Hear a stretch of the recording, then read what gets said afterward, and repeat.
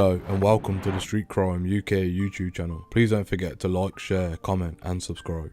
Today we're going to take a look at the case of the 40 Elephants or the 40 Thieves gang, which were a 19th to 20th century all-female London crime syndicate who specialised in shoplifting. The gang was notable for its longevity and its skill in avoiding police detection. The 40 Thieves operated from Elephant and Castle in the London area, and they were allied with the Elephant and Castle mob led by the MacDonald brothers. They raided quality stores in the West End of London and ranged all over the country. The gang was also known to masquerade as housewives for wealthy families before ransacking their homes, often using false references. They were in existence from at least 1873 to the 1950s, with some indications that they may have existed until the late 18th century. During the early 20th century, the gang was led by Alice Diamond, known variously as the Queen of the 40 Thieves, and as Diamond Annie, and as a friend of Maggie Hill, sister of the gangster Billy Hill. Their heyday was in the interwar period, when the gang raided on a large scale, not only on the West End of London, but also in other major shopping centres across the country. They also forced smaller gangs to pay a tribute on what they had stolen,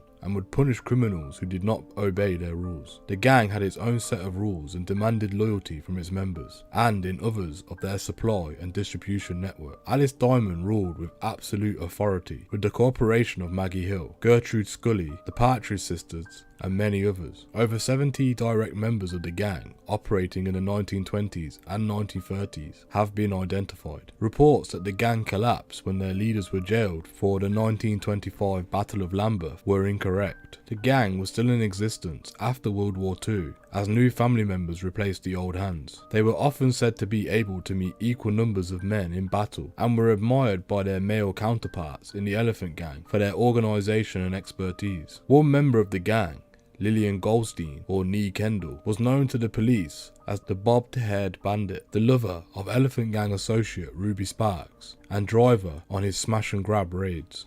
It is unclear how long the gang operated. The earliest mention of the gang in the newspaper dates to 1873, but police records from London indicate that the female shoplifters had been active in the area since the late 18th century. The original gang members wore women's clothing, which was modified to include hidden pockets. They could hide their loot in their coats, cummerbunds, muffs, skirts, bloomers and hats. They raided large stores in the West End of London. Due to the prudish attitude of the era, female customers were afforded privacy from the store staff, giving female shoplifters the opportunity to escape notice. The gang stole goods worth thousands of pounds. The female gang members earned enough money to financially support their male spouses. The spouses in question included both idle men who lounged at home and inmates of the British prison system. The gang eventually became well known to the area, and especially with the high-class shops which they typically targeted. Their mere presence would cause panic, eliminating the secrecy for requirement in their activities. Their response to this challenge was to expand their activities from London to other British towns, where they were much less known. They targeted rural areas and seaside towns. During the 20th century, the gang modernised their activities. They invested in fast cars to transport their loot, and to use as getaway vehicles which they could outrun the police. The loot was transferred through the British railway system. The members used the trains to travel to a town and deposited their empty suitcases at the railway stations. During their return trip, the suitcases were filled with stolen goods. Besides shoplifting, the gang developed sidelines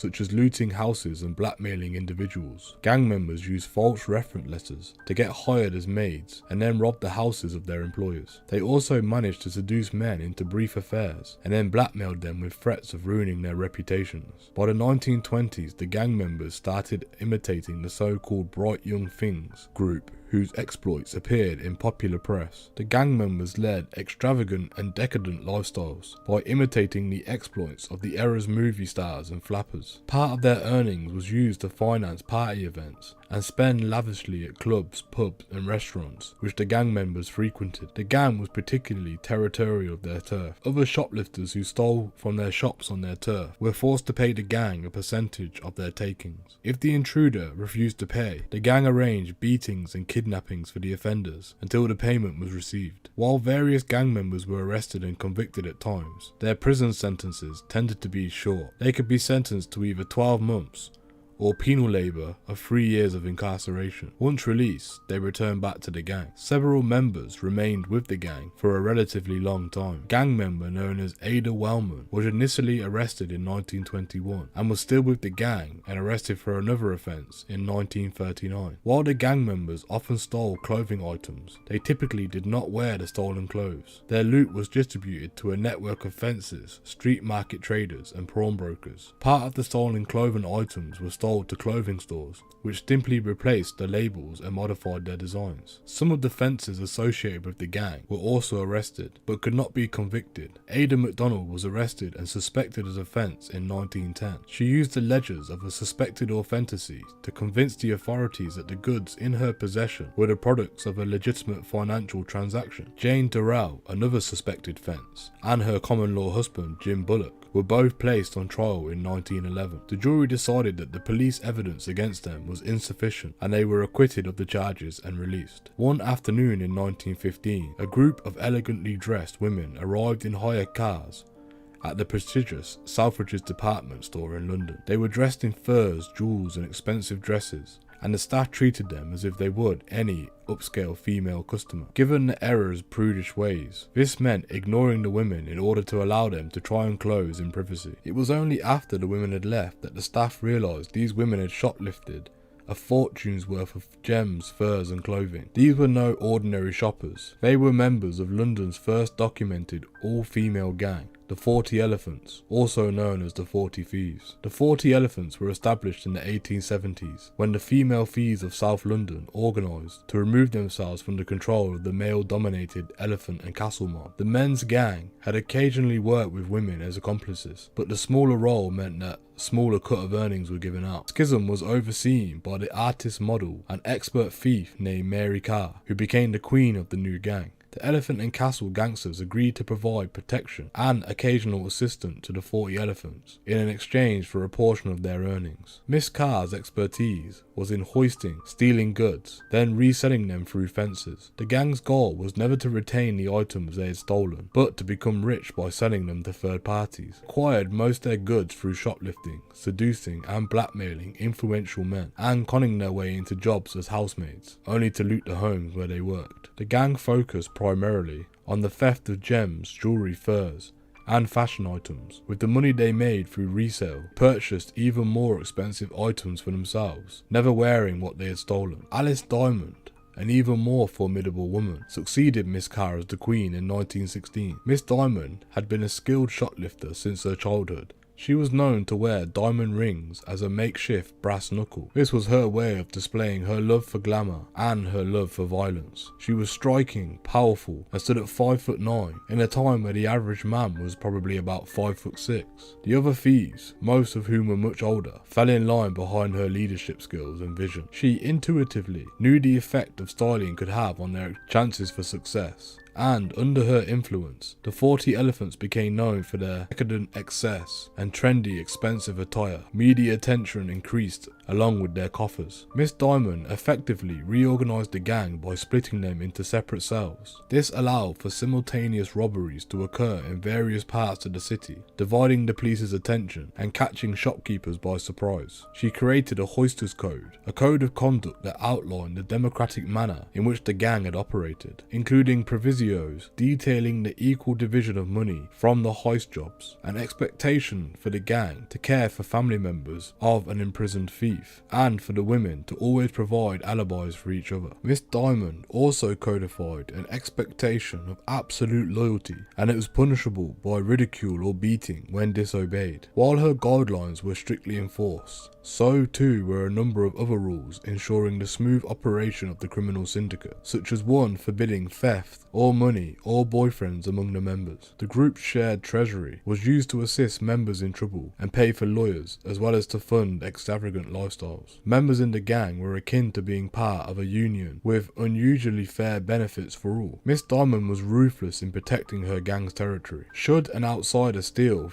from a shop in their area. They demanded that the interloper pay a percentage of their taking. If an offender refused, the gang would beat and sometimes kidnap until they agreed to pay the terms. The media's portrayal of the 40 Elephants continued to expand their legend, and their enemies continued to underestimate them. The newspapers wrote about Miss Diamond and her gang as gorgeous party girls, but the women were just as brutal as other street gangs. Glamour was both a goal and a smokescreen for the 40 Elephants, through which they created their own thrilling world of fashion, money and fame. In the 1920s, the 40 Elephants reached the pinnacle of their success and notoriety. Miss Diamond instituted numerous clever tricks into the gang's arsenal, ensuring that all thieves were equipped with secret pockets and flaps in their gowns to facilitate shoplifting. They were also early adopters of automobiles, making their getaways in the most glamorous of models. They confounded police by handing off stolen goods to an unseen accomplice on foot before dashing off in a high-speed car chase. Police were left befuddled when they caught up with the car and found it devoid of any stolen goods. Cars also allowed the members to expand their operation outside of London to nearby towns. All the better once Miss Diamond and other faces became too well known to the local law enforcement agencies to go incognito. Ultimately, Miss Diamond was undone by her interesting fixation on controlling the gang. The Hoisters Code forbade members from doing anything against Miss Diamond's wishes, including marrying men she did not approve of. When a member defied her in 1925, Miss Diamond led the gang in a brutal attack against the newlyweds, so destructive that it became known as the Lambeth Riot. For her role as the instigator, Miss Diamond was sentenced to 18 months in prison. By the time she was freed, a new queen had taken over. Miss Diamond turned to a career of managing a brothel, while still offering advice to young aspiring thieves. One of her proteges, Shirley Pitts, was acknowledged the queen of the gang in the 1960s. Miss Pitt's operation was on a smaller scale than that of her mentor. Changing fashions made it harder to stow shoplifted loot inside clothing as stores increased security and surveillance. The 40 Elephants officially disbanded upon Miss Pitt's death in 1992, but membership and activity have been in decline for decades. By the time of Miss Pitt's passing, the 40 Elephants were a folk legend rather than the active threat. Yet the 40 Elephants remain one of the most successful and longest lasting criminal organisations in English history. While men gangs rose and fell around them, Miss Carr and Miss Diamond's ruthless efficiency and canny leadership allowed for their group to thrive. Miss Diamond's gang stormed into department stores so many times that the staff grew to recognise her and knew to keep watch. Ever flexible, she knew her own notoriety and, to her advantage, turned herself to distracting to a lesser known member to rob them unnoticed. Her mentorship grew in future generations of female thieves, providing both a role model and a route for lower class girls to achieve independence. Thank you for joining us today. What are your opinions on the 40 Elephants gang? Please let us know what you think in the comments below. Thank you for joining us today. If you enjoyed this content, please don't forget to like and share, and if you're new to the channel and want to see more Street Crime UK content, press subscribe and hit that bell so you can join us on the next video. Thank you for joining us.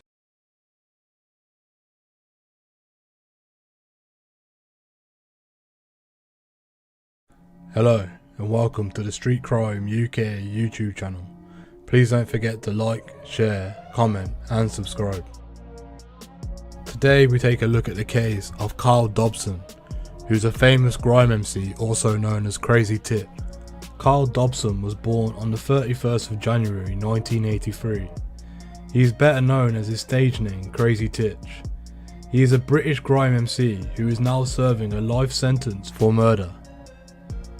Mr. Dobson had become estranged from his brother Dirty Goods during his childhood, but they had later reconnected and became musical collaborators.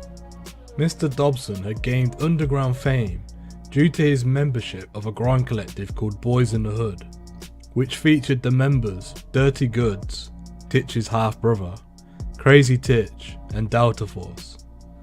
Amongst his better known work was a single that he released called Sing Along in 2004.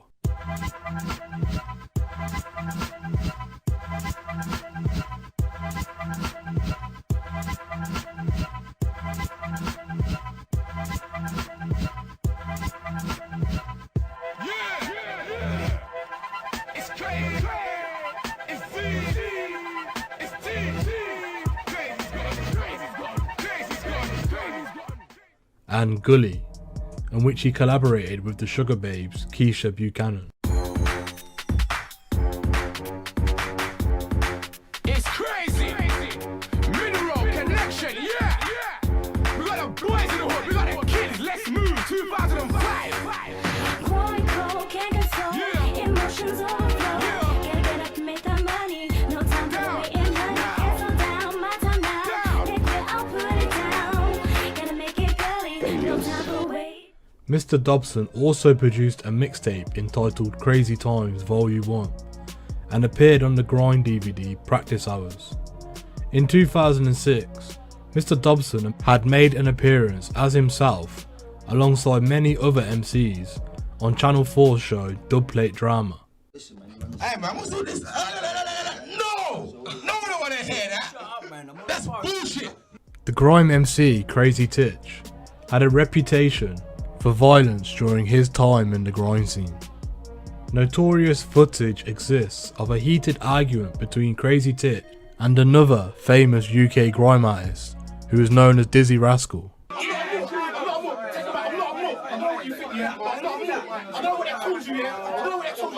And there is also footage of Crazy Titch allegedly kidnapping a rival and dumping them naked in the countryside. Mr. Dobson and his stepfather Anthony Green were sentenced to life imprisonment for the murder of a 21-year-old Richard Holmes, which had took place in the Chingford Hall estate in Chingford in November of 2005. Possibility for parole was set at a minimum of 30 years, by which time he will be in his 50s. Dirty Goods, who was Crazy Titch's half-brother, was acquitted in the same trial and released a song about its events entitled A Letter to Titch in 2007. The Mac-10 submachine gun used in the murder was found 4 years after the killing. In February 2009, a local drug dealer was sentenced to 7 years imprisonment for its possession. In prison, Mr. Dobson is considered to be a high-profile prisoner and has been able to use prison facilities to record material and hold interviews with the outside media. In 2010, Mr. Dobson released his second mixtape, a sequel to the 2005 Crazy Times, with material having been recorded whilst incarcerated. In 2017, Mr. Dobson appeared on the interlude on Stormzy's album Gang Signs and Prayer, talking to Stormzy over the phone.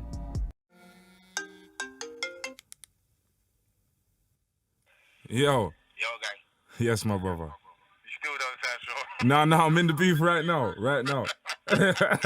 I'll be there right now. Alright, let's start then. In 2020, a lyric video was produced titled Voldemort, which included new audio from Crazy Titch. It was uploaded to YouTube to celebrate Titch's birthday in 2020.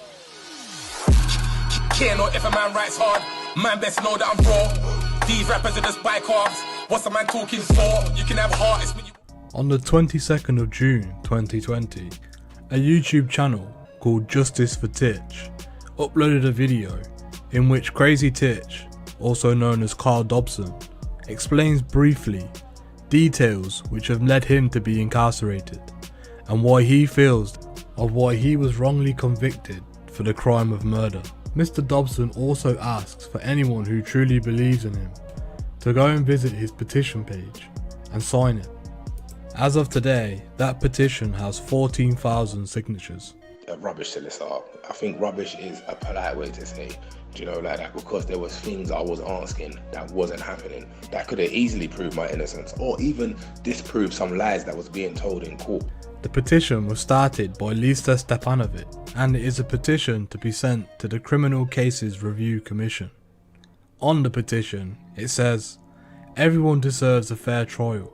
Justice for Carl Dobson, aka Crazy Titch." The hashtag Justice for Titch campaign is determined that Carl Dobson, aka Crazy Titch, gets justice that has so far been denied to him in the criminal justice system. In 2005, Crazy Titch was a 22-year-old with an exciting future ahead of him. As a pioneer of the grime scene, together with his contemporaries Wiley, Dizzy Rascal and Kano, they were influencing hundreds of thousands of young people across the UK. Their passionate lyric voiced the lived experiences of working class kids while shining a light on our underrepresented communities. Every deprived housing estate was influenced by grime music. It challenged the powers that be and offered a way out. Within months of his career really taking off, Crazy Titch, aka Carl Dobson, was charged with the murder of Richard Holmes in Chingford. Mr. Dobson stood trial in 2006 and was convicted. We believe that the conviction came about because of the combination of injustices. Some of the injustices that Mr. Dobson and his supporters feel that happened are as follows. Character assassination, due to the moral panic over the genre of urban music in the UK at the time. The joint enterprise law, which often convicts individuals for crimes they have not committed, and it is disproportionately young black men who suffer from the joint enterprise law. Anonymous witness testimonies, which deny individuals the right to know their accusers. The police failings, in which the investigation and the handling of witnesses was not done so correctly. The inherent unreliability of eyewitness evidence. The petition states that the evidence in Mr. Dobson's case is unsafe and must be challenged again. Everyone deserves a fair trial. Some of the facts we know are in the court records. It was agreed at trial that Titch did not fire the fatal shot. A supposed eyewitness failed to pick out Crazy Titch from an identification parade close to the date of the shooting. 6 months later, the same witness attended another parade and picked him out after admitting that they had seen a photograph of Crazy Titch in the Evening Standard naming him as a suspect. Another supposed eyewitness, said to have been standing with the identifying eyewitness claiming to recognise Crazy Titch, was unable to pick him out of an identification parade very shortly after the shooting. Also, another supposed eyewitness who did pick Crazy Titch out from a lineup admitted they had seen him in photographs and in newspapers or had recognised him from music videos. Mr. Dobson and his legal team have been working with the criminal defence firm Cummings for the past 18 months to take the case back and present new evidence to the Criminal Case Review Commission. They are seeking to overturn the conviction. Mr. Dobson had applied on 2 separate occasions to have his sentence re-looked over by the Court of Appeals. Lord Justice Keane revealed the outcomes of these applications and said the following: "These are the renewed applications for leave to appeal against conviction. This was after leave having been refused by a single judge. On the 2nd of November 2006 in the Criminal Central Court, before His Honour Judge Barker QC, the Common Sergeant, both applicants were convicted of murder and was sentenced to life imprisonment. A co-defendant, Mr. Mahorn, was acquitted of murder and indeed of the alternative of manslaughter. The victim, Richard Holmes, was shot and killed at about 12:45 AM on the 4th of November 2005 outside the community centre of Chingford Hall Estate in North East London. Mr. Holmes was shot 3 times. There was expert evidence that one shot to the leg had been fired from a converted MAC-10 submachine gun. 2 further shots, one to the arm and the fatal one to the back, which had passed through his heart, had been fired from a .45 revolver. There was also ballistics evidence of a 3rd firearm having been at the scene. Mr. Green and the co-defendant, Mr. Mahorn, lived on the estate at the same address. Mr. Dobson, however, lived in Stratford, East London. It was not alleged by the Crown at the trial that the fatal shot had been fired by any of the 3 defendants. That shot was said to have been fired by a 4th man who was not on trial. But it was alleged that all 3 defendants were jointly responsible for the killing on the basis of joint enterprise. All three were alleged to have been part of a gun-carrying group and were to have known what was likely to happen. In interviews, both Mr. Green and Mr. Mahorn denied presence at the scene of the shooting at the relevant time. At trial, both said they had been on the estate at times that evening but were not present or participating at any time of the shooting. It will be apparent from what we have said that all three defendants gave evidence at trial. Events that evening began with some form of confrontation between Mr. Mahorn and Sabah Shah, both of whom were involved with the music business. Things had developed from there.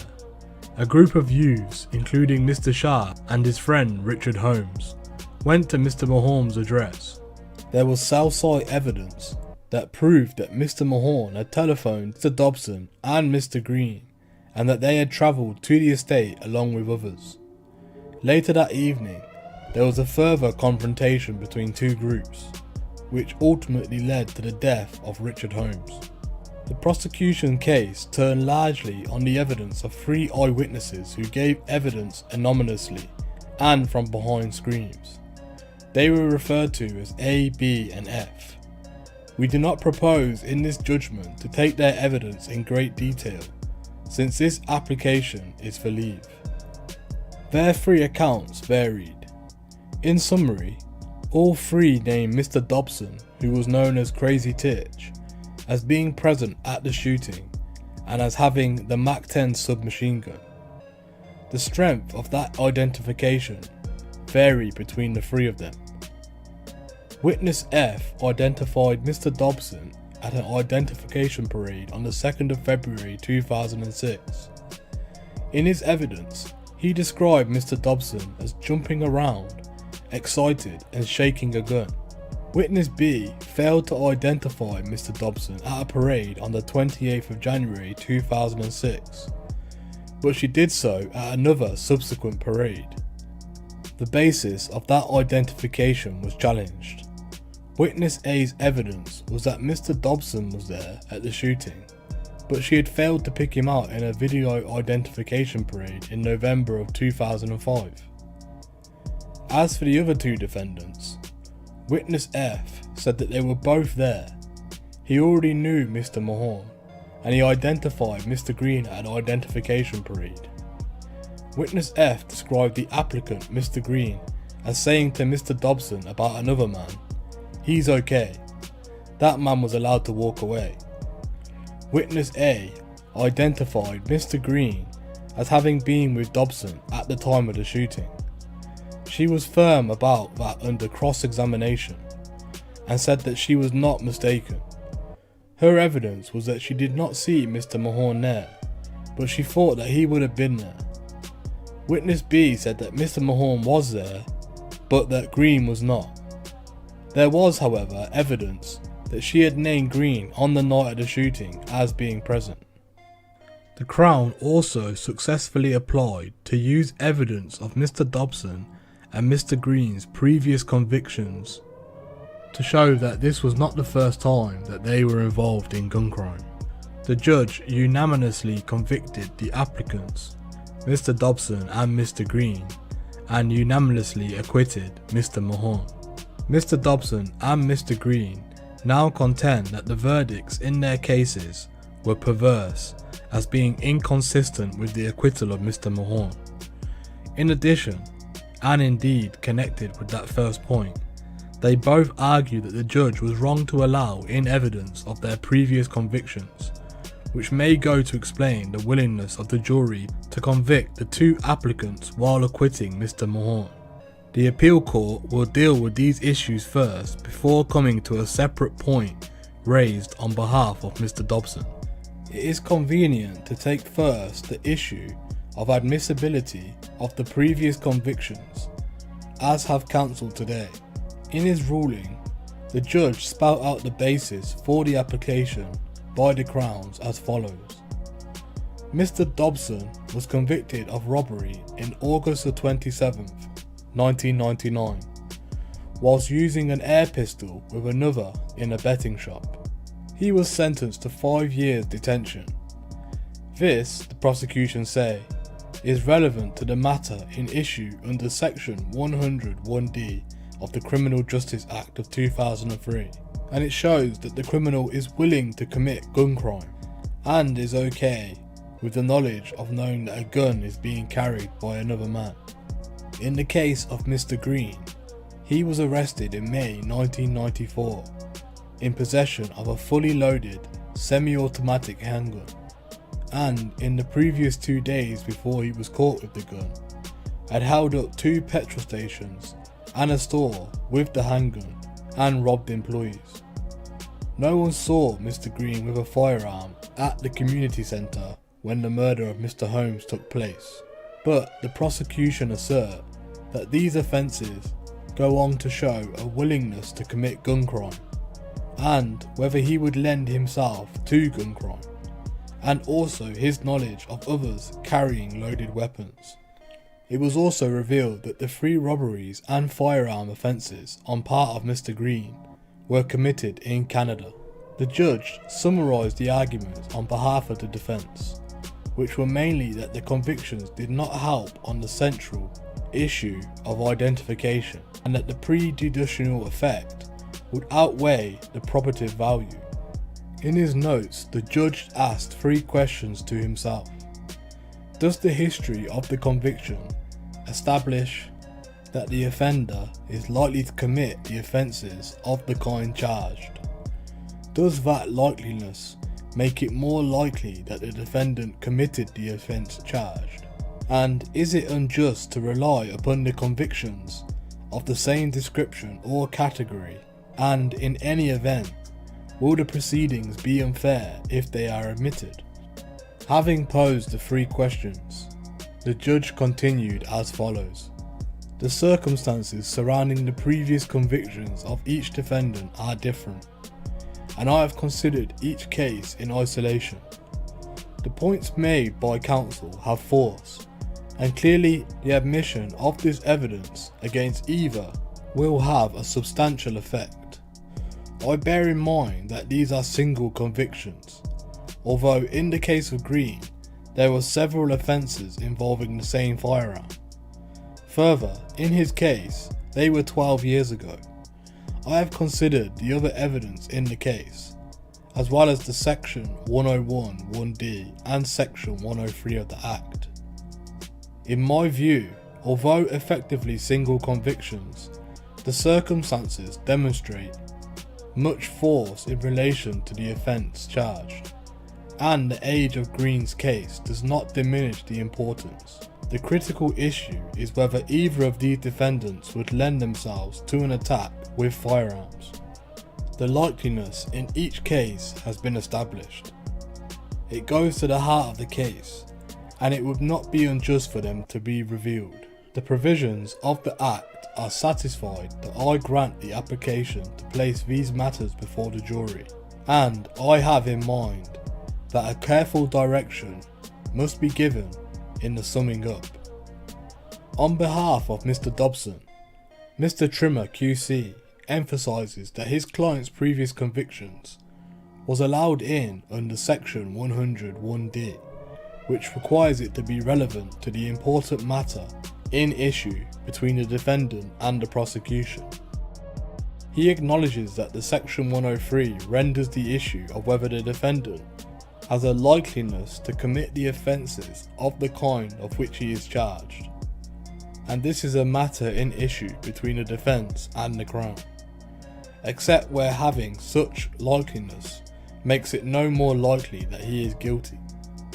But it is submitted that there was no more important matter in issue to which any such likeliness was relevant. The only important issue, it is said, was whether Mr. Dobson was correctly identified, and his previous conviction could not assist on that. The issue at trial, submits Mr. Trimmer, was whether Mr. Dobson or Mr. Green would lend themselves to an attack with firearms. The only important issue was identity. It is said that the law still retains identity as a special case, despite the Criminal Justice Act of 2003. Something akin to the signature or striking similarity about the previous offences needs to exist before such an offence or offences can be seen relevant to the issues of identity. That was not the situation in the present case. In addition, Mr. Trimmer challenges whether the previous conviction of his client was capable of establishing the likeliness to commit an offence of the kind his client was being charged with, namely murder. Mr. Dobson stresses that the past conviction was for a robbery involving an air pistol. It had happened 5 years ago when Mr. Dobson was still a youth. It was a single offence committed for the purpose of gain.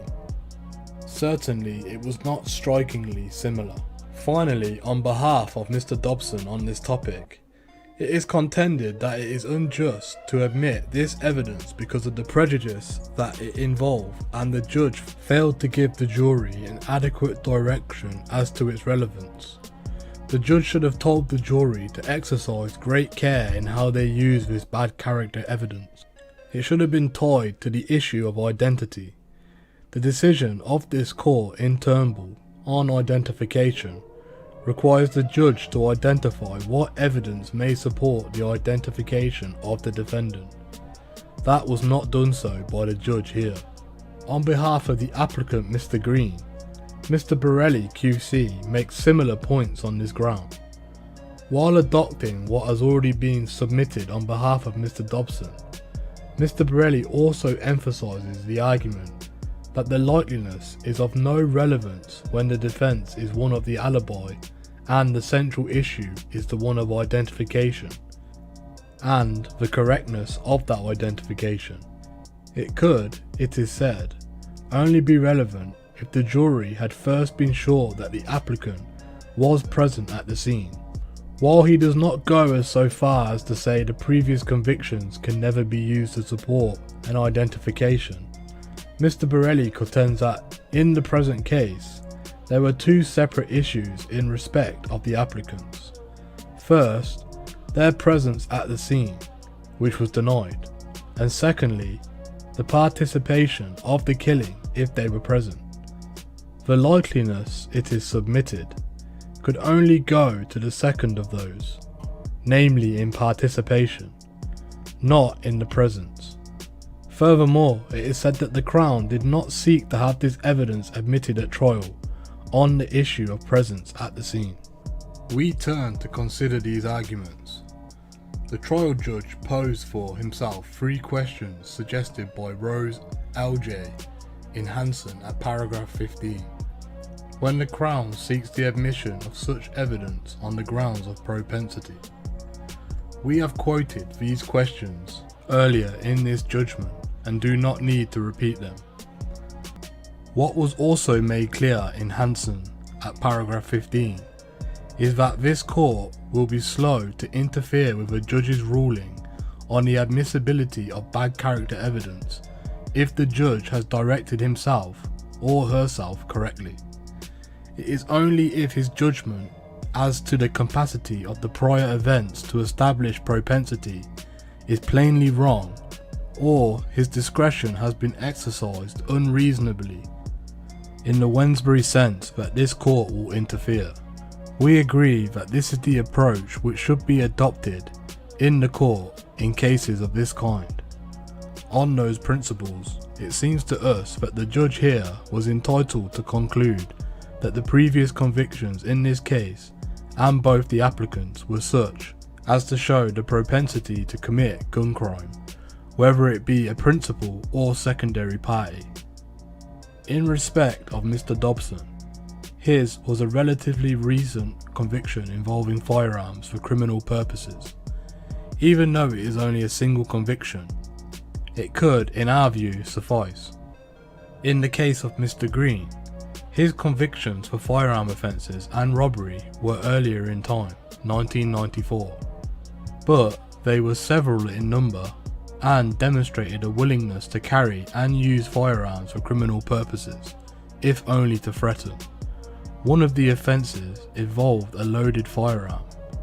The only purpose of having ammunition in the gun could have been for the possibility that it might have to be used. In both their cases, the past offences As we have indicated, they both involve the use of firearms. If there was such propensity as the judge found, was it relevant to an important matter in an issue between the defence and the Crown? There was here no dispute that Richard Holmes was shot, and indeed shot by 2 different weapons, and that there were others accompanying the gunman who fired the fatal shots. What was in issue was whether these 2 applicants were the men, or some of the men, who were there and were participating in a way alleged in the murder. There was an important matter in issue. We do not accept that the previous convictions showing a particular propensity cannot be relevant to showing that the defendant was the person who committed the crime charged, merely because identity is put in the issue and the alibi raised. Merely because identity is put in issue and an alibi raised, it does not render propensity irrelevant. It will not by itself be enough to establish the identity, but it may often be capable of supporting the credibility and reliability of other evidence of identification. The point as a matter of principle may be more readily appreciated by postulating more extreme circumstances, as where someone accused of sexual assault of a woman in a street pleads that it is not him and provides an alibi. She identifies him as best she can. Would not evidence that he had several recent convictions for similar assaults be admissible to show that it was him on the occasion now charged, and to support the identification evidence by the victim? We are in the view it would be relevant and therefore admissible, subject of course to the judge's usual discretion. We have taken there what may be a more extreme example, but we do so only in order to make the point more obvious. We do not accept Mr. Trimmer's point about the need for striking similarity in the cases where the main issue is identification. Not only is paragraph 9 of Hansen, which was quoted earlier, contrary to that, but the correct test is now to be found in the provisions of the 2003 Act, and in particular for the present purposes of section 101 1D. Is it relevant to an important matter in an issue between the defendant and the prosecution? As Mr. Borelli acknowledged, bad character in a sense of previous convictions can, if they demonstrate in a particular propensity, be relevant in the issue of identity, which was crucial in the present case. We entirely accept that the matter of degree whether the propensity is established and whether the propensity is relevant. We entirely accept that it is a matter of degree whether the propensity is established or whether the propensity is relevant, but striking similarity is not the test. This can be appreciated from the decision of this court in R vs Eastlake 2007 EWCA Criminal 603. That was a case in which 2 male teenagers had been attacked by 2 males who then ran off. The appellants denied that they were the assailants. They relied on defence of an alibi. They asserted that the identifications of them by witnesses were mistaken.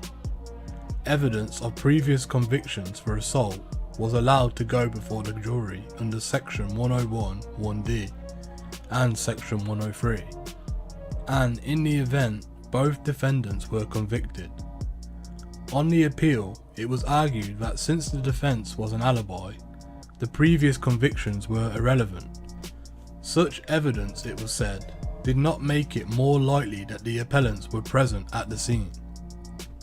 The argument was rejected. The court said this: "We do not accept this submission.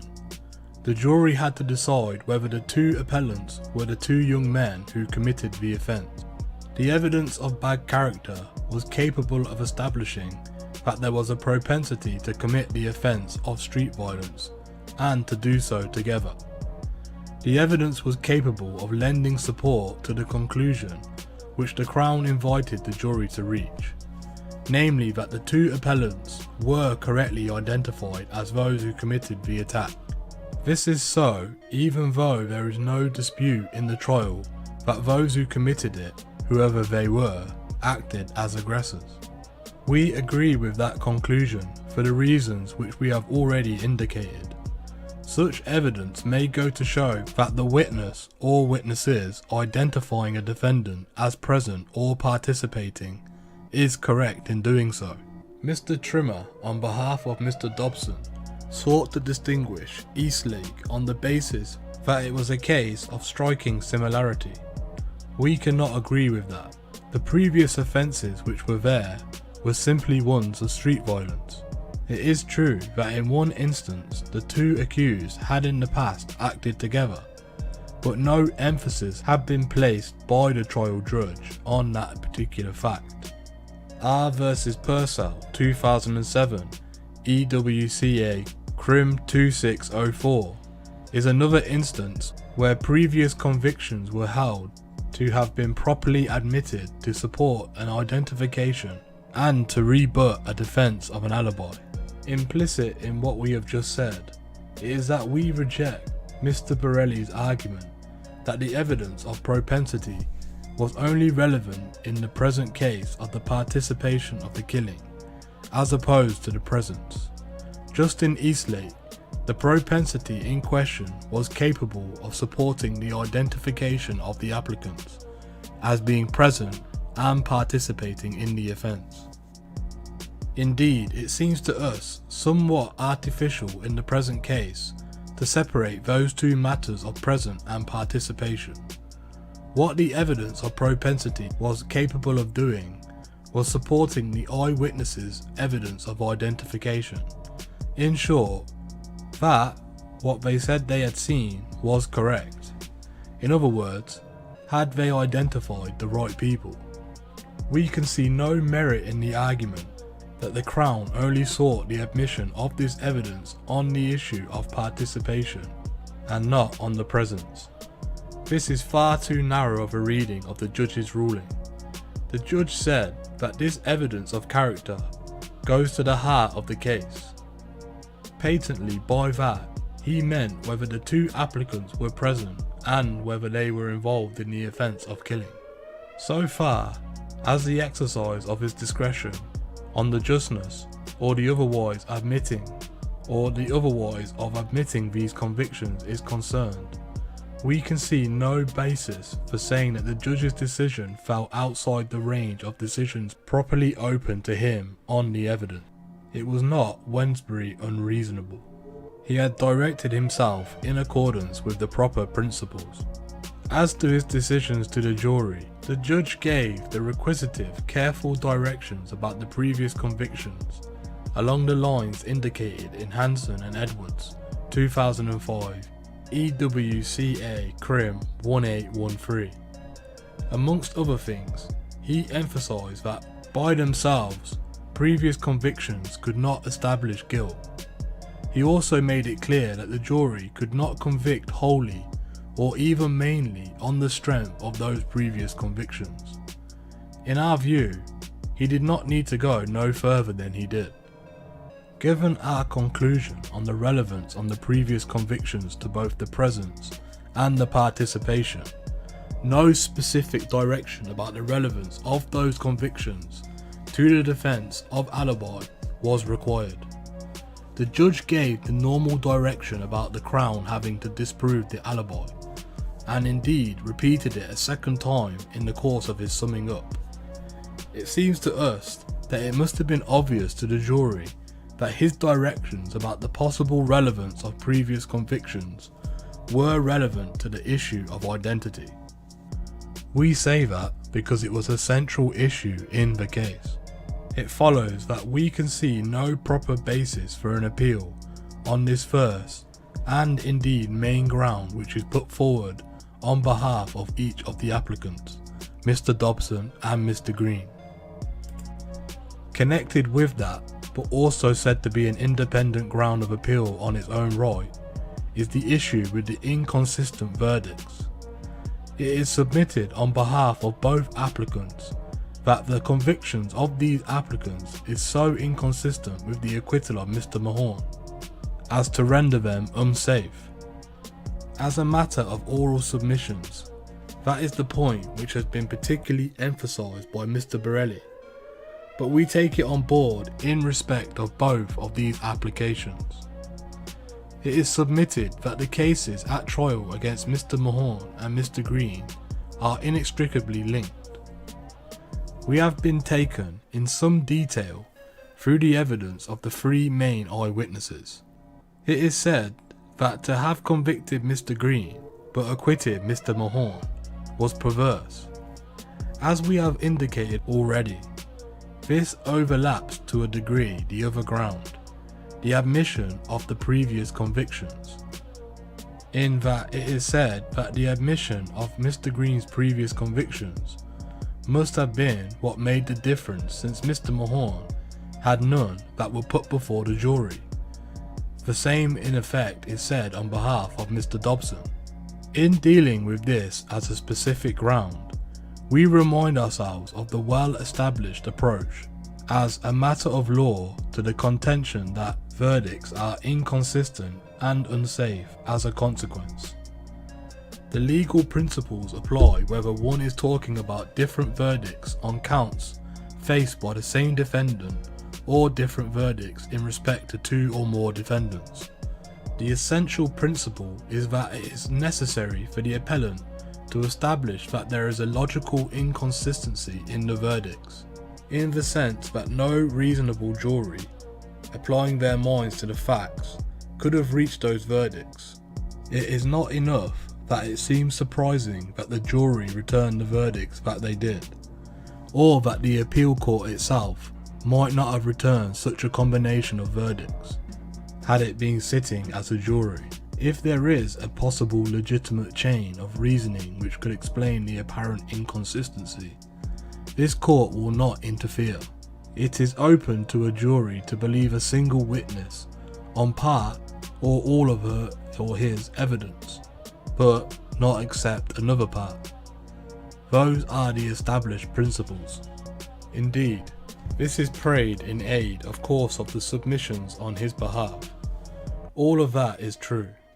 Perhaps, unsurprisingly, and certainly not unusually, the eyewitnesses' accounts of events differed in certain respects from each other. The jury, for its part, had to access the credibility of each of those witnesses and the reliability of their evidence in the various aspects and in the respect of each of the defendants. They had to evaluate what each of those witnesses said about each of the defendants. The jury then heard each of the defendants give evidence, just as they had to do so with the Crown's witnesses. So here again, the jury had to decide how far they believed each of the defendants. In the light of that complex assemblage of decision about at least 3 Crown eyewitnesses and the 3 accused, the jury then had to decide whether they were sure of guilt, considering each defendant separately. In considering the cases against the 2 applicants, they also had their previous convictions to consider. It was not illegitimate to take those into account. It seems to this court that, in that complicated situation, it is quite impossible to say that no reasonable jury, properly approaching their task, could have reached the combination of verdicts which the jury did. We do not know what they have made of each of the 3 eyewitnesses and the 3 defendants. As the single judge said, they may have found witness A particularly convincing when she said that she saw Mr. Green there at the relevant time, but did not see Mr. Mahorn.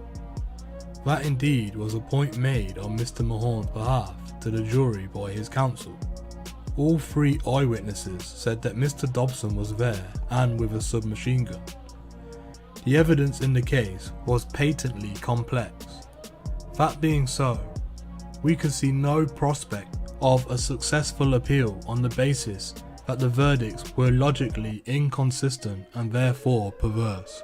Finally, there is a point raised on behalf of Mr. Dobson about a reference by the judge to the internet. It was a reference made at the outset of the case. What he said was this: sometimes people like to look up on the internet and try and find out anything they can about the background. What is there does not matter. I am not banning you from looking at the internet, but it is really of no help because what you are doing is deciding this case on the evidence that you hear in this court, which we all hear together. It is argued now by Mr. Dobson that statement undermines the safety of the conviction. A strong warning should have been given not to seek from the internet information relevant to the case, whereas the words used by the judge implied that it was not forbidden to look at the internet. Mr. Trimmer, on behalf of Mr. Dobson, whose submissions on this were adopted by Mr. Borelli on behalf of Mr. Green, contends that the judge in effect implied that the jury had permission to look up matters on the internet. If a juror takes into account any such material, then the principle that the defendant is entitled to see all the material on which the jury decides his case is flouted. In that connection, reliance is placed heavily on R vs Karakaya 2004 2 CR APP R5, where that principle is strongly endorsed. Mr. Trimmer has obtained some sample pages from the online encyclopedia Wikipedia. Some of the extracts post-date convictions, but others do not. They refer mainly to Dobson's musical activities, but they also include references to other offences for which he is sentenced for in 1999, along with a robbery about which they knew. Those other offences included handling theft, handling stolen goods, theft, burglary, and criminal damage. There is also a reference to him being on trial for a murder by paying someone to kill the victim. In the course of it, the judge made it clear that no jury had to decide the case on the evidence which they heard in court. We have not been provided with transcript of the whole of the judge's remarks to the jury at the start of the case from which this extract have been taken. He came back to that again at the start of his summing up, but as the single judge said, and as Mr. Borelli believes happened, the trial judge has evidently just given the jury the unusual warning, the usual warning about not discussing the case, save in the jury room, and basing their verdicts only on the evidence which was heard. We can see no reason to believe that they did otherwise. In that situation, it seems to us that this ground provides no basis for a potential successful appeal. We have taken these various grounds separately, but looking at them, whether separately or together, we can see nothing that cases us to doubt about the safety of these convictions, and nothing which merits the further detailed scrutiny of a full appeal. It follows that both of these applications must be dismissed. Mr. Dobson was in the papers again recently when it was exposed that he was in a sexual relationship with a married prison worker whilst he was incarcerated at HMP Long Lartin. Jody Malins, who worked for a courier firm DHL, bringing supplies to the canteen at HMP Lartin. The police arrested Miss Malins at HMP Long Lartin on suspicion of misconduct in a public office and smuggling contraband. In 2010, the mother of Mr. Dobson's victim, Lynn Holmes, criticised how Mr. Dobson was able to record an album using his PlayStation while he was in his previous jail, HMP Swellside. Because of this, Mr. Dobson was moved from HMP Swellside to HMP Long Lartin, which houses some of Britain's most violent criminals. Thank you for joining us today. What are your opinions on the crimes committed by Mr. Dobson and Mr. Green? Do you believe the sentences were too harsh or not harsh enough? Do you believe that Mr. Dobson, also known as Crazy T, and Anthony Green deserve a retrial? Or do you agree with the appeal judge's decision? We will put the link to the petition in the description. Please check it out and let us know what you think in the comments. Thank you for joining us today. If you enjoyed this content, please don't forget to like and share. And if you're new to the channel and you want to see more Street Crime UK content, please don't forget to subscribe and hit that bell button so you can join us on the next video. Thank you for joining us, and until next time, stay safe.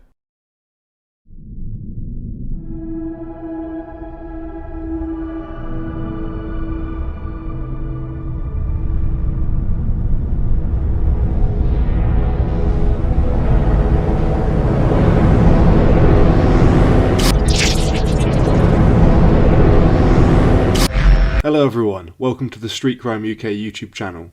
Thank you for joining us. Please don't forget to like, share and subscribe for more exciting content. Today we'll be taking an in-depth look at a notorious English gangster and underworld figure, Mr. Anthony Thomas Lamrianu. Mr. Lamrianu was known for his association with the Kray twins, although being nearly 10 years their junior.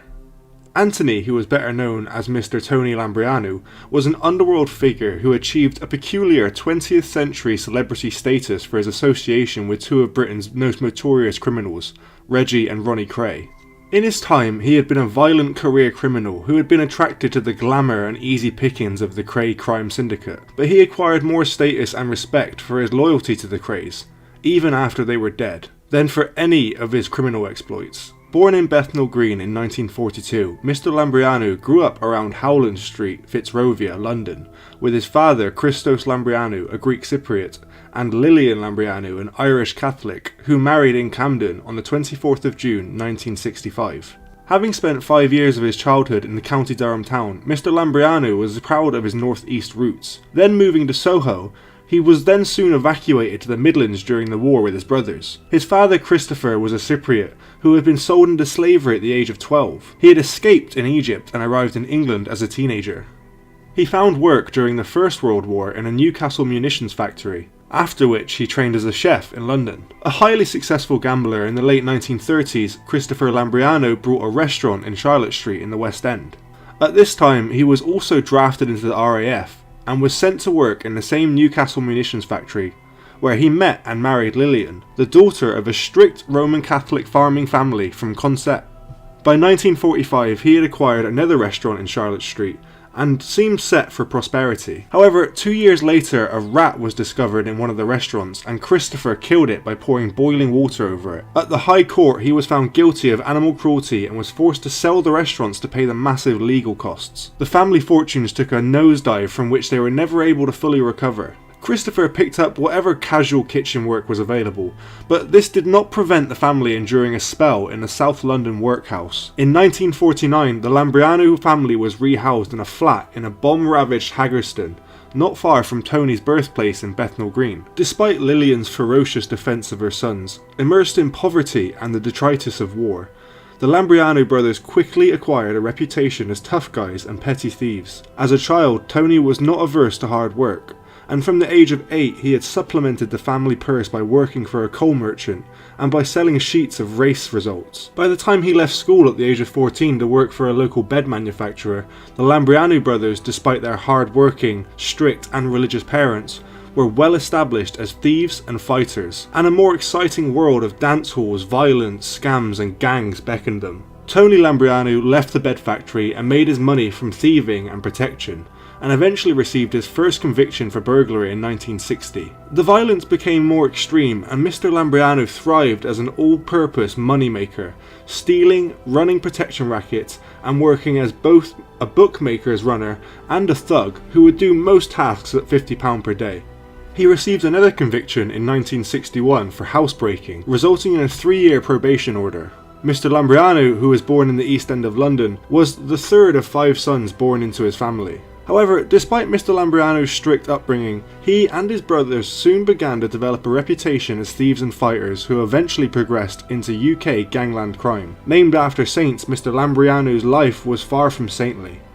As time went on, Tony progressed up the ladder by running protection rackets and being involved in other activities which included being a bookmaker's runner. By this time, Mr. Tony Lamrianu and his brother Mr. Chris Lamrianu were well known and attracted the attention of Mr. Ronnie and Reggie Kray. Tony married a cab driver's daughter, Miss Pat Strack, in 1962, and that year became a father for the first time. Altogether, he had one son and one daughter with Miss Pat. In 1963, he received his first prison sentence, 18 months for stealing a car, but was released on appeal 9 months later. Tony's older brother Chris was busy forging an even more formidable reputation for reckless and violent adventurism, and both Chris and Tony eventually attracted the attention of the gangsters Mr. Reg and Mr. Ron Kray. 3 years younger than his brother Chris, Tony began to establish himself as a criminal around the Dalston and Haggerston area during the early 1960s. Tony had a small gang consisting of close associates and his younger brother Jimmy, and would visit the dance halls and nightclubs, earning money from protection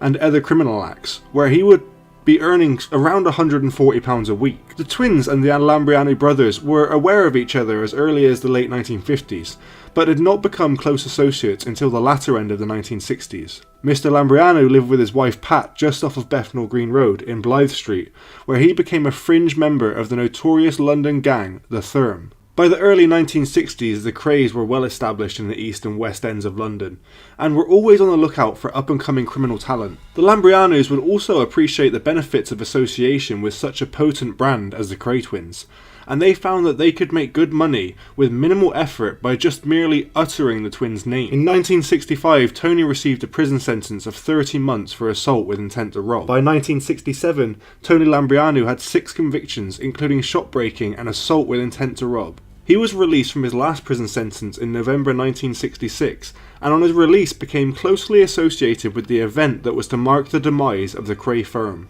In 1967, Tony Lamrianu and his brother Chris were told they needed to lure Jack McVitie to the basement flat of 97 Evering Road in Stoke, Newington, London for a party. Mr. McVitie had been recently drunk and had been waving a shotgun around the Regency. He had threatened the twins in his drunken rambling. Mr. McVitie had been a nuisance and embarrassment to the Kray twins for quite some time, and in the chaotic atmosphere that enshrouded the firm, in the wake of the Kray engineered prison escape and subsequent killing of Mr. Frank Mitchell, Ron's shooting of Mr. George Cornell, and the suicide of Reg's wife, Miss Frances, a further violent escalation was now inevitable. Furthermore, Mr. McVitie had recently bungled a shooting for which the Krays had paid him to do. His final mistake was threatening the twins after ripping them off on a drug deal. Tony Lamrianu, along with most of the Kray firm, assumed that a punishment beating would take place, but Reggie Kray had produced a handgun which had failed to fire, and so wanting to cause serious harm, he proceeded to butcher Mr. McVitie with a carving knife. The Lamrianus assumed responsibility for getting rid of the body, which was wrapped in a bedspread and placed in Mr. McVitie's car. Tony said that when they moved Mr. McVitie's body, the liver fell out and had to be burnt in the fire. Chris reckoned the liver had been skewered out. Tony then drove the car to St. Mary's Church in South London, where the body was later picked up by Mr. Freddy Foreman and apparently given an informal burial at sea. When in 1968 the entire Kray firm was mopped up by a special squad of detectives, Tony Lamrianu found himself under a media spotlight.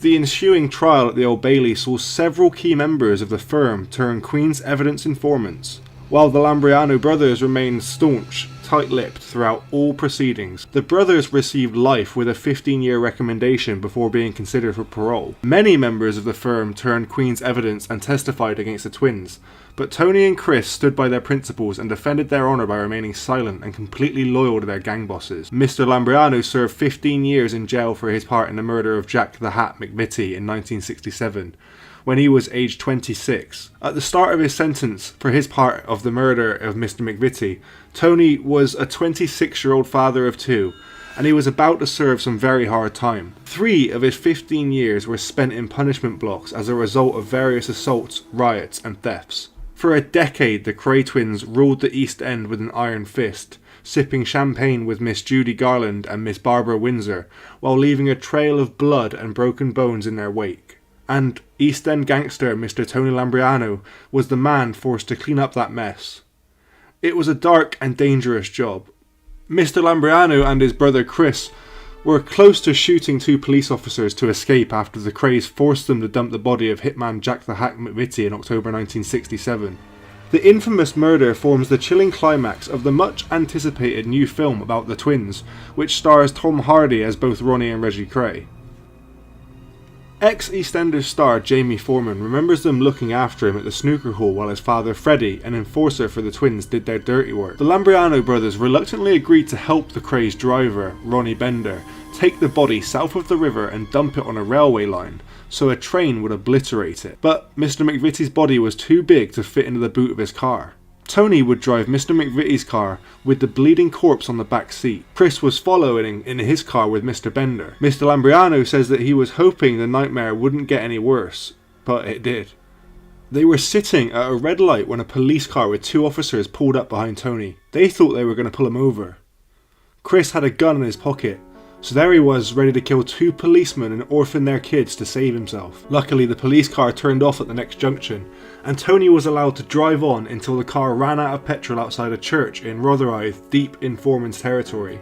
On his release in September 1983, Tony faced a more complex world than the one he had left behind. Both of his parents were dead. His brother Chris, who had discovered religion whilst in prison and was released on the same day, became a market gardener. Tony clashed with his wife and with his by then grown-up children.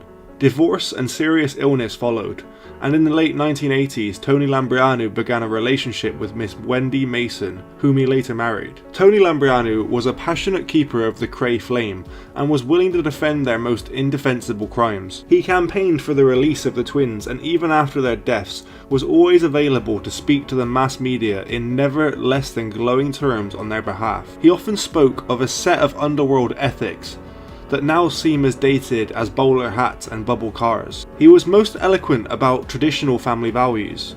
If you didn't have a family of brothers with you, you were nothing, he said. Brothers were your strength. Mr. Lamrianu knew all about brothers. In 1991, Tony published an autobiography, Inside the Firm, The Untold Story of the Krays, Reign of Terror, and more recently co-authored with Mr. Freddy Foreman, Getting It Straight, Villains Talking, in 2001. The public's enormous fascination with 1960s gangland increased throughout the 1990s, and he became a highly visible celebrity at boxing matches and charity events. In 1995, Tony collaborated with a latter-day Kray associate, Mr. Steve Rafe, in raising thousands of pounds for the Gateshead Burns victim Terry Moran. Patsy Manning was given a good kicking by the twins' muscle Tony and Chris Lamrianu, after pocketing money which had been given to him to visit an inmate in Parkhurst prison. The potentially fatal rift between Mr. Manning and the mob was revealed in Tony Lamrianu's book Inside the Firm, The Untold Story of the Krays' Reign of Terror. Tony described how he and his brother Chris, both enforcers for the twins, were tasked with giving Mr. Manning a slap. Mr. Lamrianu recalled that there was an incident, for example with Patsy Manning. The twins had taken the hump, and after giving him money to go and visit a certain individual in Parkhurst prison, Mr. Patsy didn't bother going to visit the man, but went out drinking instead. The Lamrianu brothers didn't know anything about this at the time, but the twins found out, and Ronnie said to them, "Tell Patsy Manning we want to see him." Tony went to Birmingham and spoke to Patsy, offering to bridge the divide between him and the twins. One night back in London, Tony went out to a pub called the Old Horns in Bethnal Green. When he walked into the pub, the twins were there with a couple from the firm and Mr. Patsy Manning. He was standing well away from them. He went over to say hello, and Ronnie said, "Invite Patsy Manning round to a party." If the twins were upset with anyone, an invitation to a party was a very dangerous thing, but Ronnie was right to be annoyed. Mr. Patsy was collecting money to visit the prison, and he wasn't doing it, even though he knew what he was dealing with. "Leave it to us and we'll take care of it up in Birmingham," said Tony, and Ronnie agreed. "As long as it's taken care of, we'll leave it to you." A couple of nights later, the brothers came out of the Cedar Club and got into the car. They pulled up at the traffic lights, and Patsy Manning drove up alongside them. They hadn't been making themselves busy to find him. They knew where he lived, and they knew his brother Alan, who owned a well-known club called The Wheel. They didn't want to make an issue of it. If they came across him, he would get a right-hander, and that would be the end of it. They both stopped at the lights, and Chris jumped out of the motor saying, "Look who's here."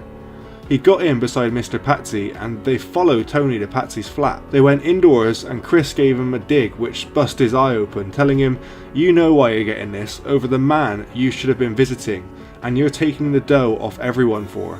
They gave him a right kicking, After coming out of prison, Tony became a regular at charity events, and jumped at the chance to return to the area in 1995, and again in 98 to attend fundraisers organised by Mr. Wraith, to help 2 local youngsters. Mr. Wraith said, "I first got to know Tony because of my connection with the Krays, and when I suggested he might like to come to Tyneside to support the events, he didn't even hesitate. He was proud of being part of Yardi and loved the Yardi people. His parents had both died when he was in prison, and he never got the chance to go to their funerals. When I got to know Tony and his connection to the Northeast, I located his mother's grave for him and arranged for him to visit it and pay his last respect. In 1995, he collaborated with Mr. Wraith to raise thousands of pounds for Gateshead Burns victim Mr. Terry Moran. He also helped Mr. Wraith with his own book, The Krays, The Yardi Connection. Mr. Wraith acted as security guard at Ronnie Krays' send-off in 1995, and one of his roles at Mr. Lamrianu's funeral was to stand guard over the coffin to stop ghouls snatching photographs. Tony died in 2004 at the age of 61 from a heart attack, and was given the traditional gangster funeral send-off, and was laid to rest at New Southgate Cemetery in London. Whatever the case, Tony Lamrianu's name will live on as one of the firm. Old school UK gangsters had a rule that people only did what they had done to their own kind. The everyday public was safe from their activities. The East End of London came out in force for the funeral of former Kray henchman Mr. Tony Lamrianu.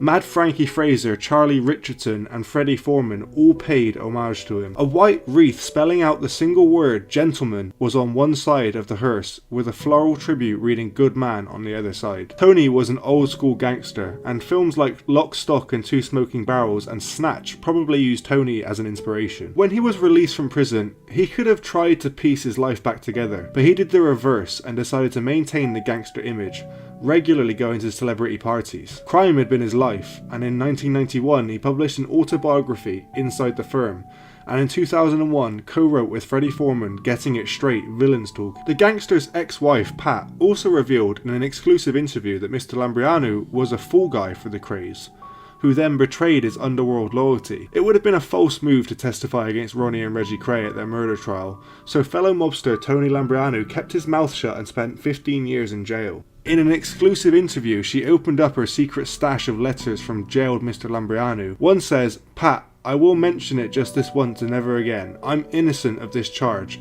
and will fight it for the rest of my life, and I will win it. In the end.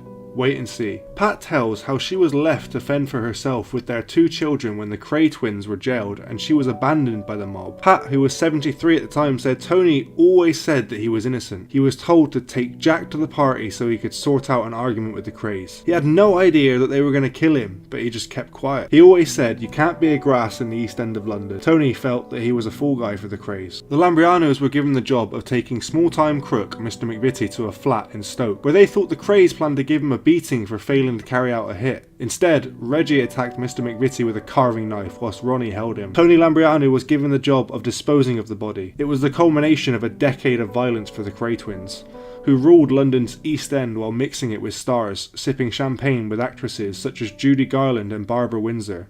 In letters that were penned in HMP Brixton the night before his sentence, Mr. Lamrianu told Pat, who still lives in East London, "Well, Pat, as you know, there's only one sentence I can get. But to me, it will mean nothing in the sense of the word. I only hope you take the same attitude as I do.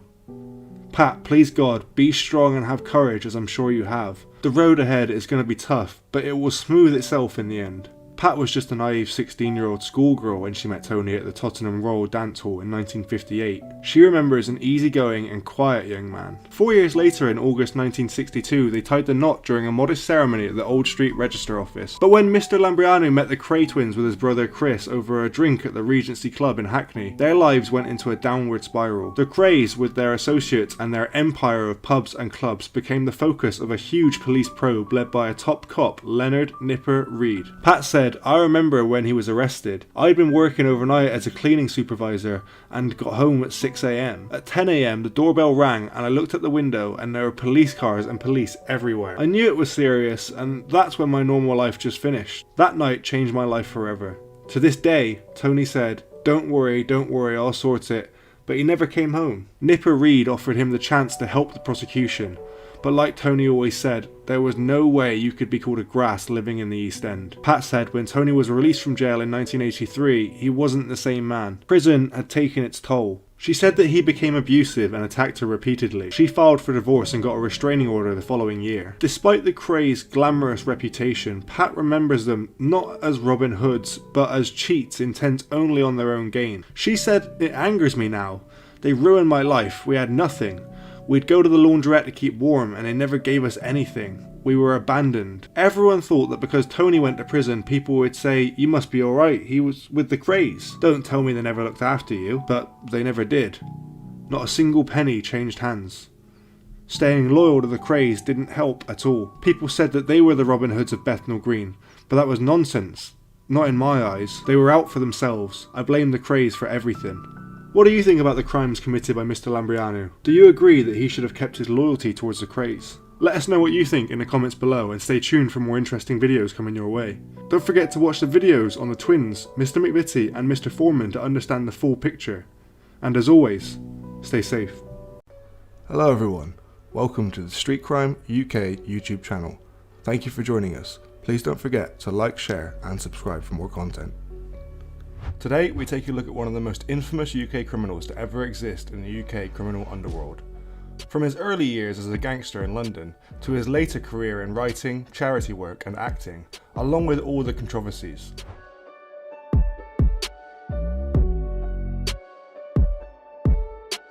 Mr. David John Courtney was born on the 17th of February 1959 in Bermondsey, London. Born to a normal family with a younger brother, his family nor upbringing had anything to do with a turn to crime, according to Mr. Courtney. In interviews, he has described himself as a born leader and someone who was destined for crime at an early age. He was the funny guy in high school and got along with most people around him, but wasn't afraid to employ violence when he needed to assert dominance or someone was trying to mess with him. Mr. Courtney had been involved in debt collecting and bodyguard work, even minding clubs. In his time as an active criminal, Mr. Courtney has also been shot, stabbed, and has his nose bitten off and sewn back on, and also explained at times that he had to kill to stay alive. However, he was mostly known for the intense web of connections that he had ready to help him with any task, earning him the nickname of the Yellow Pages of the underworld. He was propelled into the public eye and stardom when he organised security at Ronnie Krays' funeral. Arranging the funeral as well as he did made him the enemy of the police and painted a target on his back.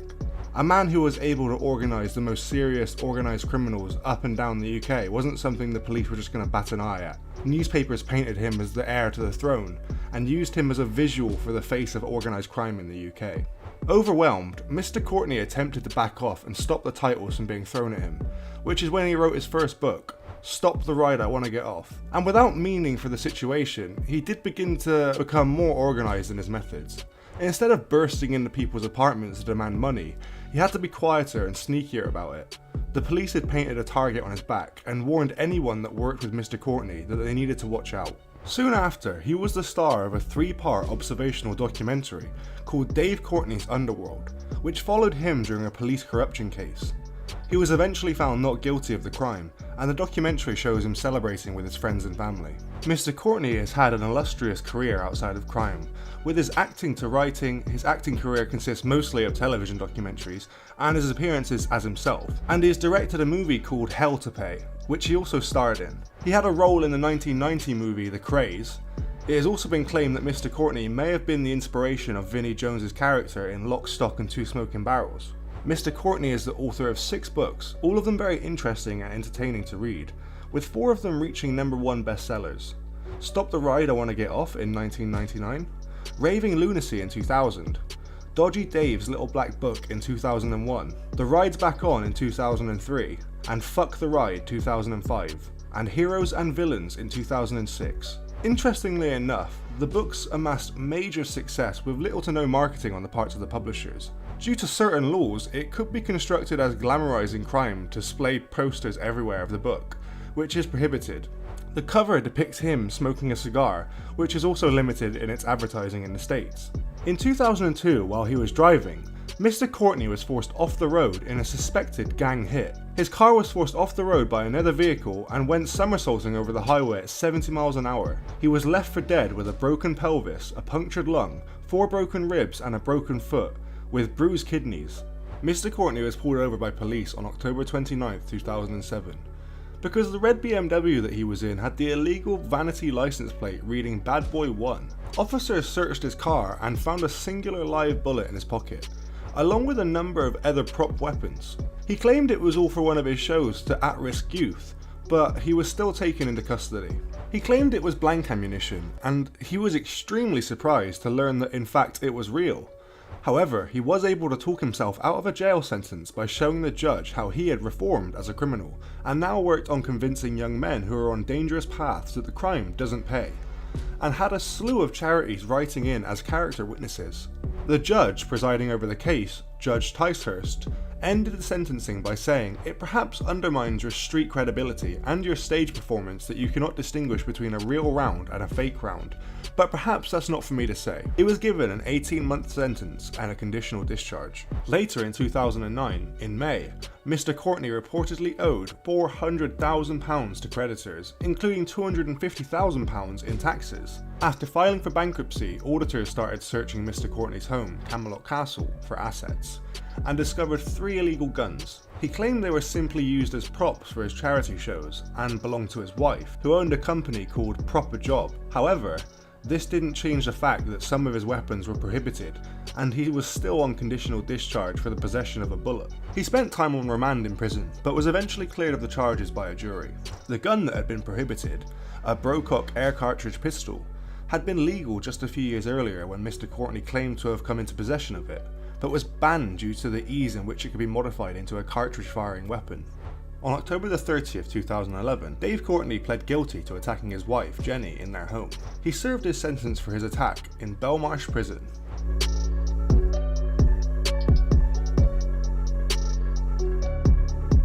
In 2013, tragedy struck Dave Courtney and his wife Jenny Courtney.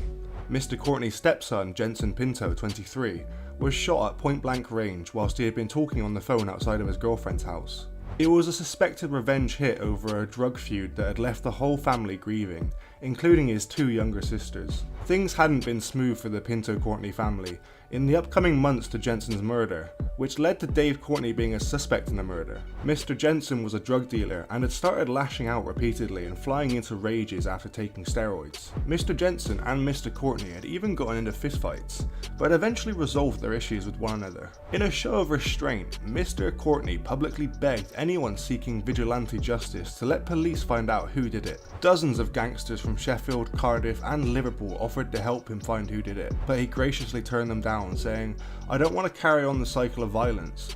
He recognised that the situation at hand could lead to a full-on gang war in the area, which the police were readying for with bated breath. 2 men were eventually convicted of the murder of Jensen Courtney. One was Robert Bleach, who had been the getaway driver, and the second was David Pinto, Jensen Courtney's uncle.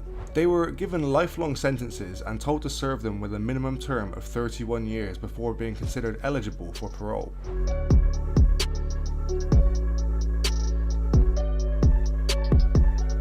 There are some inconsistencies. Numerous questions and concerns have been raised over the years with regard to the authenticity of Mr. Courtney's life story. One of the largest inconsistencies lied with the relationship with the Krays. Courtney claimed to have worked with them in their heyday, but if that were true, he would have been working with them as a 9-year-old or younger. Frankie Fraser, a former member of the Richardson gang, had also accused Courtney of embellishing and fabricating his illustrious criminal career and position in the underworld. But Mr. Courtney is resoundingly denied overstating his past, and Mr. Courtney explains that what really happened was that Frankie Fraser had held a huge grudge over his wife running off with one of Mr. Courtney's employees, which is what their disagreement had actually stemmed from. Mr. Courtney turned the tables in an interview and claimed that it was Mr. Fraser who in fact was lying about his career, and the 40 or more hits that he claims to have carried out. He also argues that he shouldn't have had to look up to Mr. Fraser for spending 47 years in prison because it means he was clumsy. You only have to read one of Mr. Courtney's books or watch his films or interviews to understand that Mr. Courtney is a man with extremely valuable knowledge,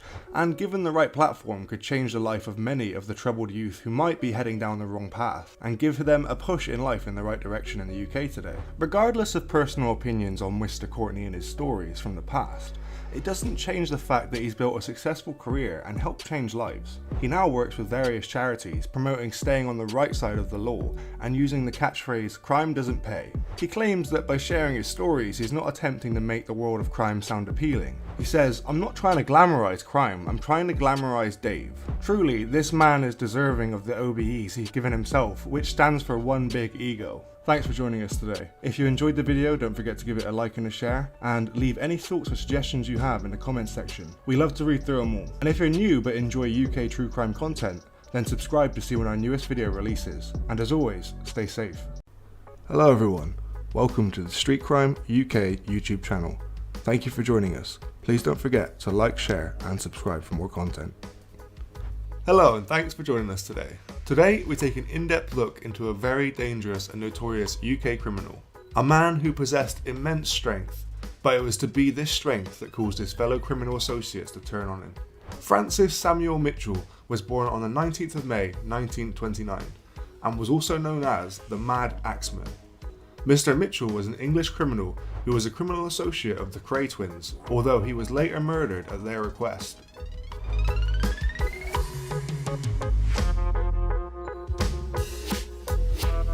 Born into a family of 7 in Canning Town on the 19th of May 1929, Mr. Mitchell was one of 7 children who were born into a working class family from Limehouse, East London.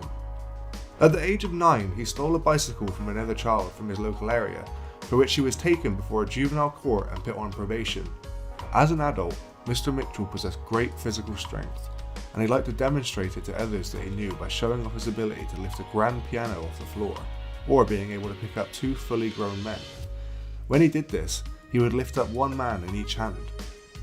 It was also reported that Mr. Mitchell had a very short, violent and unforgiving temper, and according to Martin Fido, was a full-grown man who possessed the mind of a child of 13 or under. From the age of 17, Mr. Mitchell was regularly incarcerated and spent a lot of time in borstalls and prisons around the country. This was mostly for shop breaking and other petty crimes. During a brief spell of freedom that he did have, it was reported that he fathered a daughter with a girlfriend he was sleeping with at the time, but the relationship ended in a bad way and Mr. Mitchell never knew about her. In prison, Mr. Mitchell was reported by many officers to be a thorn in the flesh of authority. Mr. Mitchell's first prison sentence, for which he was sentenced to 12 months, was given on 9th of February 1948. On another occasion, in August 1952, he received 3 months after being caught with a stolen revolver, and with a growing number of petty crimes under his belt, Mr. Mitchell became trapped within the UK prison system. Mr. Mitchell's prison terms were characterised by extreme violence against guards and fellow inmates who he did not get along with, and he was regularly punished with the birch and cat-o'-nine-tails, which was used to whip prisoners who had misbehaved. It was also reported that Mr. Mitchell was one of the ringleaders that caused thousands of pounds in the damage during a riot at Rochester Borstal. He slashed a guard across the face and was charged with attempted murder after attacking an inmate he believed had informed on him. He was later acquitted. In 1955, Mr. Mitchell was declared mentally defective by medical professionals and was sent to Rampton Secure Hospital in Nottinghamshire, which is a maximum security psychiatric hospital. We will be covering all the mental institutions and prisons in the UK in a new series, so keep an eye out for that everyone. 2 years later on the 18th of January 1957, Mr. Mitchell escaped with fellow inmate Richard Maskell after getting duplicate prison keys made. Once free, Mr. Mitchell and Mr. Maskell terrorised the quiet sleepy villages that surrounded Rampton for several days, in which time they attacked a man, Mr. Leonard Collingburn, with an iron bar before stealing his clothes and money. When he was recaptured, Mr. Mitchell attacked the police who had apprehended him with 2 meat cleavers and was then sent to Broadmoor Mental Institution. He somehow managed to escape again, and this time broke into a private home and held a married couple who were inside hostage with an axe, for which he was nicknamed the Mad Axeman in the press. In October of 1958, he was sentenced to life imprisonment for robbery with an aggravating factor being violence. Mr. Mitchell was this time sent to Dartmoor prison in 1962, and whilst there his behaviour improved dramatically. Whilst in prison as a hobby, Mr. Mitchell kept budgies, and for his good work and improved behaviour, he was transferred to the Honour Party, a small group of trustees who were allowed to work outside the prison walls with minimal supervision. Mr. Mitchell was permitted to roam the moors and feed the wild ponies, and even visited nearby pubs. On one occasion, he caught a taxi to Oakhampton to buy a budgie. The governor of the prison promised Mr. Mitchell that if he stayed out of trouble, he would recommend to the Home Office that Mr. Mitchell be given a release date. 4 years later, after being given this promise, it was reported that Mr. Mitchell was aggrieved that he had still not received one.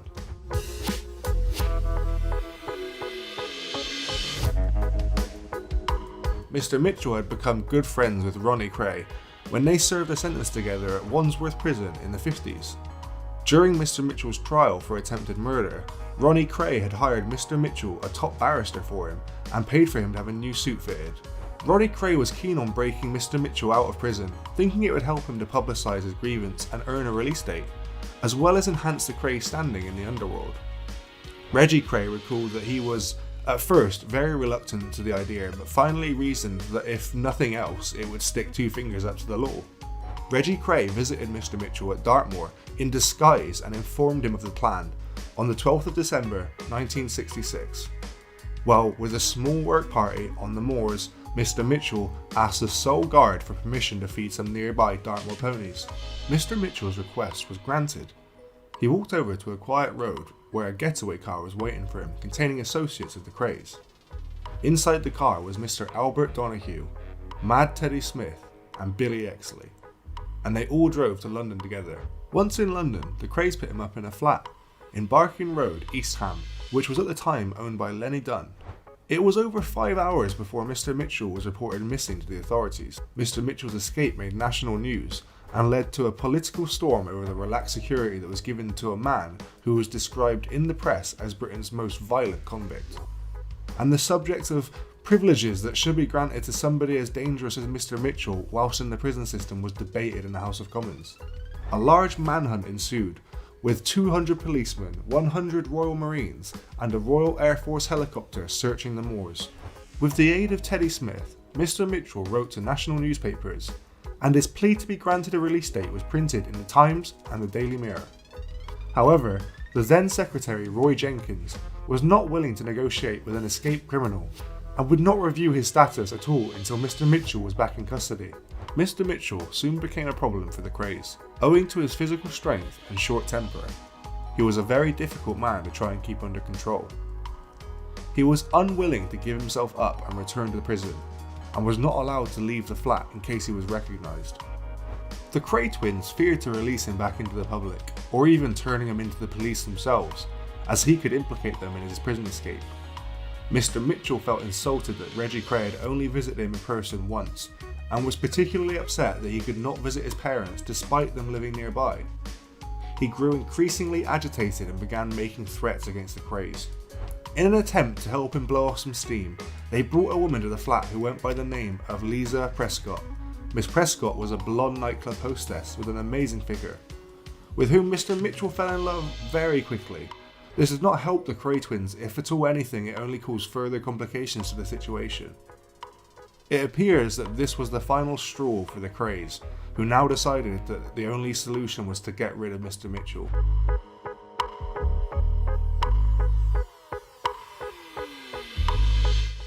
On the 24th of December 1966, Mr. Mitchell was led into the back of a van by Albert Donahue.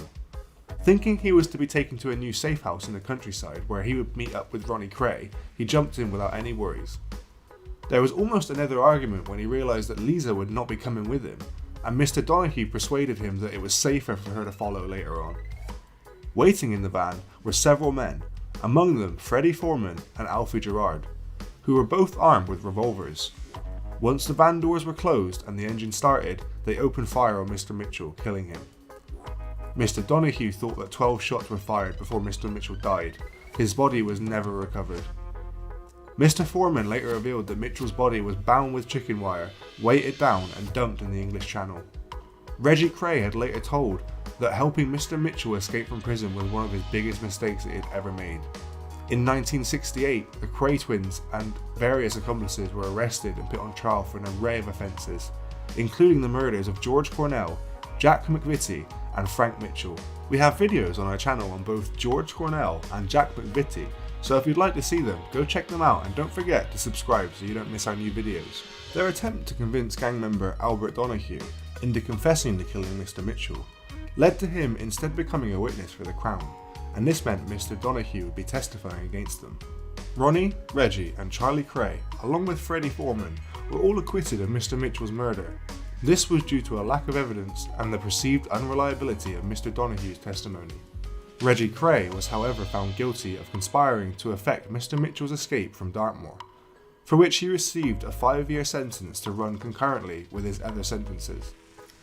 Mr. Donahue and another firm member, John Dixon, pleaded guilty to harbouring Mr. Mitchell and respectively received 18-month and 9-month sentences. In his 1996 autobiography, Respect, Mr. Foreman admitted to shooting Mr. Mitchell as a favour to the Krays. Mr. Donahue said Mr. Foreman was paid £1,000 for it. Mr. Foreman was arrested and questioned by police after repeating his confession in a year 2000 television documentary. But the Crown Prosecution Service announced that it would not be reopening the case due to the then extant double jeopardy law. Francis Samuel Mitchell, or the Mad Axeman, the life he lived, or the crimes he committed, will never be forgotten in the UK criminal underworld. Thank you all for watching, and until next time, stay safe. Hello, and welcome back to the Street Crime UK YouTube channel. Thank you for joining us, and please don't forget to like, share and subscribe for more content. Today, we will be going in depth and exploring the controversial life of one of the most dangerous UK criminal legends, Mr. Freddy Foreman.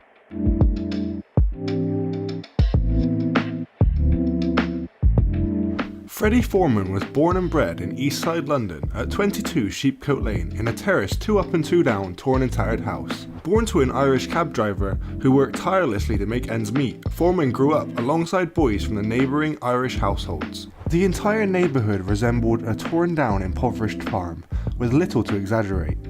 There were horses, chickens and plenty of pesky rats, as Freddy vividly recounts. This makes Mr. Foreman's case one parallel to the Slumdog Millionaire, from rags to riches. From the bottom of society to the king of the social ladder topping the underworld hierarchy. When Foreman's mum gave birth, instead of a daughter and cheers all round, the house was filled with resentment and sorrow. Poor Miss Foreman had already given birth to 4 boys and was expecting a girl with whom she could share her feminine feelings. The birth of Freddy was soon to be one that not only his mother regretted, but one that many across all over the UK would mourn. Having to manage 5 kids, Freddy's father had to often work day and night, sometimes visiting the pawn shop now and then, just to earn a few shillings so that he could feed his family back home. Having been born into a poor household, crimes became normalised and became a daily part of life for Freddy. From stealing food to bullying kids in school to get their money, Freddy was inevitably introduced into the dark world due to his unforgiving circumstances. At the young and naive age of 14, he was kicked out of school for misconduct and never stepped into an educational institution after that. As Freddy became popular in the underworld scene of Britain, he earned the nickname Brown Bread Fred, where brown bread is Cockney rhyming slang for dead.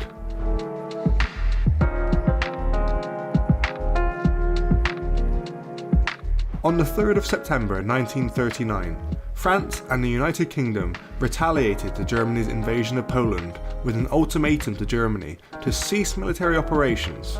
After the ultimatum was ignored, France and Britain declared war on Germany, with shelling and air raids bombarding the area Freddy resided in.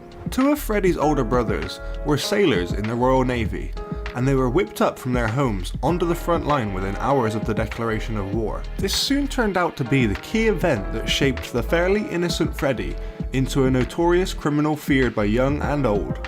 Freddy was sent away to evacuate safely. With him, he brought a small briefcase and a Cadbury's chocolate to keep his sweet tooth happy. He was taken by a bus with many other kids to a street where kids were made to sit down on the floor.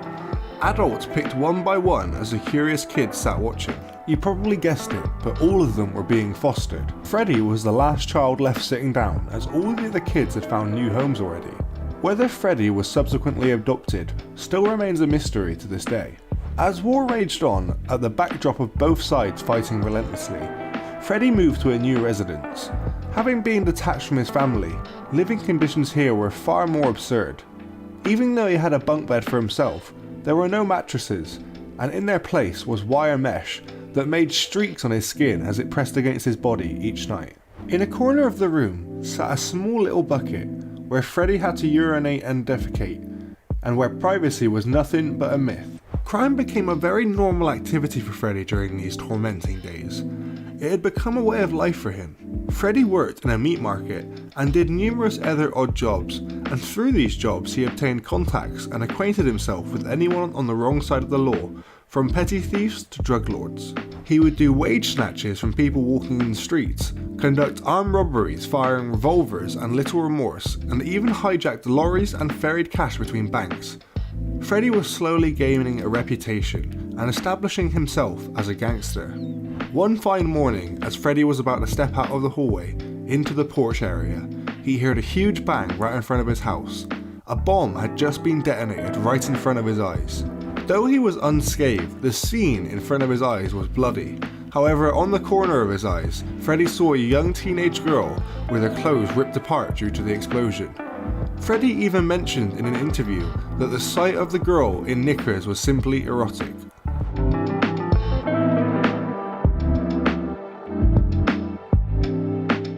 Despite the visible lust for women, Freddy was a faithful gentleman who married Maureen at a young age and committed himself to earn money to manage the household of two. Two soon became three, as they welcomed Jimmy Foreman, an English actor best known for his role as Bill Sikes in Roman Polanski's Oliver Twist, as their only son.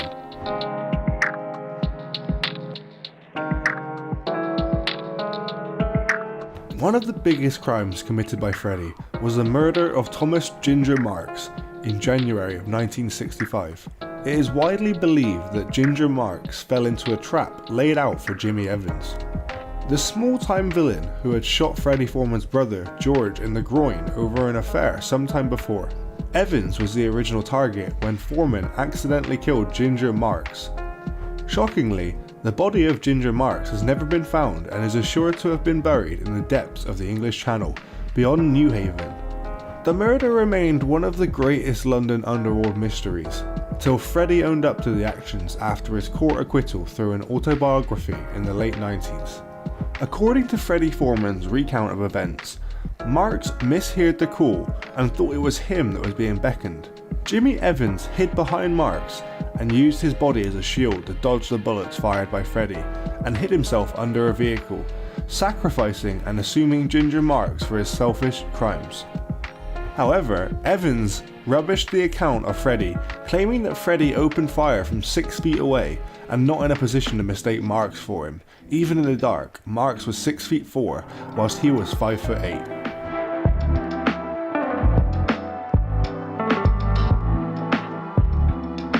Freddy Foreman also had links to the notorious Kray twins, Reggie and Ronnie Kray. Gangsters and criminals in London looked to Freddy as a criminal, killer, executioner, and undertaker of the underworld, often being judge, jury, and executioner for all things criminal. Many who studied these criminal activities in pre-urban London are more often than not baffled at why a thief with such social skills and business skills like Freddy would associate with these brainless gangster twins. McVitie worked for the Kray brothers and was ordered to execute one of their enemies for a promised sum of $1,000. However, the foe had escaped before McVitie could stab him, but instead of returning the cash, McVitie pocketed it despite having not completed the job. This was a bad move and led in part to McVitie's tragic death. On the 29th of October in 1967, McVitie was invited to a party in Evening Road on Stoke, Newington, London, with several of Underworld associates and their families. The Krays had secretly arrived at the party first and had spent an hour clearing away guests. Reggie Kray's initial plan to shoot McVitie upon entry failed. His gun jammed, and instead he stabbed McVitie repeatedly in the face, chest and stomach as part of a brief but violent struggle. Freddy Foreman, longtime friend and associate of the Krays, was at the scene and assisted the twins in the disposal of McVitie's body from a boat. They say his body was dumped at New Haven, Sussex. It is in fact believed that Foreman was the mastermind behind this cunning plan to eliminate McVitie.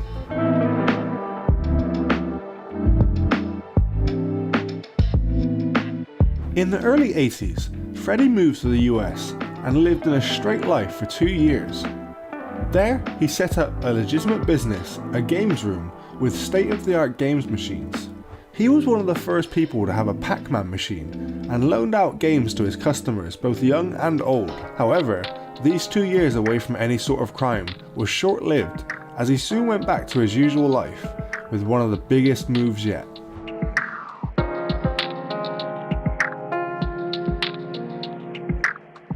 In 1983, soon after his return from America, Freddy was involved in the Shoreditch Security Express robbery, dubbed the largest cash heist in the history of the UK. On a rainy Easter Monday, security guard Greg Council emerged from his fortified control centre at London's Fort Knox, the impregnable Shoreditch headquarters of Security Express, to retrieve a pint of milk from the main gate. 14 armed men, including Freddy, overpowered the guard and invaded the fortress, taking all the officers hostage as they stole £6 million from the cash vault after a shockingly long stay of 8 hours. The £6 million of that day is worth about £26 million in today's currency. The gang made little errors, leaving no clues whatsoever from fingerprints to tire marks. They even targeted and stole fresh, untraceable banknotes, avoiding the ones with traceable codes. As such, due to a lack of evidence, Freddy was not arrested, and surprisingly, not even suspected at the early stages. Thus, Freddy moved with his family to southern Spain's Golden Mile. There, at Marbella on the Costa del Sol, he brought a nightclub, a social club, and a penthouse apartment to rent. This is all precisely where Freddy made one wrong move that sent him to 9 years in jail. Others who were a part of the gang also brought penthouses in the same apartment block, following which Freddy's house purchase was highly scrutinised. Just before the robbery, Freddy didn't even have sufficient cash to pay for his house rent in the suburbs, and the fact that such a person could go on a luxurious family holiday and buy expensive properties was particularly perturbing. Despite Spain's non-extradition laws, Spanish police kidnapped him and put him on a flight back to England at the tail end of the 80s, where he was soon put behind bars.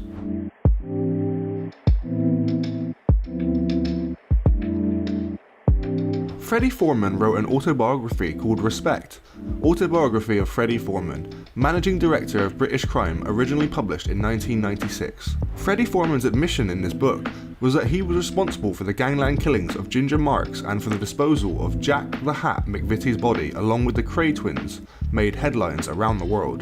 To Britain's crime underworld, Freddy Foreman is the godfather. His name inspires more fear than any other. Throughout his career, Freddy has ruthlessly upheld the underworld code of conduct. Freddy's spine-chilling account of his life is a story from the inside of how some of Britain's most famous and daring robberies were committed. Of loyalty and betrayal, and above all, killing. Few gangsters have been as articulate in documenting their trade or understanding the importance of their actions. Before we leave, if you ever happen to spot the 83-year-old walking along the streets of London, don't get fooled by his age, as age is merely a number for this godfather. He's still as hard as he ever was. Thank you all for watching, and please don't forget to subscribe if you want to see more true crime content. Please stay safe. Hello and welcome back to Street Crime UK. Please don't forget to like, share and subscribe for more UK true crime content.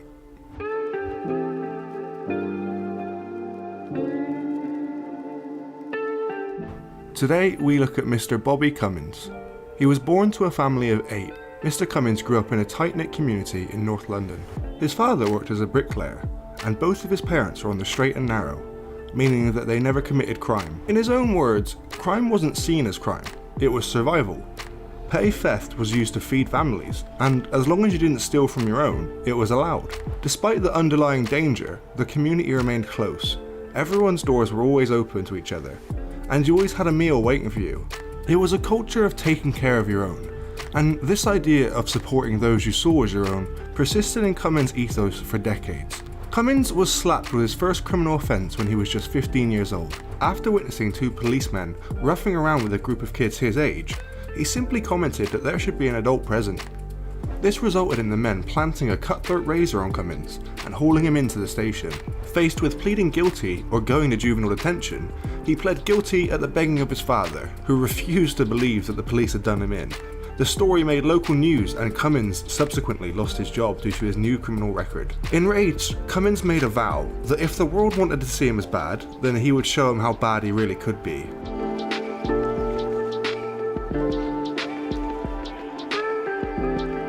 Cummings had two choices laid before him: join his father as a bricklayer, or make his own way.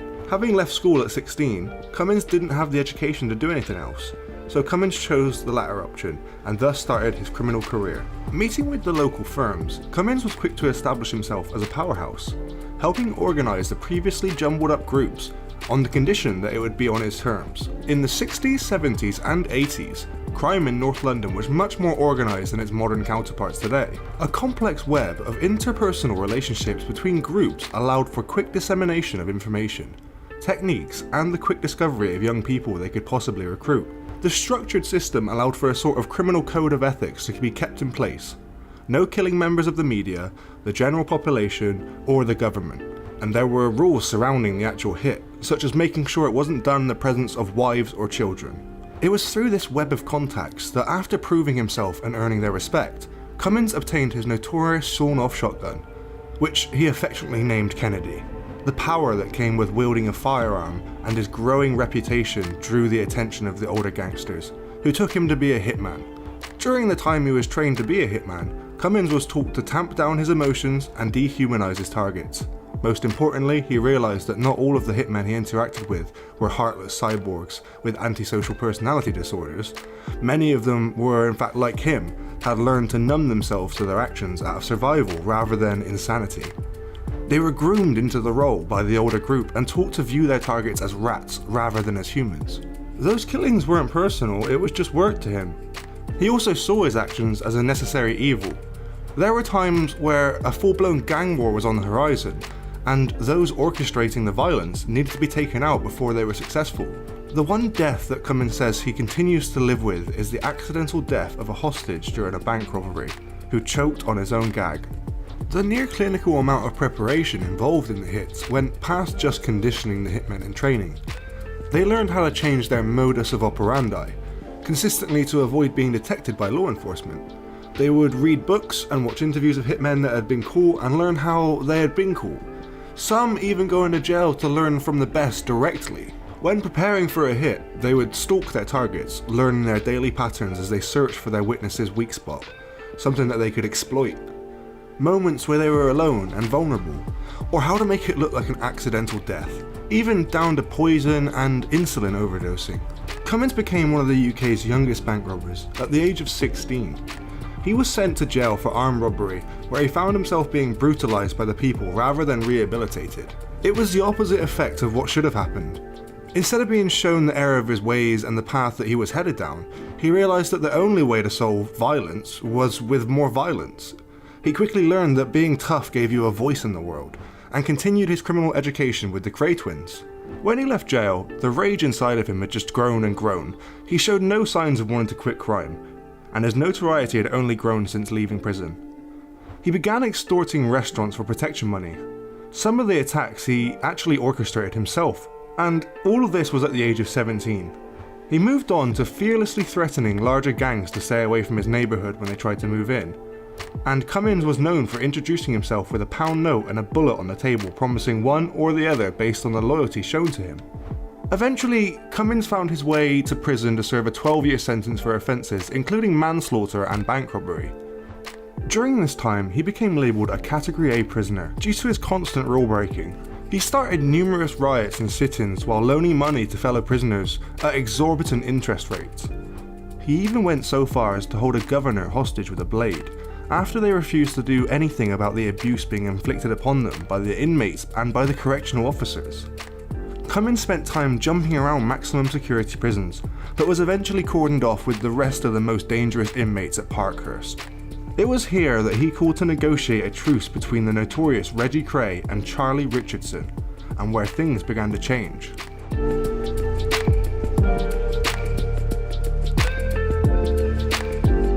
Charlie Richardson, a prominent member of South London's torture gang, was surprisingly the voice of reason when he met Bobby. He convinced Mr. Cummings that if he stayed on the track he was on, he'd end up with a life sentence, or dead. Charlie said education would be what would set you free. He said if you were educated, he could go clean and possibly even start your own business. With the added urgings of Reggie Kray, Cummings began taking courses at the Open University on sociology and psychology, trying to learn more about why he was the way he was, perhaps to bolster his interest in the topics and to pass the time. Richardson began hosting what he and Cummings called Loon Nights on Thursdays, and they would invite all the other inmates for tea to listen to their horrific and often delusion-filled stories. The Open University also offered him something very elusive: contact with the outside world. He would mail in his assignments, and they would be returned graded, but if he had any questions, he would receive letters in response. He said that it felt like they were there with you when you were in prison. This became pivotal in his later activism, and he focused on educating those whom he worked with. Cummings began writing poetry and reading, which is how he eventually met and fell in love with his first wife, the prison's librarian. This new family became the impetus for him to clean up his act. With a wife and a baby on the way, he was determined never to force his daughter to endure visiting him in jail. When he was released in 1988, he left the criminal world behind. It wasn't easy. Of course, he applied for jobs under his full name rather than the name he was notorious for, and wrote himself fake letters of recommendation. He worked the night shift at Tesco's, stocking shelves before he was fired for threatening to gouge the manager's eyes out. After many more menial jobs, Cummings discovered what would become his life focus.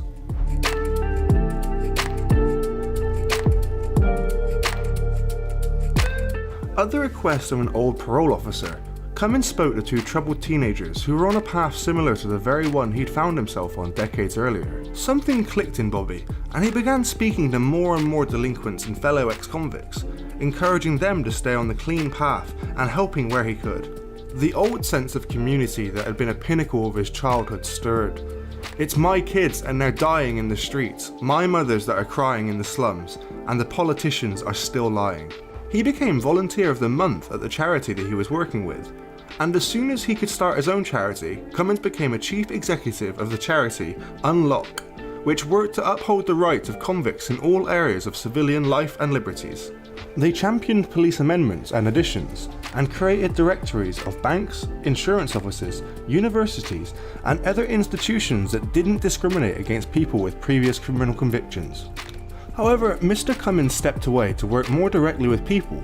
Cummings was mostly comfortable with having a hands-on approach with his advocacy, speaking directly to schools, colleges, and inmates. And this type of approach was desperately needed. The world of crime was drastically changing compared to what it once was, morphing into something a lot wilder and dangerous. The code of ethics that was once followed was no more, and the respect needed to earn to buy a gun is no longer needed. These days, common drug dealers carry guns, and anyone will take out a hit for only a couple of grand. Instead of sitting and mourning the worsening state of the crime underworld and what he had been through, Cummings chose instead to continue with his charity work and attempted to solve the problems by talking directly to the teenagers being affected. He focused on dissuading them of the supposedly glamorous world of crime, condemning the way the entertainment industry had glorified it. Cummings details in interviews that you could never really trust anyone in the crime world. Anyone could want the reputation that would come by killing someone of this kind of standing, or anyone could decide that he had become a liability and needed to be taken out. And this isn't just stemming from paranoia. Cummings has had at least 3 assassination attempts that we know of, including being shot in the leg, being stabbed in the stomach, and he used to lie in bed wondering if a petrol bomb would just come through the window, and he thought he'd be dead by 30 years old. His charity work began to catch politicians' attention, and Cummings was asked to serve as an advisor to many government officials, including members of the Parliament and judges. He worked as an advisor on inquiries into the Rehabilitation of Offenders Act, and as an expert witness in prisoner education. But none of this did anything to stay his tongue and hide his honest opinions, openly calling a member of the House of Lords a gangster.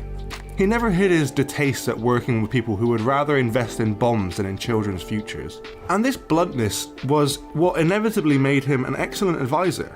He pointed out the flaws of the penal system, such as how high security prisons were breeding grounds for abuse and for great minds to conspire and share illegal tips and tricks with a more vulnerable crowd of young convicts. The free-for-all nature needed to be checked so that maximum securities wouldn't be havens for criminal education. If the UK actually wanted to reform its criminals, it needed to start at square one. Cummings campaigned to ensure the basic necessities that would break the cycle of reoffending.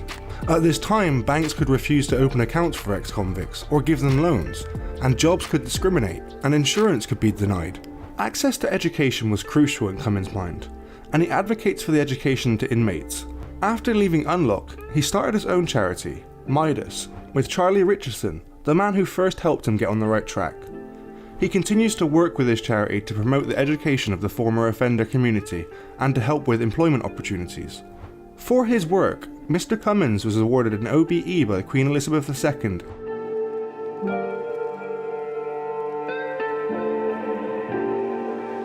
Using his own experiences, Mr. Cummings connected with troubled teenagers and worked directly with them to nudge them in the right direction, just like he did all those years ago when his friends were harassed by the police. His belief in the goodness of people led him to clean up and begin working with teenagers and adults with criminal backgrounds. Because of the tireless and compassionate work of Bobby Cummings and people like him, ex-convicts are able to open up bank accounts, have access to health insurance, and so many other basic things they need to stay on the right side of the law and lower the statistic of reoffending convicts, giving many a chance at a safe life they otherwise wouldn't have had. Thanks again for joining us today. Don't forget to like, share and subscribe to the video if you enjoyed it. And as always, stay safe.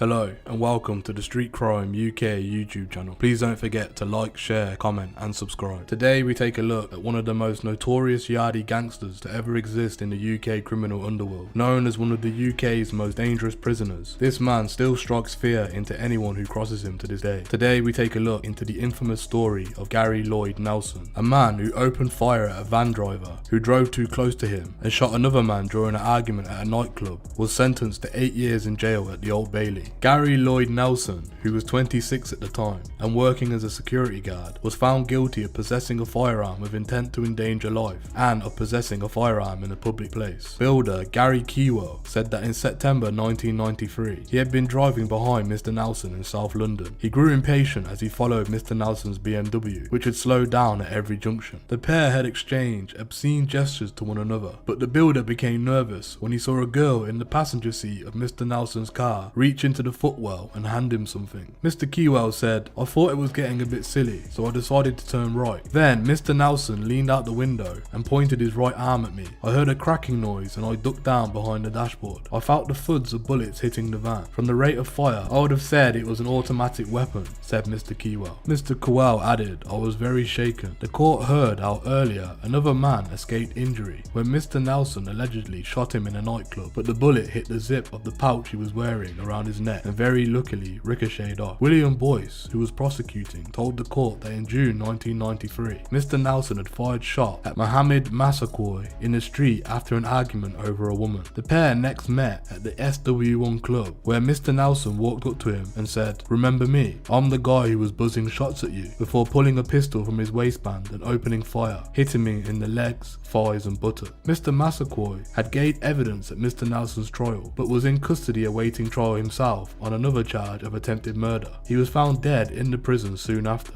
Judge Dennison said the cause of death was not yet known, but it was likely to be suicide. Nearly 2 years ago, Mr. Nelson was accused of another man of plotting to murder an alleged drug dealer, William Danso. The charges were discontinued early in the proceedings. It was while on the way to investigate Mr. Danso's death that PC Patrick Dunn was shot dead in Clapham in October 1993. The jury took 4 hours to reach its verdict in the Old Bailey, sitting at Southwark Crown Court, as Mr. Nelson was sentenced He winked at supporters who were packing the public gallery. The police forces were put on high alert as one of Britain's most dangerous men was freed from jail. The decision to release suspected cop killer Gary Tyson Nelson midway through a sentence in which he has terrorised warders and inmates alike has shocked officers who were spearheading the battle against a Yardi crime wave in the UK. A senior detective said, "Sentencing is a joke when one of Britain's worst criminals gets 8 years and is out in 4. Where is the logic in that? It's not as if he's been reformed." It was only after Radio 1 DJ Tim Westwood was shot that the true extent of the Yardi related crime in London had become apparent. Detectives were, at that point, investigating the 14th Yardi related killing in the last 7 months. Another 30 people had been wounded in that time also. And now, the 29-year-old Mr. Nelson is one of the group's top gangsters. National newspapers had obtained a leaked copy of all the forces bulletin about him. It tells how he was originally arrested for the murders of PC Patrick Dunn and William Danso, who were shot dead in Clapham. He was accused of Mr. Danso's killing, although charges were later dropped. The murder at this point had still remained unsolved. The bulletin continues. He was also found not guilty of attempted murder of 2 North London police officers and of 2 further attempted murders, which is believed to be of drug related. His custodial behaviour has been consistently disruptive and he is suspected of involvement in the prison drug scene and bullying. He has also assaulted and made serious threats against staff. The heavily scarred Mr. Nelson went to Jamaica after the 1993 shooting of PC Dunn, a community bobby, but he returned and he was jailed for opening fire on a van with an automatic pistol. The police are worried that he will get together with his Yardi pals. A senior officer said, "He hasn't changed. He's threatening to get hold of guns again." Mr. Nelson is a grave danger to the public and the police. Scotland Yard is determined to find and cut off his supplier. Detectives are working around the clock hunting the Yardi's underworld armourer. Forensic tests on seized weapons ranging from pistols to Uzi submachine guns bear the hallmarks of conversions made by the same expert. It was, at the time, 10 years since Jamaican criminal gangs had began flooding Britain with crack cocaine and their trigger-happy gun culture. It was at this point at least 7 years since Scotland Yard was made fully aware of the deadly prospect of a Yardi crime wave hitting the UK. Detective Chief Superintendent Roy Clark, who is now a commander, made the chilling prediction as he flew back from a fact-finding mission to Jamaica and devised tactics to stop a bloody gang warfare on Britain's streets. He wrote in his report in July 6th of 1993, "Our strategy must be long-term if we are to prevent the Jamaican gangs infiltrating and taking a permanent hold in London and spreading elsewhere." Sadly, his master plan is all but in ruins. In the months that followed, Scotland Yard faced unprecedented criticism about the anti-Yardi tactics that Commander Roy Clark first sketched out. The Police Complaints Authority will decide who should be punished for the disastrous use of Yardi supergrasses who raped, robbed and murdered whilst on the police payroll. The PCA action follows the scathing report by Hampshire Chief Constable Sir John Hoddingnott. It is understood that only junior officers are facing disciplinary charges, while the bosses who supervise them escape unscathed. The report made by Sir Hoddingnott's team revealed inquiries had unearthed a can of worms on Scotland Yard.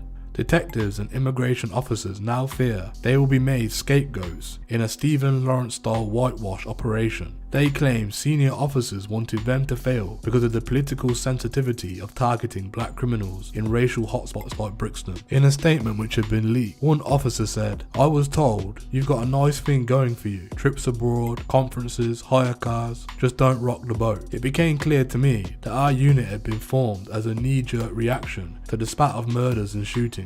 Lines had been drawn, and I had upset the senior officers by failing to play the game. It became apparent that those tasked with halting Yardi-related crimes were at this point understandably confused how best to tackle the job. It seemed so easy when Commander Roy Clark penned his battle plan and advised, "The Yardis do not conform to our image of organised criminal. They relish enhancing their reputation by public displays of violence, use or possession of firearms, and the involvement of drug dealing. They like people to know the detail of their criminal act, even if they are murders that they have committed. But therein lies the key. They are capable of being brought down by the aggressive use and radical use of informants and information." When he wrote that memo, Commander Roy Clark could call on an experienced band of officers who were aware of the horrifying potential of using ruthless gangsters as informants. But disturbingly, a young constable became vital to the success or failure of the operation. PC Steve Barker, nicknamed John Wayne because of his height and swaggering walk, was pounding the beat in Brixton when he persuaded a leading Yardi to become his informant. Suddenly, he was catapulted to the front line of the Yardi war, often finding himself helping several high-risk operations at once. It would have been a hard burden for a seasoned detective, let alone a beat Bobby. At that time, Dalroy Epsy Denton was a top informant of the Yardi underworld. Senior detectives found it impossible to ignore his value as a double agent.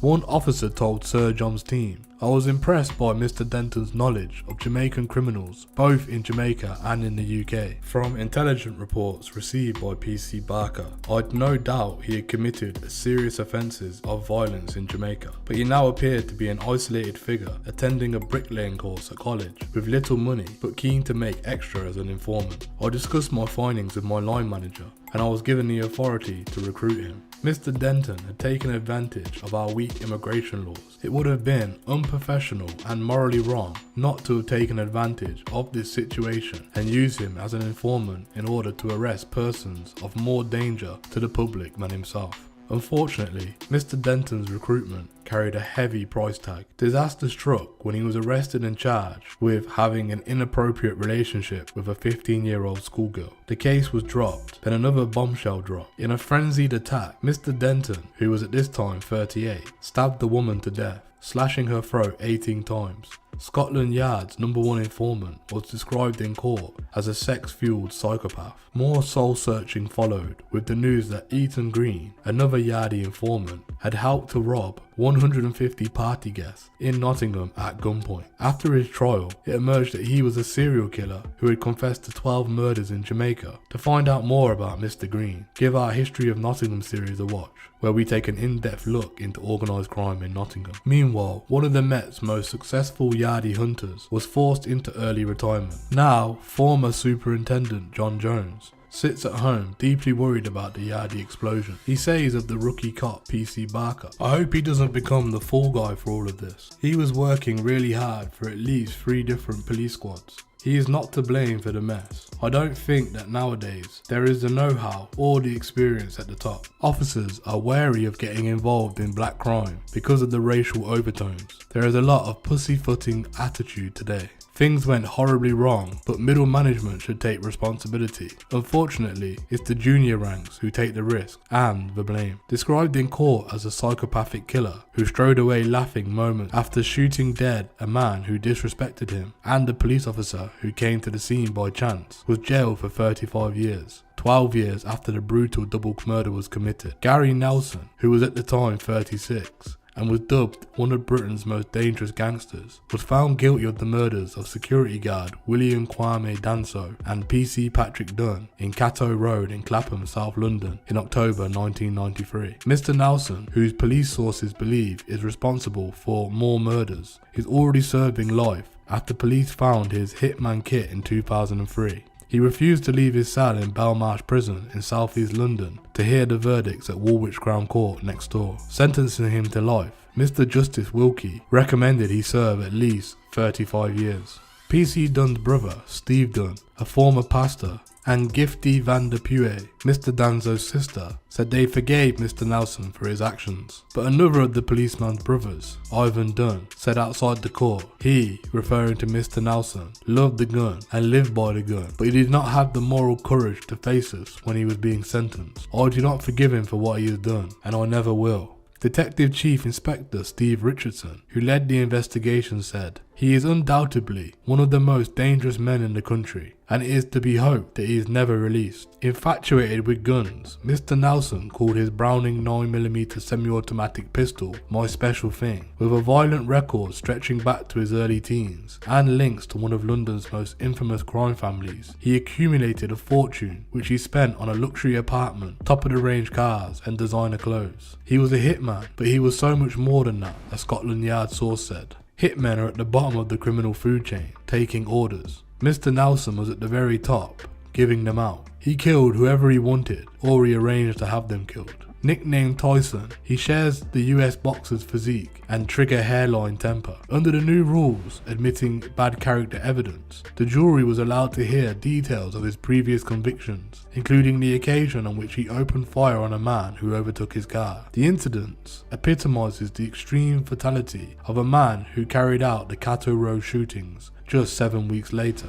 Mr. Nelson, who was then 24, killed Ghanaian-born Mr. Danso because the bouncer refused him entry to a nightclub, and then intervened in a row involving a friend of Mr. Nelson's at a mobile phone shop where Mr. Danso also worked as a security guard. That night, Mr. Nelson and 2 others, armed with a Browning 9mm semi-automatic and an Italian-made Tanfoglio self-loading pistol, went to Mr. Danso's flat in Cato Road and mowed down the father of 4 in a hail of bullets.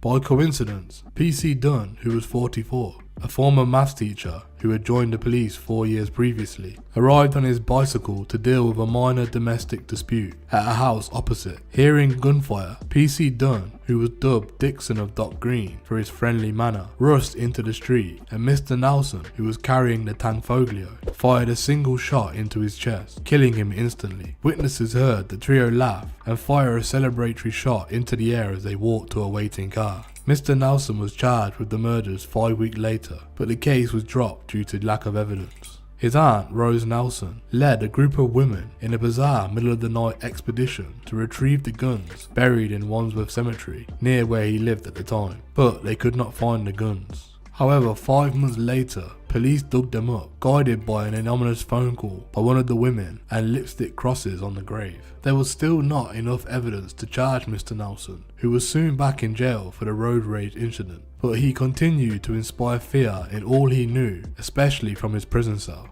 In 1994, Mr. Nelson ran naked from his cell, lunging at prison officers with a broom handle. He once managed to break free from a straitjacket and intimidated some of the country's most hardened criminals into handing over phone credits so he could ring his many girlfriends. Released from jail in 1999, Mr. Nelson was soon back in the South London criminal underworld. In January 2003, in an investigation not connected to Cato Road, police bugged his apartment in Woolwich, South East London, and heard him racking his gun. Officers burst in to find a Browning 9mm, complete with a laser sight and a silencer. He was subsequently sentenced to life for possession of firearms. The police were amazed to see 30 pairs of trainers, all arranged on the bedroom floor, with exactly the same distance between each pair, while in the wardrobe hung rows of designer suits, coordinated shirts and ties. The Cato Road case was reopened in 2001, partly because of pressure from the Dunn family, and a BBC Crime Watch appeal brought forward from former fellow inmate in Wormwood Scrubs, who testified that Mr. Nelson told him in 1994, "I shot that copper, the one on the bike." Sandra Francis, the woman whose Christian faith prompted her to alert the police about the guns, was also traced and agreed to give evidence. Detectives travelled to Ghana and tracked down Eugene Dejaba, the manager of the shop where Mr. Danso worked. Mr. Dejaba had fled after jumping bail in 1996 and was convicted in his absence of a £3 million cigarette fraud. In a highly unusual move, he testified via video link about seeing Mr. Nelson pull a gun, which he later identified as the Tanfoglio, from his jacket the day before the murders, and threatened to put a bullet in the belly of another man. There is no definitive forensic evidence, and Mr. Nelson was never picked out in an identity parade, but Richard Horwell QC, prosecuting, built his case on 13 planks of circumstantial evidence, which he argued placed Mr. Nelson in Cato Road and the Tanfoglio in his hand. DCI Richardson described Mr. Nelson's attitude during the police interviews as nonchalant, but as Mr. Horwell told the jury, arrogance and notions of invincibility sometimes go before a fall. DCI Richardson said the gangster, who considered himself invincible, was finally brought to justice. It had been recently reported that the notorious gangster jailed for life for killing a community policeman could be responsible for up to 4 more murders, it was claimed. Gary Nelson, who was nicknamed Tyson, shot a local police officer, Patrick Dunn, in Clapham in 1993. Mr. Dunn, who was 44, had been investigating a domestic assault when he confronted Mr. Nelson moments after the career criminal had killed a nightclub bouncer, William Danso, a father of 4, in a dispute at a house nearby. Mr. Nelson, described by police at the time as the most dangerous man in London, was finally jailed in 2006 after the new investigation. Richard Horwell QC, prosecuting at Woolwich Crown Court, said Mr. Nelson had made a dramatic prison confession to PC Dunn's murder, and he gave the jury the gun which allegedly killed PC Dunn for them to examine. Mr. Horwell said that Mr. Nelson was associated with this weapon, a 9mm Italian-made Tanfoglio automatic pistol. One of the guns fired at Mr. Danso. The other was a 9mm Browning pistol. Both guns were found 7 months after the murder, buried in a cemetery near where Mr. Nelson then lived with his mother in Wandsworth, and her fingerprints were on one of the plastic bags that the Tanfoglio was wrapped in. Firearms residue of the type produced by the murder weapons was also found on Mr. Nelson's clothes. Mr. Horwell said that although Mr. Nelson had never been picked out at an identity parade, a series of compelling evidential links placed him at the scene in Clapham that night and placed the murder weapon in his hands. He said several witnesses would testify that one of the gunmen opened fire on PC Dunn as they came out of Mr. Danso's flat, and all 3 had laughed loudly as they fled. The first case against Mr. Nelson collapsed in February 1994, but the current situation was very different, said Mr. Horwell.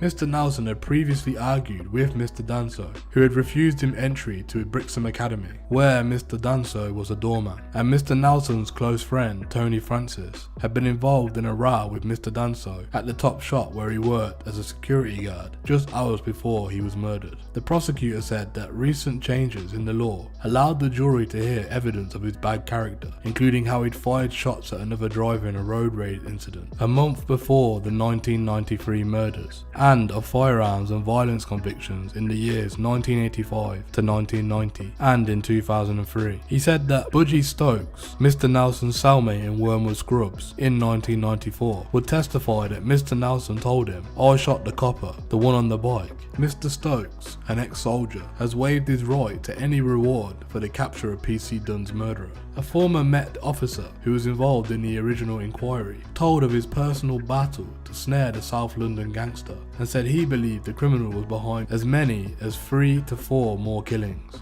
Mike Pannett, now an author of Rural Crime in North Yorkshire, details the activities of Mr. Nelson in a book of his experience of the young Bobby on the beat in the Winstanley estate in Battersea in the 80s. In Crime Squad, Life and Death on London's Front Line, he described how the gangster's rise was fulfilled by the rise of crack cocaine in London. He writes in the book, "He was the most dangerous man in London. He had taken on the mantle left by the Yardis. Mr. Nelson was king, and to be king, you had to terrorise, so no one would doubt the lengths to which you were prepared to go." Mr. Pannett told a local newspaper, "I have no doubt Gary Nelson was responsible for more killings, but no one would speak. He had a hold over the community. I would say he was responsible for 3 to 4 other murders." Mr. Pannett described how detectives found guns used in PC Dunn's murder buried in Wandsworth Cemetery after an informant signposted away with lipstick crosses on a tombstone. Mr. Pannett joined the Met aged 23 in 1988 and was posted to Battersea,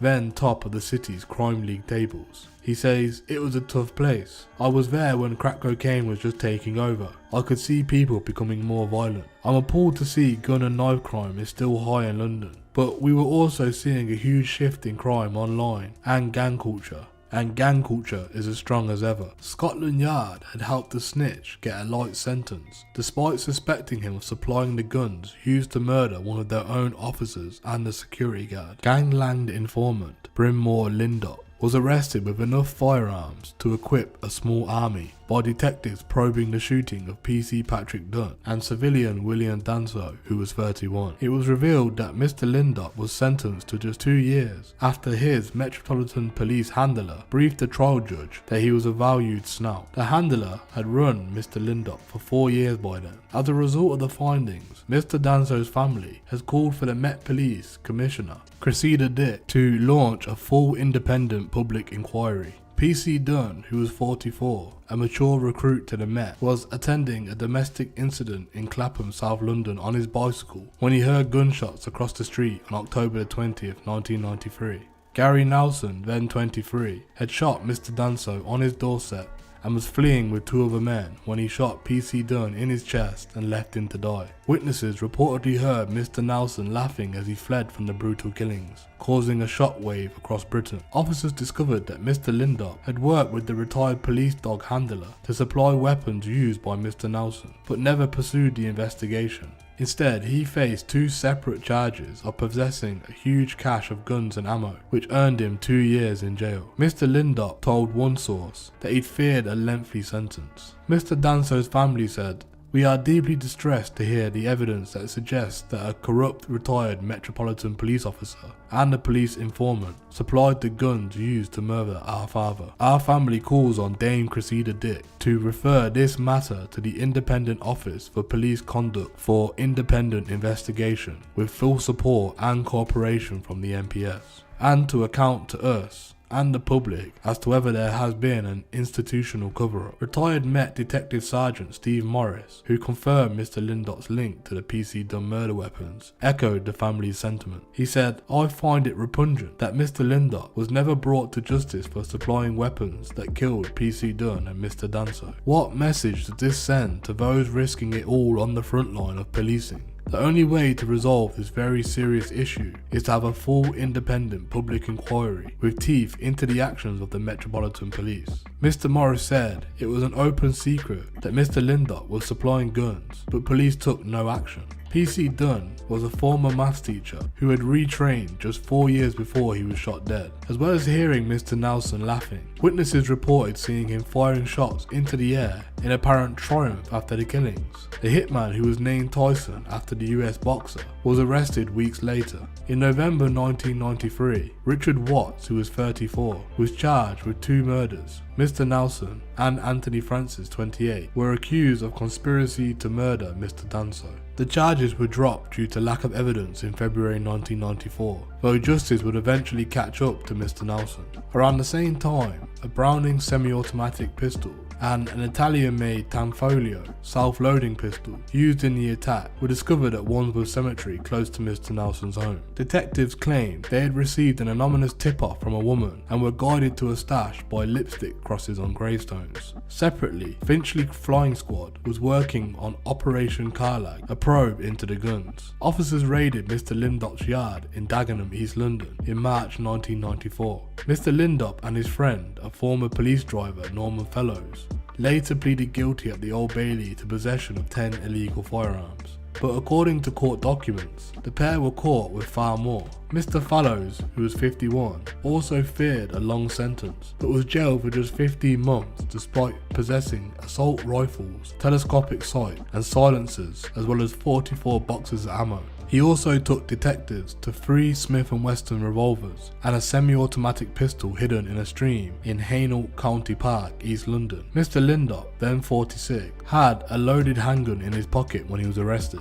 At home were 11 assault rifles, 3 revolvers, 3 shotguns, 3 pistols, and 3,451 rounds of ammunition. He also had telescopic sight, silencers, and body armour, all the favoured tools of a hitman. But when jailing Mr. Lindop and Mr. Fallows, after being briefed by police, Judge Neil Dennison said neither of the men had intended to supply criminals. Mr. Lindop had been recruited by the Regional Crime Squad and had earned fortunes providing information on organised crime, his police handler revealed. Documents revealed by sources showed how Mr. Lindop, a former doorman and convicted armed robber, was authorised by top brass at Scotland Yard to take part in police stings against drug gangs in London and Liverpool. 4 months after arresting Mr. Lindop in July 1994, the flying squad raided the 3-bedroom home of former police dog handler Sidney Wink in Ilford, East London. His tea was still warm, but there was no sign of Mr. Wink when police arrived at 5:30 am. He had shot himself in the head down an alleyway 2 days later, shortly before he was due to be quizzed. Police believe Mr. Wink was a part of the racket where illegal firearms were rendered useless and then legally registered before being reactivated and sold on the black market by Mr. Lindop through a third man. His house was full of deactivated and reactivated firearms. It was an arsenal, said a senior flying squad detective. Mr. Wink, who was 66, had been selling weapons for 18 years after retiring from the Met in 1975, following 25 years of service. A police spokesman denied reports in 1994 that he had supplied the guns used to kill PC Dunn, but reporters had it confirmed that he was involved by 5 sources, including 3 former officers. One said it was known Mr. Wink had converted the Tangfolio used by Mr. Nelson because of its distinctive markings made by a tool he used to remove serial numbers. The source said there was a mechanical fit between the punch removed from Mr. Wink's workshop and the gun. Mr. Wink was reportedly suspected of reactivating at least 270 guns, of which 150 made it into the hands of criminals. He left a suicide note for his wife, which stated, "I am very sorry for what I have done." Mr. Lindop was murdered outside his home in Goodmays, East London, 8 years later, aged 55. He had been getting out of his black M-Reg Range Rover Discovery when he was shot 4 times, including in the head and mouth in January 2002. At the time, the unsolved murder was one of 7 allegedly tainted by police corruption. Mr. Nelson was finally jailed in 2006 for a minimum of 35 years for murdering PC Dunn and Mr. Danso. Mr. Watts got 10 years for a separate firearms offence. A Scotland Yard spokesman said no complaint had ever been received in respect to this matter. A Supergrass who helped get the policeman's killer jailed is suing Scotland Yard after he was denied £80,000 in reward cash. The informant told how Mr. Nelson made a prison cell confession in Wormwood Scrubs in West London while serving time for another offence. Now, according to legal papers at Leeds County Court, the Supergrass is suing the Metropolitan Police for £80,000 plus interest of 8% a day from January 1st, 2011 to January 1st, 2012, totaling £4,277.32. The wit as interest continues to acquire at a daily rate of £18.47, which so far adds up to a further £8,700. The Jamaican-born gangster Mr. Nelson, who wore £50,000 worth of bling, drove luxury cars, lived in posh apartments, was believed to be behind a lot of violence in the city. Mr. Nelson, who had so many enemies he slept in body armour, was charged with the murder, but police could not nail him, so he roamed free for more than a decade. In 2001, the case was reopened after advances in mobile phone tracking, which showed Mr. Nelson at the scene of the crime in Clapham, South London. BBC's Crime Watch made an appeal that year, and the Supergrass came forward. Mr. Nelson was arrested 5 weeks later, and the jury heard he'd screamed at a custody sergeant, "I'll cop it, like the other one fucking copped it." Mr. Horwell told the jury criminal proceedings were dropped against Mr. Nelson 3 months earlier because of insufficient evidence, but he had been in prison for a separate offence in 1994. He allegedly told another inmate, identified as Budgie Stoke, he had a £100,000 reward on his head, the same reward which was being offered for the killers of PC Dunn and Mr. Danso. Mr. Nelson was said to have told Mr. Stokes, a convicted thief, "I shot the copper, the one on the bike." Since being incarcerated, there has been many stories told about Gary Nelson. One that has become the most infamous is a story where he was a minder for Mike Tyson when he came to London for his fight. When Mike Tyson came to London to fight Lou Savary sometime in the year 2000, Mr. Nelson was his minder and running partner. Mike Tyson had specifically asked for him after hearing about his reputation, which was similar to Mike's when he was growing up. A story circulated that Frank Warren was assaulted by Mike Tyson when he came over for that fight. Mr. Nelson had made Mike Tyson get him some expensive jewellery as a thanks for him guarding him during a previous fight with Julius Francis earlier that same year in Manchester. It was reported that he was quite forceful with Mike, grabbing him by the throat and screaming at him. So Mike went into the shop with Frank Warren and took the jewellery, believing that Frank would pay for it. But Frank Warren had no intention of paying for it, as he felt that what had happened was between Mike Tyson and Mr. Nelson. After agreeing to produce Tyson's blockbuster fights in the UK, Mr. Warren admits he should not have got involved with the notorious fighter, who set himself on the course for disaster following a trip to the jewelry store. This was a time in Mike Tyson's life where things were unraveling at a frantic pace. Following shortly after, he served a prison sentence and infamously bit Evander Holyfield's ear.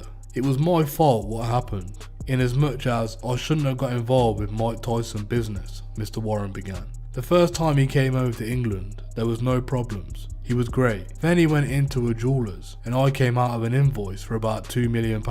He never paid the bill, and quite rightly, the jewellers wanted to get paid. They kept ringing me, and I kept ringing the States, and they're telling me, don't worry, we'll sort it. Let's do another fight, and we'll pay it out of that. So I'm passing this information back on. But when he came back the second time, he was just awful, beyond awful. He was very aggressive, and a totally different scenario. The bill still hadn't been paid, and still he had gone into the jewellers. Being the man responsible for Mike Tyson's stay in the UK, Frank Warren took it upon himself to go and address the situation, but maintains he had not been given the full picture as to why the heavyweight was so furious. I got a call from someone who said Mike's not happy, so I got to the hotel and it's all meetings. I stand there talking, and the next thing, he's took a swing at me and he's actually caught me. So there was a big commotion in the room. There was a lot of people in there and I didn't expect it, to be honest. I wasn't prepared for it. It was a cheap shot. I got up and it was all pandemonium. It was crazy. He was a lunatic, but it all ended. I was absolutely fuming. The lawyer from Showtime wanted to call the police, but I said no. He owed Showtime, Mike Tyson, around $20 million allegedly. All the newspapers had said that my jaw was broken, my ribs were broken, but that was bullshit. I had a burst vessel in my eye and that was it. So when Mike Tyson came back for the Louis Seversi fight, the jewelry shop said they were going to sue him, and he flipped out and attacked Mr. Warren in the hotel room. Mr. Nelson got to keep all the jewelry. Thank you for joining us today. What are your opinions on the crimes committed by Gary Nelson? Do you believe there was enough circumstantial evidence to convict him of the murder? Also, what are your opinions of his run-in with Mike Tyson? Please let us know what you think in the comments below. Thank you for joining us today. If you enjoyed this content, please don't forget to like and share. And if you're new to the channel and want to see more Street Crime UK content, hit subscribe and press that bell so you can join us on the next video. Thank you for joining us, and until next time, stay safe. Today we look at one of the most ruthless criminals to ever exist in the UK criminal underworld. Harry Maurice Roberts was born on the 21st of July in 1936 and is a well-known English career criminal and murderer. In 1966 he instigated the infamous Shepherd's Bush murders, in which 3 police officers were shot dead in London, a crime which shook the entire capital. The murders, which took place when plainclothes officers, after becoming suspicious, approached a standard Vanguard estate car, in which Mr. Roberts and 2 other men were sitting in Braybrook Street near Wormwood Scrubs prison in London. Mr. Roberts feared officers would discover firearms they were hiding inside the car that his gang were planning to use in a robbery later that day. He killed 2 officers and one of his accomplices shot dead the third in response. This is a seriously cold-blooded crime. After Mr. Roberts has spent nearly 48 years in prison, in 2014 the Parole Board for England and Wales approved his release at the age of 78. Mr. Roberts has spent almost 5 decades in prison, far outlasting the time that he was free. Imagine coming out after spending the majority of your life in jail, and as a 78-year-old man, this must have been a very hard adjustment for him to make within himself and to live in the new fast-paced environment, which certainly would have been very different to the one he was used to before being locked up. Having far exceeded his minimum term of 30 years, he was one of the United Kingdom's longest serving prisoners, having remained in custody since 1966. His release was very controversial due to the violent nature of his crime and the fear that he may reoffend. Mr. Roberts was born in Wanstead, Essex, I hope that's how you say that, sorry if not guys, on the 21st of July in 1936, where his parents ran the George Public House. As a child, he became involved in crime by helping his mother sell stolen goods on the black market. Mr. Roberts later described how the family owned a cafe in the north of London, where his mother was selling on mostly food, tea and sugar, and sometimes ration books, so basically anything she could get her hands on. In the late teens, he was sentenced to a youth detention centre after using an iron bar to attack a shopkeeper during a vicious robbery. It doesn't sound very friendly. Mr. Roberts served a 19-month sentence inside Gaines Hall, Borstal for the robbery, and he was released back into the public in the cold January of 1956. 1 week after leaving the Borstal, Mr. Roberts was called upon for national service, and accepting his fate, he joined the Prince Consort's own rifle brigade, with whom he saw action during the Mau Mau uprising and the Malayan emergency. Speaking of his service in the jungle, he said that this was where he learned to kill, and that he had personally killed at least 4 people prior to killing the officers, so this guy already had a taste for killing. Journalist and former armed robber John McBicker said that Mr. Roberts gloated about his killings whilst in prison and had acquired a taste for killing prisoners of war on the orders of his superior officers in the army. After leaving the army, Mr. Roberts returned to his criminal activities, but now he was a way more refined man from his time in the army, and so in partnership with Jack Whitney, they together carried out dozens of armed robberies, targeting many bookmakers, post offices, and banks. He said later, speaking of the robberies, that the most I had ever earned from a single job was £1,000. Mr. Whitney was the eldest, the boss. He knew the best places to rob. John Duddy, who was another ruthless criminal, joined us a little bit later on. In 1959, Mr. Roberts and an accomplice posed as tax inspectors to gain entry into one of the homes of an elderly man. The man was bound, robbed, beaten with a glass decanter, and left with substantial head injuries. Mr. Roberts was arrested, and at his trial, Mr. Justice Maud said, "You are an extremely violent and brutal thug, and you came very close to the rope this time. It is only to be hoped that you make the right decisions in your life and you do not appear before us again."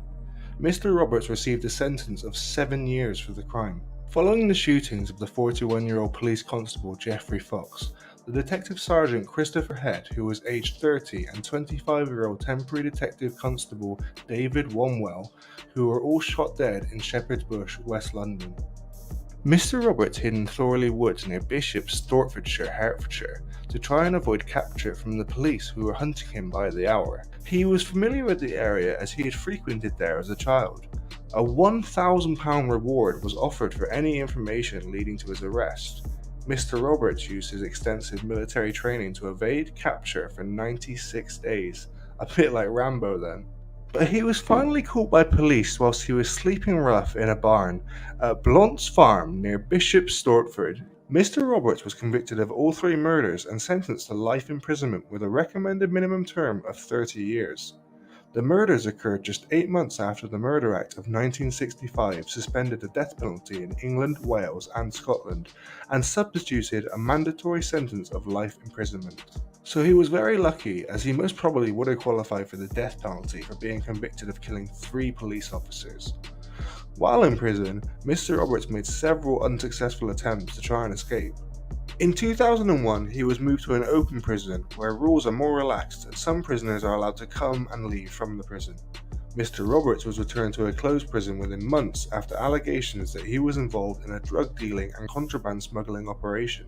Kray, who interviewed Mr. Roberts for her book Natural Born Killers, says that it was clear that he has no remorse for his victims and recreates the murders in art and pastry decorations, making apple pies and decorating them with pastry cutouts of policemen being shot. Not the normal kind of cooking entries we're used to seeing on Britain's Great Bake Off. Kray said that he also produces precisely drawn and coloured paintings depicting someone shooting a policeman. It sounds like a really nice guy. In 2005, he failed his appeal to the House of Lords over the use of apparent secret evidence that was being used to keep him in prison. The evidence had been obtained by tapping private phone calls between Mr. Roberts and his solicitor. The material that was recorded was then introduced as evidence at his later parole hearings. In September 2006, a 70-year-old Mr. Roberts applied for a judicial review over apparent delays by the parole board in reaching a decision to free him by the end of the year, but in December 2006 he was again turned down for parole. On the 29th of June 2007, he was given leave to seek a High Court judicial review over his failed parole bid, with the judge saying his case was indeed of a great public interest. It was reported that in February 2009 that Mr. Roberts hoped to be freed from prison within months. Having already served 42 years in jail and completing the first stage of a parole board hearing, he believed this would pave the way for his release. Mr. Roberts hoped that a final hearing would find that at the age of 72 he was no longer a risk to the public, and that the parole board would order his immediate release. At this time, he had already served 12 years more than the minimum term recommended by his trial judge, who at the time of sentencing told Mr. Roberts it was unlikely that any future Home Secretary would ever think fit to show mercy by releasing you on license. This is one of those cases in which a sentence of imprisonment for life may well be treated as meaning exactly what it says.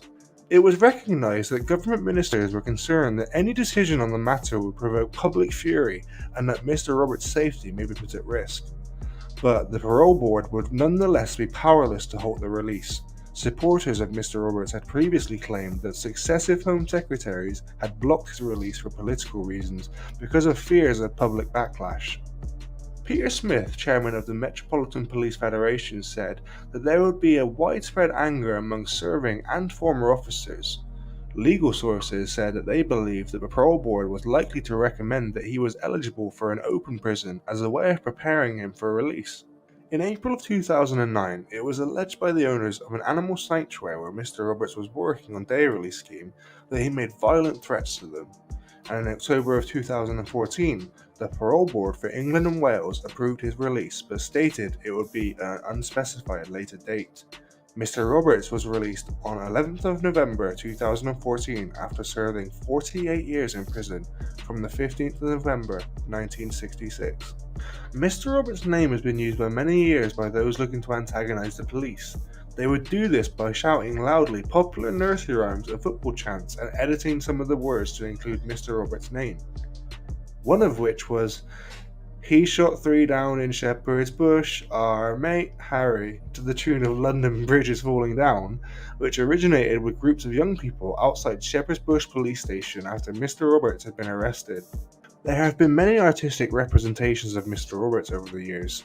The character of Billy Porter in the 2001 novel He Kills Coppers by Jake Arnott and the 2008 TV adaptation are both based on Mr. Roberts. And to the tune of chant Hare Krishna in the song Happiness is Just a Chant Away by Chumbawamba in their 1992 album Shh, the words Hare Krishna are replaced with Harry Roberts. Harry Roberts and the crimes he committed will never be forgotten about in the UK criminal underworld. Thanks for watching, and until next time, stay safe.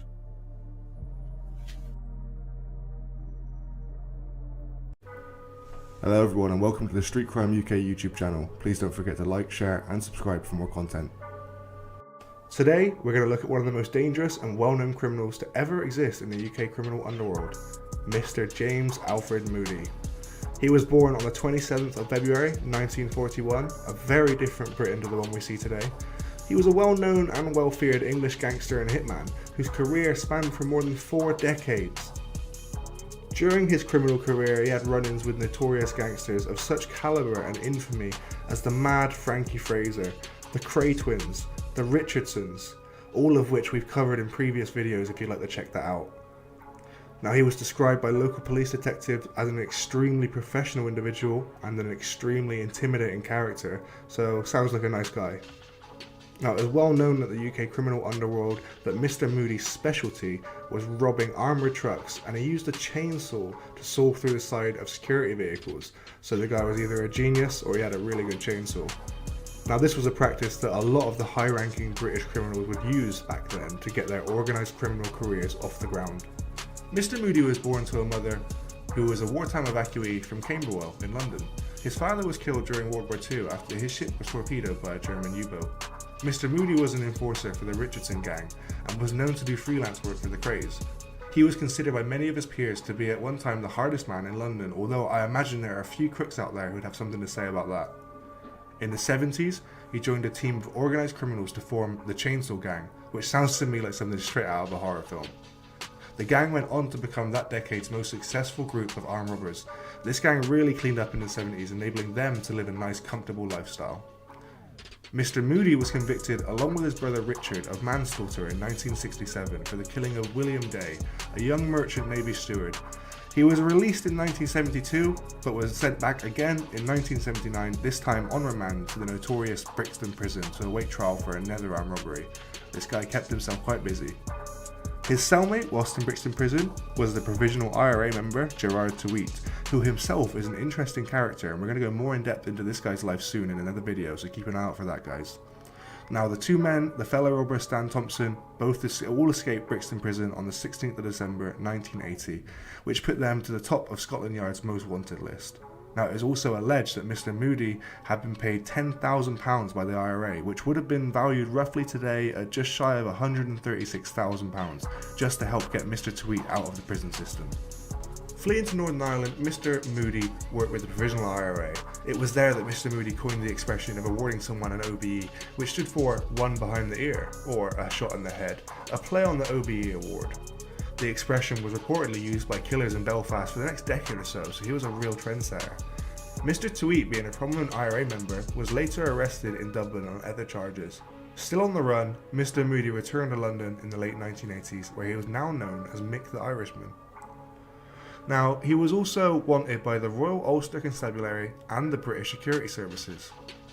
Unfortunately, he was shot dead on the 1st of June 1993 in the Royal Hotel, which is now the Royal Inn, on the Park in Hackney, East London, by an unknown assailant who was described as being in his late 40s and wearing a leather bomber jacket. The assailant apparently fled in a stolen Ford Fiesta. Not the worst car we've seen so far in Street Crime UK. Following his death, Mr. Moody was linked to multiple unsolved murders, including that of gangster David Brindle in August of 1991. And there was another businessman as well called Terry Gooderham and his girlfriend Maxine Arnold in Epping Forest, and that of a couple called the Dixons, who were walking the Pembrokeshire coast in June of 1989 and were thought to have inadvertently unearthed a cache of provisional IRA weapons.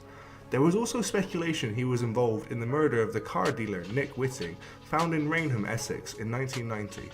However, it was Pembrokeshire-based serial killer and rapist John Cooper who was found guilty of the murder of the Dixons in 2011. The police were unable to establish what Mr. Moody had been doing since his return to England, nor who had arranged his council flat for him. His flat was only traced 3 weeks later after his death, by which time it had been completely emptied. It was thought that he had discovered an IRA arms cache and was shot because of that, although it was also noted he had an extensive criminal history of gangland crime, and it was also suspected that he may have been involved in a wide range of criminal activities, including several murders. He had been on the run for about 13 years since escaping prison, and kept going so long due to having known the Kray twins and the Richardson gang from the 60s. He had been on the run for about 13 years since escaping prison, and kept going so long due to his great relationship with the Kray twins and the Richardson gang from the 60s. At the time, he had been living in the first floor council flat at Flat 12, Wayton Street, Hackney, just off of Mare Street, and he used to walk to the Royal Hotel public house on the edge of Victoria Park, about half a mile away, and he'd go 2 or 3 times a week, generally during the weekdays and always in the afternoon. It was not known how he got his council flat, which had custom security grills over the windows, which is clearly, it shows he means business. It was not clear if anyone even knew that he lived there, or if they knew he was on the run. He was described as being a 6 foot tall, broadly built with black brows and greying hair. He was also described as a brick shithouse, extremely intimidating and a fearsomely hard man, resulting in a lot of villains in the UK criminal underworld being terrified of him. It was said that 2 days after his murder, an unnamed policeman said Mr. Moody was not the sort of guy you fight. You don't punch him, you don't rough him up, you just have to kill him. His final route had took him along the Grand Union Canal and down the Gore Road to the Royal Hotel. He had left his flat at around 7:30 PM on Tuesday the 1st of June 1993 to go to the Royal Hotel, and was still there drinking around 10 PM when most of the customers had gone home and there were only about 4 people left there. Now, Mr. Moody had been standing at the bar between the 2 entrances drinking a beer when a Ford Fiesta car pulled up outside the pub, parked in a space in front of the park gates. The driver then got out, walked into the pub, ordered a pint, putting £2 in 2 £1 coins on the bar, and then walked straight up to Mr. Moody and shot him 4 times with a Webley .38 revolver, swearing at him as he did so, which was said to have been very unusual for a professional hit. Whoever it was must have been a very dangerous person to even get so close to Mr. Moody. The gunman was said to have been between 5 foot 10 inches and 6 foot tall, aged between 30 to 40 years old, with blue eyes, a lightly tanned face, and blonde or possibly greying shoulder-length hair. He had been wearing a dark-brown jacket on the night. It was noted by witnesses that the gunman had not even touched his drink, so this guy didn't even take a sip. He just walks in, orders his drink, and then with no hesitation walks over to Mr. Moody and executes him with 4 rounds to the chest. Crazy. As he shot Mr. Moody, two young women approached from the left-hand entrance from the street and tried to come in, but the gunman slammed the door in their faces and then left by the other door which he had come in from and drove away. His post-mortem showed that Mr. Moody had 2 bullet wounds to his back, one to his chest and another to his head. When his body was searched though, they found that he had not only got his flat keys but also £90 in cash on him, so if his cash was left on, this must have been a hit. It was also found that attempts had been made to remove an eagle tattoo and the tattoo of a geisha girl from his arms, which was presumably done because he was on the run from authorities and he wanted to disguise his identity. As well as his convictions for manslaughter in 1967, he was also known for armed robberies on security vehicles and his use of a chainsaw to cut through the sides of them. It was said that gangs that he had been involved with had taken over £2 million. He was also known for committing crimes whilst dressed up like a policeman. It was said that he had been involved in a hold-up in the Blackwell Tunnel in 1978, during which he had been dressed as a policeman and confiscated the keys from an armoured car as well as the other cars in the tunnel to stop them getting away. However, the local criminals started to think that he had become arrogant, and it was this arrogance that led to his 1979 arrest, when he was arrested for 3 armed robberies totalling £930,000. Whilst awaiting trial, he had been in an adjoining cell with a member of the IRA, and they apparently became good friends. Then later on, when he and another man organised their breakout from Brixton Prison, they took the IRA member with them. They were said to have burrowed out using tools that they had smuggled into the prison in a sock.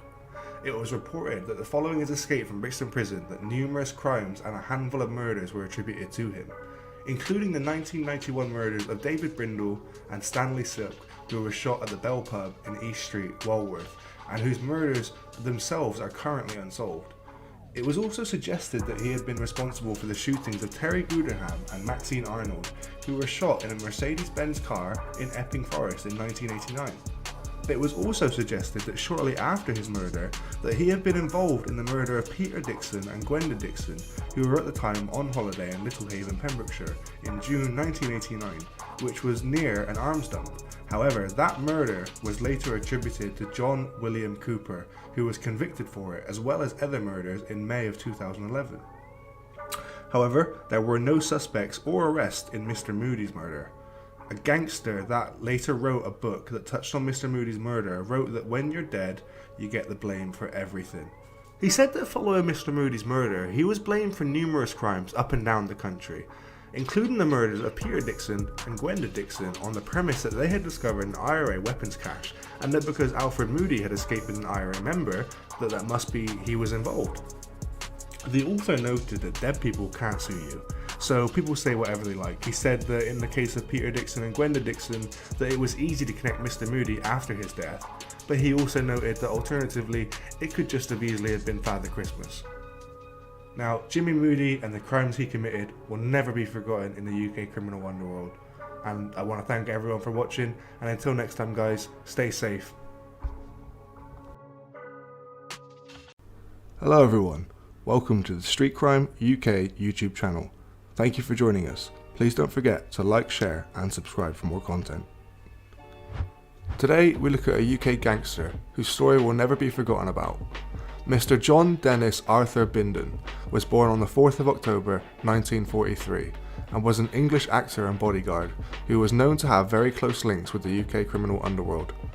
The son of a London cab driver, Mr. Bindon was frequently in and out of trouble as a youth for constantly getting into fights, which inevitably ended up in him spending 2 separate periods in a borstal. He was spotted in a London pub by Ken Loach, who asked him to star in his film Poor Cow in 1967. The film was a success, and the other film and television productions followed, with Mr. Bindon being sought after to play his gangster persona or tough police detective role. He played a violent mobster alongside Mick Jagger in a performance in 1970, and a London crime boss in Get Carter in 1971. Philip Poiret described Mr. Bindon as the archetypal actor, villain and all-round good geezer. He was also known for having many socialite girlfriends in his heyday, such as Christine Keeler, and Serena Williams, the former Playboy bunny girl, and Vicky Hodge, who was alleged had a 12-year abusive relationship with Mr. Bindon. Through Miss Hodge, who was the daughter of a baronet, Mr. Bindon had gained access to the inner circles of British aristocracy, which he said eventually led to his meeting with Princess Margaret in the late 1960s. This meeting had took place at her home, which was on the island of Mystique in the Caribbean. Mr. Bindon had claimed that he had a sexual relationship with the princess, whilst Princess Margaret later denied the meeting had ever took place at all. This was despite there being photographic evidence of the two together. Mr. Bindon had lived his hardman persona on and off screen. He was believed to be running protection rackets in the West London pubs and was alleged to have connections to many of the most notorious crime outfits across the city. These included the Kray twins and the Richardson gang.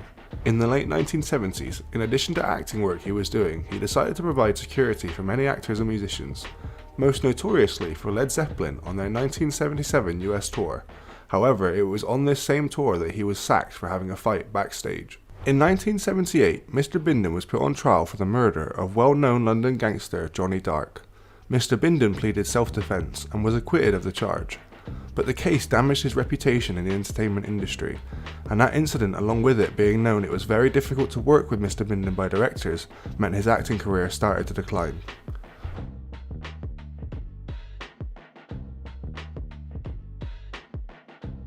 Mr. John Bindon was born in Fulham, London, and was the son of Dennis Bindon, a merchant seaman and engineer turned cab driver.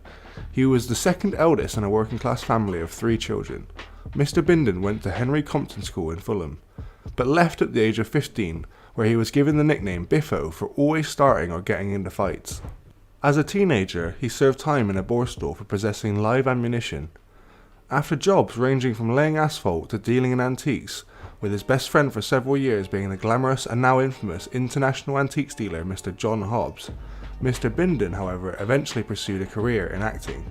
In 1968, he met Vicky Hodge, a baronet's daughter who was a model and actress. She had introduced him to the inner circles of British aristocracy. Once Mr. Bindon worked his way up the social ladder, he was invited to the Caribbean island resort of Mystique, where Mr. Bindon claimed to have a sexual relationship with Princess Margaret. The biographer of Princess Margaret, Noel Botham, was also of the opinion that Mr. Bindon had in fact had an affair with the princess. It was during this time that Mr. Bindon gained the nickname Big John. This was due to the reported overwhelming size of his penis. It was also reported that he did go back to Mystique for a second time in 1969 and took his girlfriend Miss Hodge with him. The princess later publicly denied meeting Mr. Bindon whatsoever. This was despite pictures of them being released of them sitting next to one another. And Princess Margaret was reportedly very unimpressed to hear allegations of sexual encounters involving herself being published in the press. Mr. Bindon was also awarded the Queen's Award for Bravery, a police bravery medal. He received this for diving off Putney Bridge into the River Thames to rescue a drowning man. This incident happened in 1968, however, there were rumours that he had pushed the man in himself and only rescued him when a policeman had appeared. It was well known amongst friends and enemies that Mr. Bindon had a very, very violent temper and a naturally intimidating personality. He was accused of running a protection racket in West London, targeting pubs, restaurants and cafes. There are also suggestions of connections to the Richardson gang and the Kray twins, who had backed and supported his control of West London. They did this as well as back his rivalries with opposing gangs from South London. The South London rivalries were what some have suggested to be a major factor in contributing to his bankruptcy when he began to accrue drug debts. The true extent of his involvement in the English and UK underworld has never been reliably fully understood or established. Mr. Bindon's best known film roles were for his appearance in Get Carter in 1971 and The Who's film Quadrophenia, which was released in 1979, where he played as a drug dealer. He also appeared in television series such as Public Eye, The Gold Rubbers, Department S, Dixon of Dock Green, Z-Cars, Paul Temple and Special Branch, playing out his usual tough guy roles. Despite having a productive film and television career, Mr. Bindon felt he needed a break from acting and decided to go into organising security. It was to be a move which would have disastrous personal and financial consequences for him.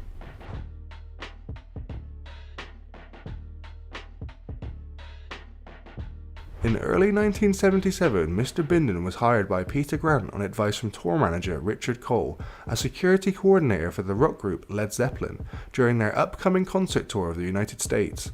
He had previously provided security for actors Ryan and Tatum O'Neal.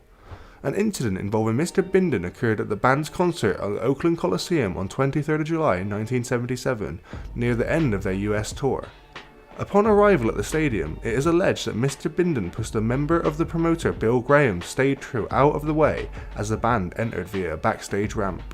As a result, tension had been simmering between Mr. Graham's staff and Led Zeppelin's security team during the day's performances. And as Mr. Grant and Mr. Bindon were walking down the ramp near the end of the concert, words were exchanged with the stage crew chief, Mr. Jim Downey, which resulted in Mr. Bindon knocking Mr. Downey out cold. Mr. Bindon maintained that he was goaded into the fight after Mr. Graham's crew referred to him as a weak, limey fuck. Just minutes later, a separate offstage incident had occurred. Bill Graham's security man, Jim Madzorkis, was accused of slapping Peter Grant's 11-year-old son, Warren, for taking a dressing room sign, and as a result of doing that, was savagely beaten up by Mr. Grant's crew. Led Zeppelin's second Oakland show was only able to take place after Bill Graham signed a letter of indemnification absolving Led Zeppelin from any responsibility for the previous night's incident. However, Mr. Graham refused to honour the letter, and assault charges were laid against Mr. Grant, Mr. Cole, Mr. Bindon and John Bonham when the band arrived back at their hotel. The four received bail and later pleaded no contest, receiving suspended sentences. Mr. Bindon was dismissed by the band and returned to England. Mr. Grant later said that allowing Mr. Bindon to be hired was the biggest mistake that he had ever made as a manager.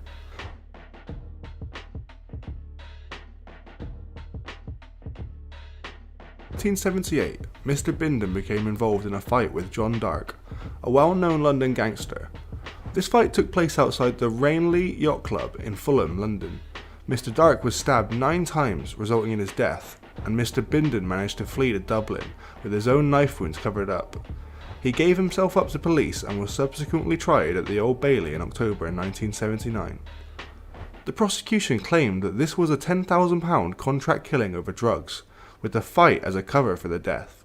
However, the defence argued that Mr. Dark's death was in self-defence, saying that Mr. Bindon was in fear of his life, as he was being blackmailed about losing drug money and cocaine worth thousands of pounds.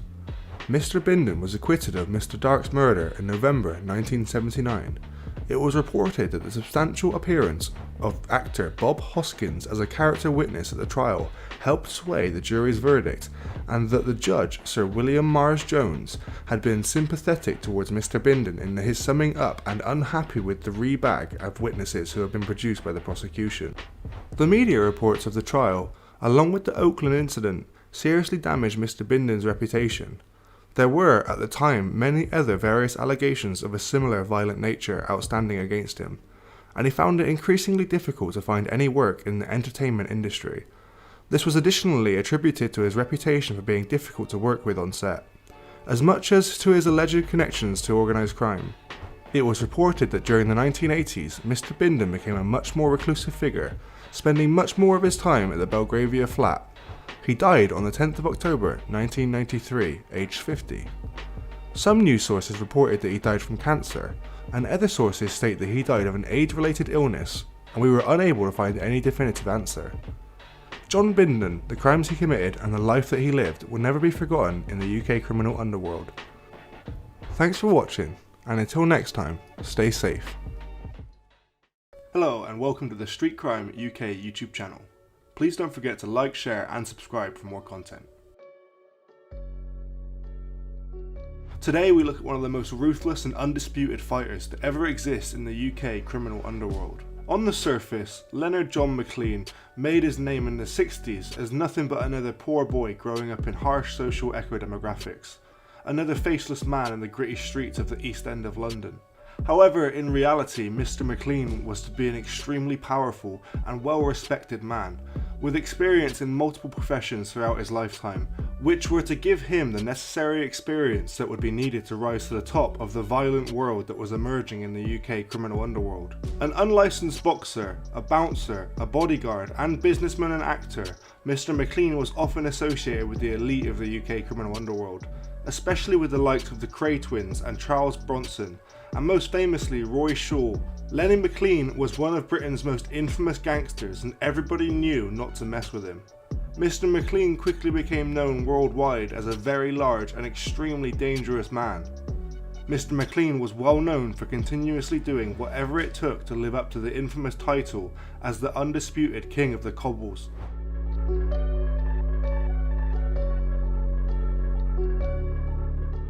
Lenny McClean was born on the 9th of April 1949 on his Nan Campion's bed. as his mum Rose and dad Lenny Sr. were living with his grandmother at 61 Gospel in Hoxton in the north of London. Lenny and his family were one of the first to move into Godwin House in Kent Street, Bethnal Green.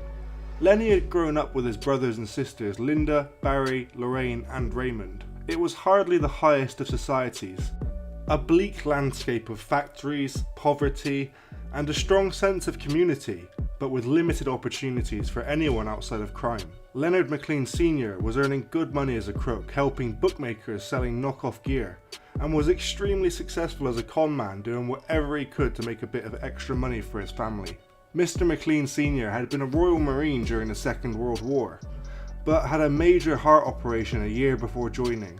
After he caught a near fatal disease in India which affected one of his arteries to his heart, giving him only 2 years to live. Mr. McClean Sr. had unfortunately died 2 years to the day of receiving the news when Lenny was still very young.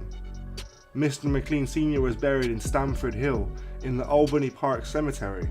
When Lenny went with his cousin Tony McClean to look for his father's grave, he found out that his dad had been buried in a pauper's grave, a grave with no headstone, which was common for working class men with not a lot of money to be buried at the time.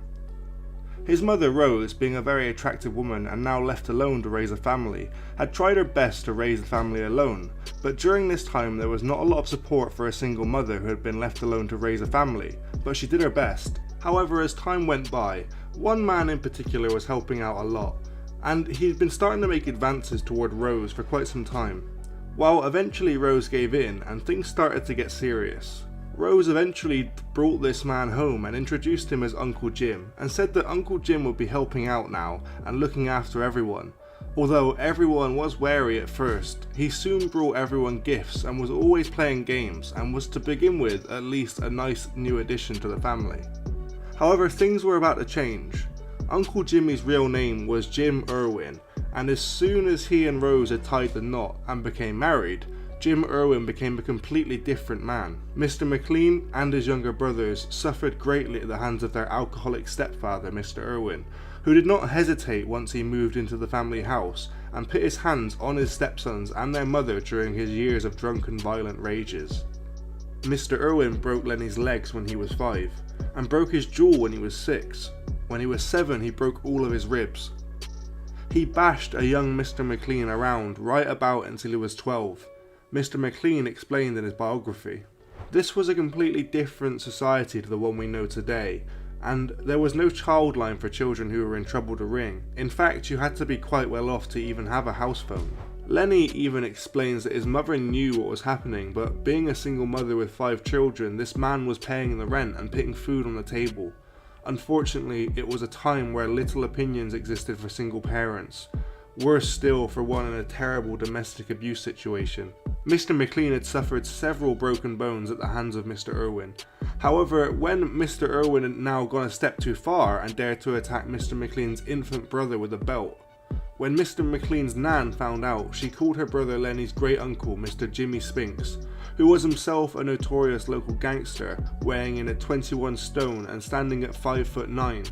He was described as an extremely powerful man, and once he had heard what had happened, he was not too impressed to say the least. Mr. Spinks then took it upon himself to find and proceed to beat Mr. Irwin within an inch of his life, threatening to leave his face a mess, or better still, cut his throat should he ever need to come back to the house to protect the children again. And with that beating and realisation that his drunken cowardly behaviour would no longer be tolerated within the family home, Mr. Irwin got his stuff and disappeared. Mr. McClean has explained many times that he took a great amount of inspiration from his great uncle Jimmy throughout his life, and as a result of this inspiration, when Mr. McClean became a famous street fighter and unlicensed boxer himself some years later, Mr. McClean stated that every victory he earned on and off the cobbles was on behalf of any child who might be suffering or going through any of the things that he had got to go through in his younger self. Mr. McClean's childhood of constant violence and physical and mental abuse led him to express his own anger and rage in a very unique and uncontrolling way. When Mr. McClean had lost his temper, he became unstoppable, which would often result in several men having to come together in an attempt to hold him back, gaining Mr. McClean the nickname 10 Men Len, due to the number of men it usually took to be able to restrain him. Mr. Spinks, Lenny's uncle, had become somewhat of a father figure to Lenny McClean during the 50s and 60s. Mr. Spinks was the governor of Hoxton and was very well known and respected. He was in one of the gangs that ran the horse racing circuits. Mr. Spinks was giving protection to all the important bookmakers who were operating at the time, especially for the head bookmaker, a Jewish man who went by the name Lasky. Mr. Spinks was a very generous man, but extremely powerful and menacing.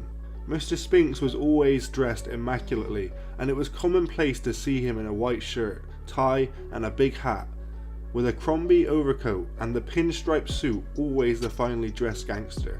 In this forgotten era, men tended to fight more often than not to settle disputes. It was around this time that Lenny would have his first fist fight and found out that fighting was something he was very good at. Lenny's first paid fight was when his younger brother had come into the house crying with a fat lip. Once he calmed down, his mother had discovered that it was a bully who had lived below them. A young lad named Brian had been picking on his brother and punched his lip. Lenny's mother looked at him and said, "Go and sort him out, Lenny." And Lenny went down to Brian, who was the same age as Lenny at the time but a much bigger lad, and hit him so hard that he started to cry. Upon arriving back home, Lenny's mum went to her purse and paid him 3 old pennies. This award felt just as good as when he would earn many thousands of pounds for his various fights in the future. Mr. McClean's abilities for fighting were more than evident for anyone who stood in his path early on. Mr. McClean took on local bullies at the age of only 9, an impressive feat by any means. However, now under the wing of Mr. Spinks, Mr. McClean was now exposed to even more deeper and darker sides of London's criminal underworld. At the age of 13, Mr. McClean was in a firm of kind, which consisted of Andy Bradshaw, Joe Kyle and Tommy Green. The firm would jump over the shop walls and steal empty lemonade bottles and collect the 3p deposit that each bottle was worth back in those days. The gang would also take part in jump-ups. This would be where they waited for a lorry to make a delivery to the shop, and once the driver was inside, they would ransack the truck, stealing as much as possible. One night, Lenny was with a kid a few years older than himself, who went by the name of Charlie, and worked for a Jewish firm as a tailor. Charlie always carried a penknife with him, which he used for work, and Lenny, not one to be upstage, has gotten himself a bayonet. As the two were walking around, something about the pair caught the old Bill's eye. The police stopped the pair and conducted a search. Upon searching them, they uncovered both knives, and they arrested both of them, and bailed to appear in Bow Juvenile Court in 30 days. On the day of court, Charlie was up first. He was not in court long, and on his way out passed Lenny with a smile, saying he had just got a result and just a £3 fine.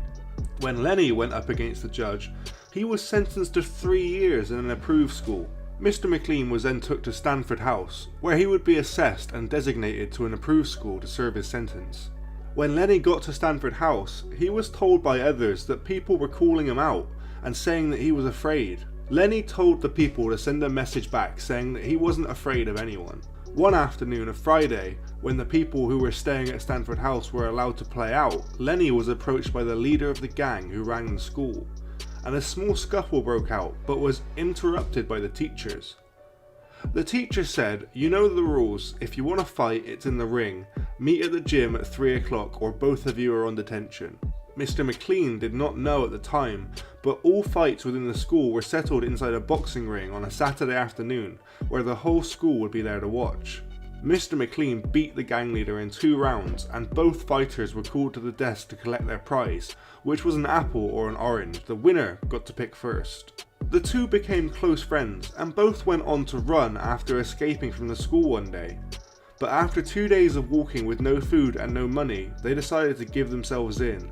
And for this escape, they received a punishment described by Mr. McClean as 6 of the best, 2 on each hand and 2 on the backside, as well as a loss of privileges.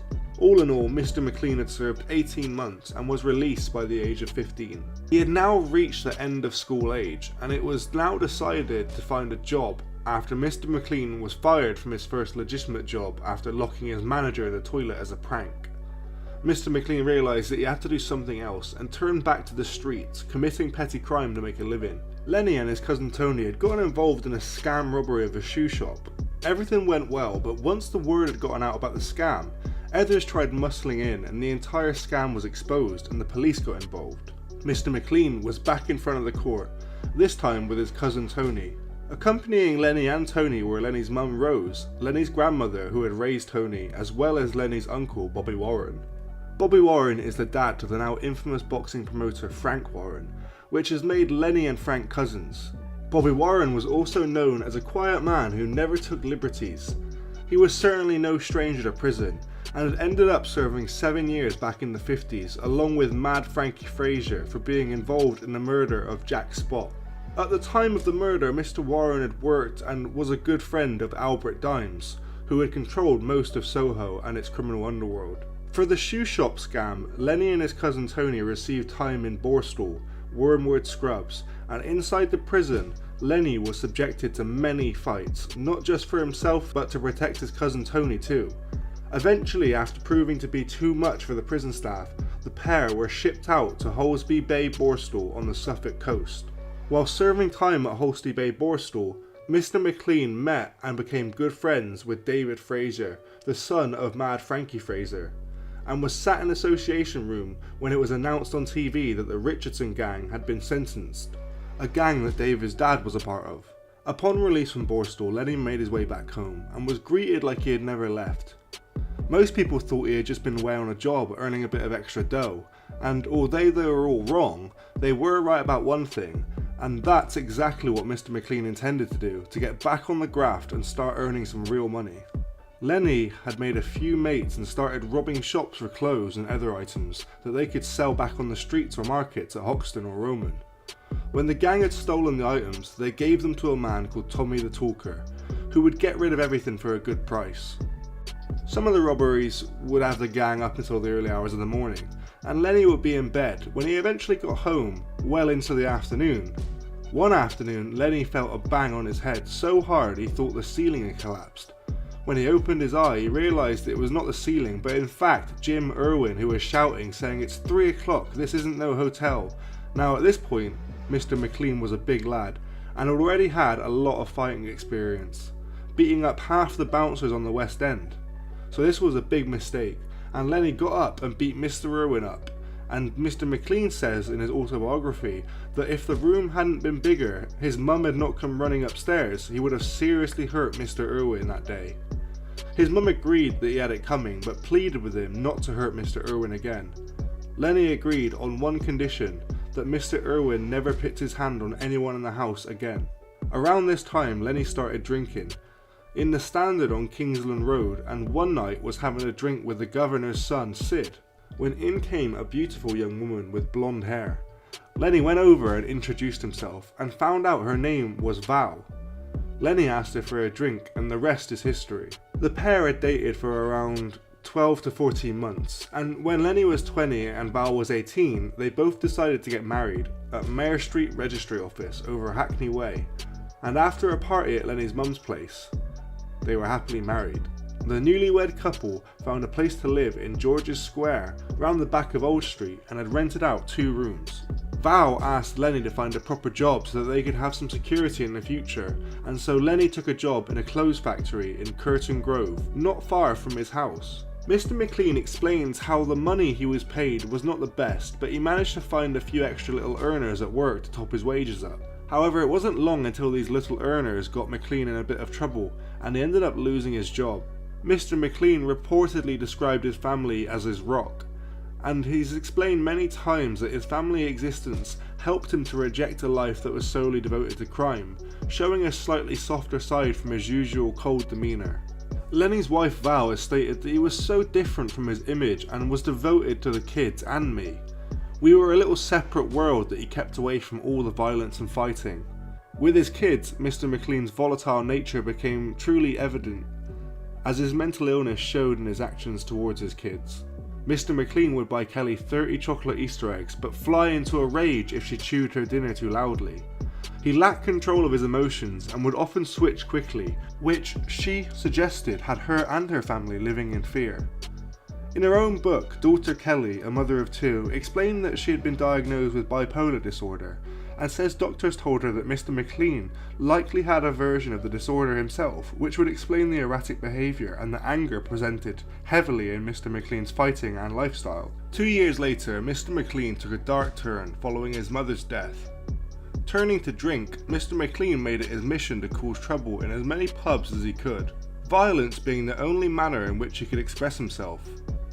In his documentary, Jimmy McClean recounts a story, The Governor, where Lenny McClean, heavily intoxicated, fought a man named Jimmy Briggs over a dispute with a girl. After breaking both of his hands on Mr. Briggs' face, Mr. McClean used his teeth to bite through Mr. Briggs' windpipe, nearly killing him on the street. Mr. Briggs fortunately did survive following surgery, and Mr. McClean very narrowly avoided prison. The sheer strength and rage Mr. McClean possessed could not be more clearly displayed than through this story, truly showing how he earned the title the toughest man in Britain and the undisputed king of the cobbles. Following this incident, Mr. McClean decided to stop drinking, instead using his strength and skills for security work in the busy London nightclubs. Through this profession, it was inevitable that Mr. McClean would have to mingle with some of London's most ruthless gangsters, acting as an enforcer in several circles.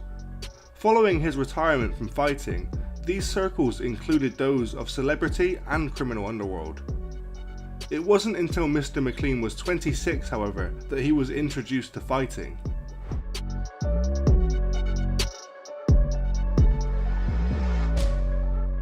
Mr. McClean's first unlicensed boxing match came about as a result of a chance meeting that he had whilst in his late teens.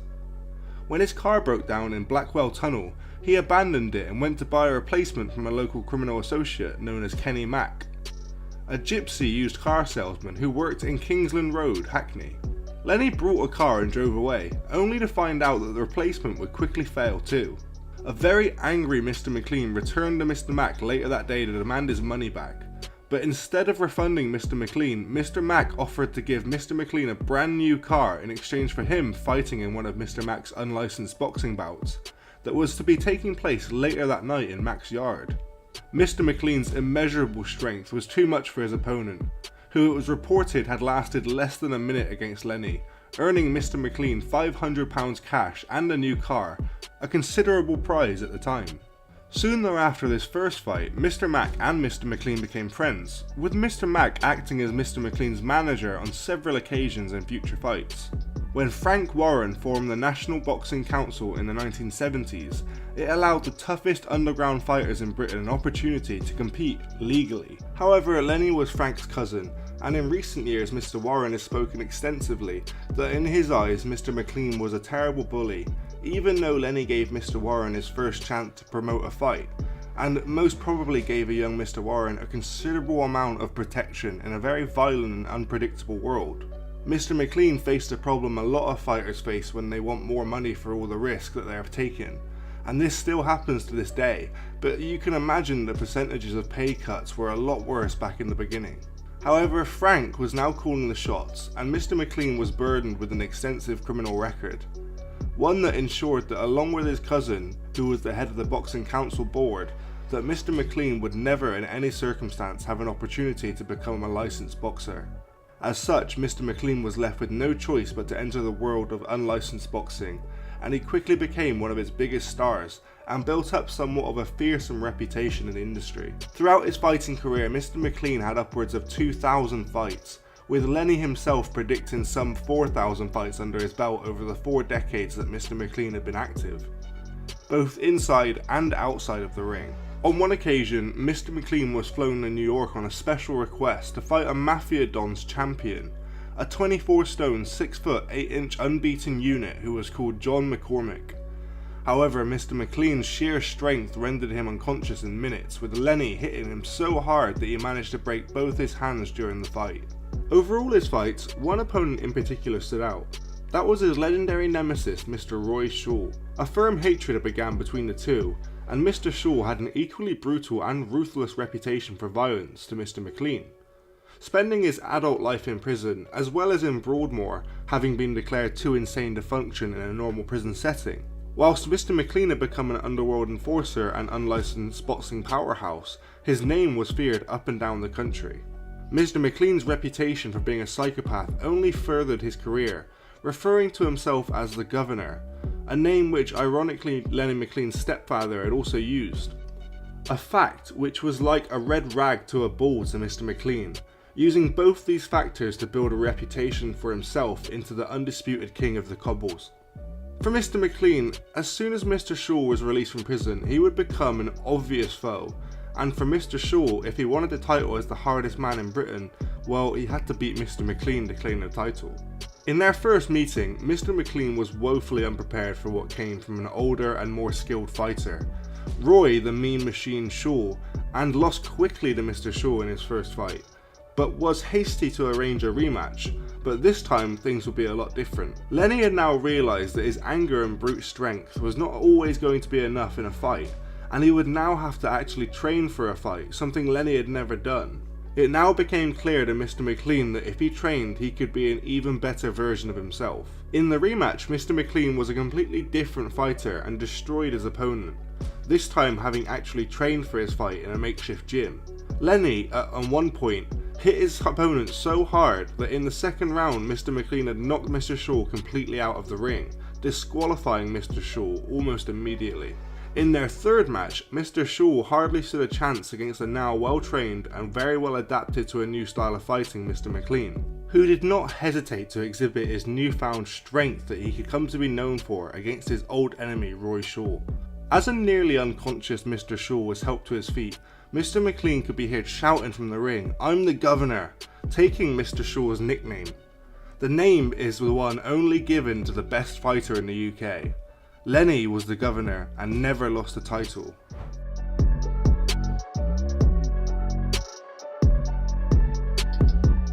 Having gained a reputation as a formidable force in the East End, Mr. McClean used his newfound status to return to his previous work of security and enforcing for certain elite criminal organisations, and also minded for many well-known celebrities. Mr. McClean had also held joint ownership of a public house in the East End of London, named the Governor's, along with Charlie Kray, the elder and less well-known brother of the Kray twins, who some say was the real brains behind the entire Krays operation, showing Mr. McClean's true extent of some of the serious connections that he had within the UK criminal underworld. Not only had Mr. McClean throughout his years of experience as an unlicensed fighter gained many connections with the criminal underworld, but had now made himself very employable as a debt collector for the highest paying organised criminal families who needed someone of Mr. McClean's size and stature to sort out a problem. According to Mr. McClean's autobiography, his name was also quite useful for the smooth progress of various criminal dealings within the UK, as everyone knew if Lenny was involved, there was no messing about. It was also reported that he used to be used by members of the Provisional Irish Republican Army and the Mafia when they were doing business with criminals in the UK. Despite Mr. McClean's evident notoriety, and extensive as it was, it failed to stop people from acting out at the pubs and bars, especially young lads who were unaware if or who Lenny was, and extremely intoxicated at the clubs that Mr. McClean's security team had managed. On one occasion, whilst minding the door at the Barbican, Mr. McClean was shot at close range in the arm and backside with a shotgun by a hitman on a motorcycle. In such a situation, he did not hesitate to chase the offender on foot before calling a cab and walking himself into the emergency room, very luckily surviving the following surgery. Not only was Mr. McClean strong, but Mr. McClean was very resilient, even with the worst types of pain, explaining just how he did so well both inside and outside of the ring. Following fighting, it was soon made evident just how many enemies that Mr. McClean had acquired through fighting. A few years soon after the shotgun incident, Mr. McClean was attacked in his own home when his wife answered the door to a masked gunman. The assailant took 4 shots at Mr. McClean as he was coming down the stairs, though none of the bullets hit, and the shooter had disappeared by the time Mr. McClean got to the door. Soon thereafter, Mr. McClean was attacked at home again, this time as he had driven back from work. As he locked his car, Mr. McClean was shot in the back of the shoulder as he made his way inside once again. Mr. McClean again survived, but this time not even attempting a hospital visit. Mr. McClean was now extremely upset and would later discover that one man was responsible for both attacks at his home. Upon receiving this information, and only now in a fit of rage, Mr. McClean got his stuff and decided to track him down. The man Mr. McClean was looking for was Billy Quinn, a boxer and drug addict who Mr. McClean had apparently humiliated by giving him a beating, showing him just how dangerous his enemies from the fighting world could be. A potential life sentence if someone wanted to take it personal. However, no matter how hard Mr. McClean looked, he could not find Billy Quinn, and so for now, Mr. McClean tried to stay busy and focus on other things. He had a fight coming up with the Mountain York and was training and getting ready for his fight when one day somebody came in and told Lenny that Mr. Quinn was in the other room and was sat there with a grin on his face, but that Mr. McClean was unable to go into that room because there was a door blocking the room. Mr. McClean ripped the door off and confronted Mr. Quinn, who had gone pale and dropped to his knees upon seeing Mr. McClean fly inside the room in a fit of rage. He begged for mercy, explaining that he was on the gear and he had done that in an act of moment of madness and he would do anything for forgiveness. From there, all that I know is that Mr. McClean shook his hand and accepted his apology. Within a few months, Mr. Quinn was found dead and his murder is still unsolved to this day. Lenny was arrested in connection with the crime, but denied any involvement and was cleared of any wrongdoing. Around this time, many people had made an attempt on Mr. McClean's life. It was beginning to become a regular occurrence. One of Lenny's friends had came to him and told him that there was a car driving around the manor with 4 guys who wanted to shoot Mr. McClean. Mr. McClean grabbed his friend and asked why he didn't tell them that he is not a hard man to find, as he drinks in the Green Man pub every day. On another occasion, Lenny was drinking in the Green Man when a friend who was running late, known as Johnny Price, asked to borrow Lenny's car so he could get to where he needed to and back. He wouldn't be long, and he would chuck Lenny a drink for his troubles. Mr. McClean agreed, but warned Mr. Price to hurry up as he didn't want to be sat around waiting to go home. Hours went by and Mr. Price had still not returned, and Mr. McClean, who by this point had quite a few drinks, was starting to get very angry. As he was about to get up and inquire where Mr. Price had gone, another friend ran into the pub and explained that Mr. Price had gone to another pub called the Nile. However, upon arrival, another car pulled up and shot Mr. Price in the back of the legs. In his work, Mr. McClean was known for taking the motto, "Treat kindness with kindness, but treat violence with violence," a motto Mr. McClean displayed all too well in numerous fights that he got into with work. One of these fights landed Mr. McClean in prison. In 1992, while working the Hippodrome in Leicester Square, London, Mr. McClean removed a disruptive man by the name of Gary Humphreys, reportedly on drugs, for streaking and harassing women. Mr. McClean admittedly broke the man's jaw in a scuffle. However, Mr. Humphreys died later that night from the severe neck injuries, and Mr. McClean was arrested for the murder of Mr. Humphreys by the same policeman who had caught the Kray twins, Superintendent Leonard Nipper Reed. Mr. McClean assumed the arrest had been made due to a personal vendetta from the officer on account of the close connection between the Krays and himself, though the neck injuries were ultimately found to be the cause of death, and caused by the police that arrested the man after that night. Mr. McClean was arrested for grievous bodily harm and sentenced to 18 months. Mr. McClean was also a kind-hearted man, often helping the people in his area when they were struggling. Jamie McClean recounts a story speaking of a woman who had contacted him to tell him that Mr. McClean had helped her out of her homelessness when she was sleeping outside Camden Palace, helping her to get a job and secure a room at her workplace so she was off the streets and able to save money up. The woman reportedly credits Mr. McClean with saving her life by getting her off the streets.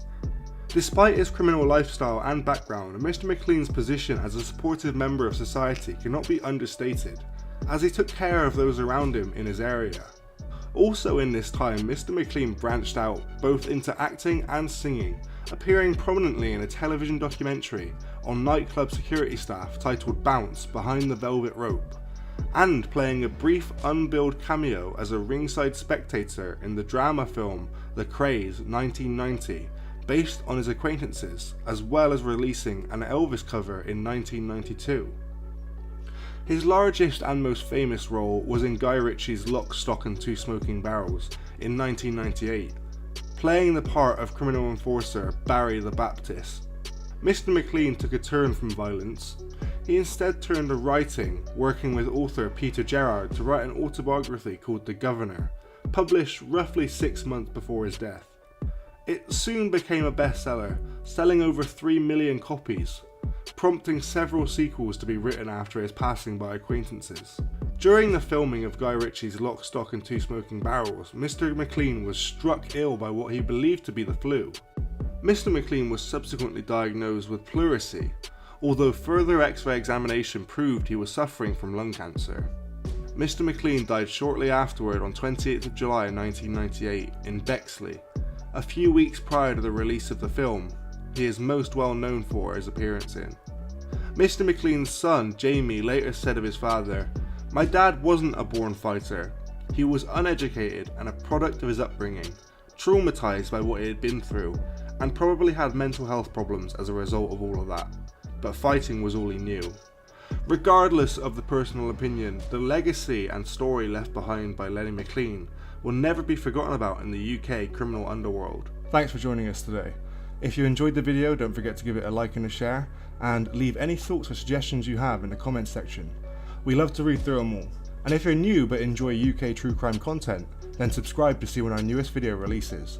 And as always, stay safe. Hello and welcome to the Street Crime UK YouTube channel.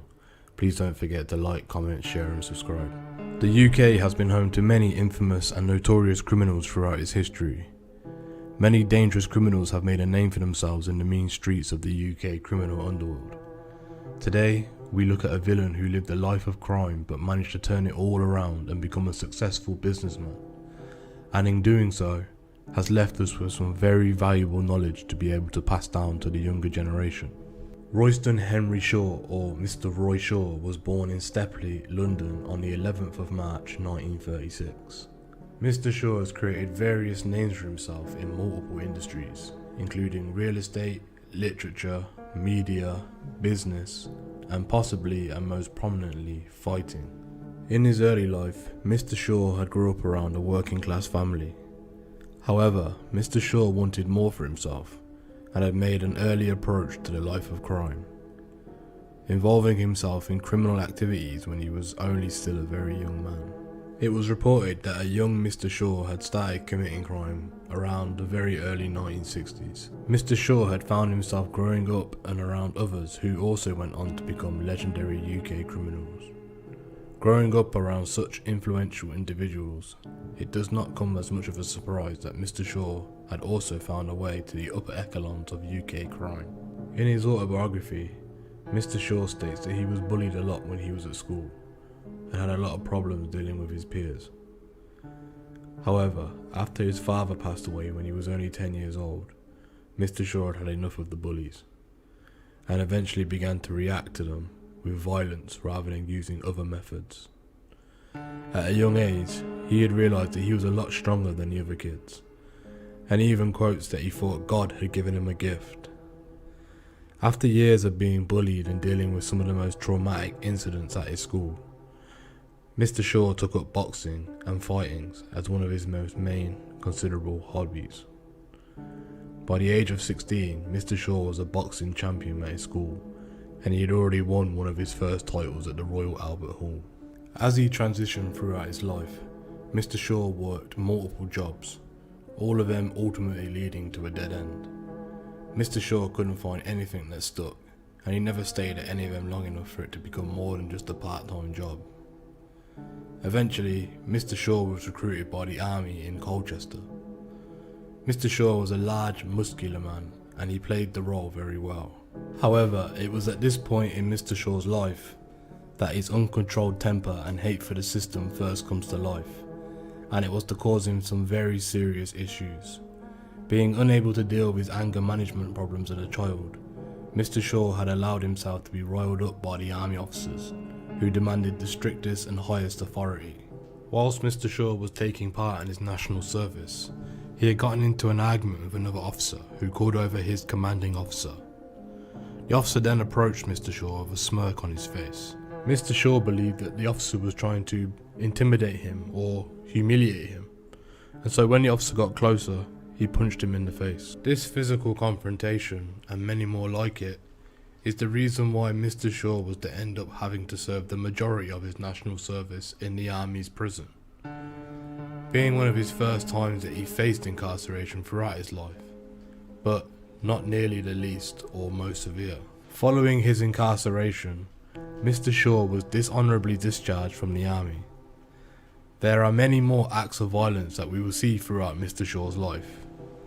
As a young man, Mr. Shaw was in serious need of someone to try and help him control his anger, and try and control the sheer brute strength that he possessed. It was starting to become clear that Mr. Shaw was indeed facing some very serious issues of anger management, and was compelled to attack people rather than deal with his own internal issues, or voice any concerns that he may have had.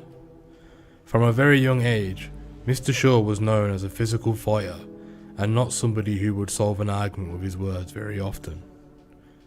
However, Mr. Shaw had always managed to live his life this way because he was a large man, who nobody else could seem to overcome. So when he faced a challenge, and especially when it came to a physical strength challenge or fighting, Mr. Shaw was simply uncontrollably violent, and there was nothing nobody could do about it. Mr. Shaw was now out of the army and sent back home.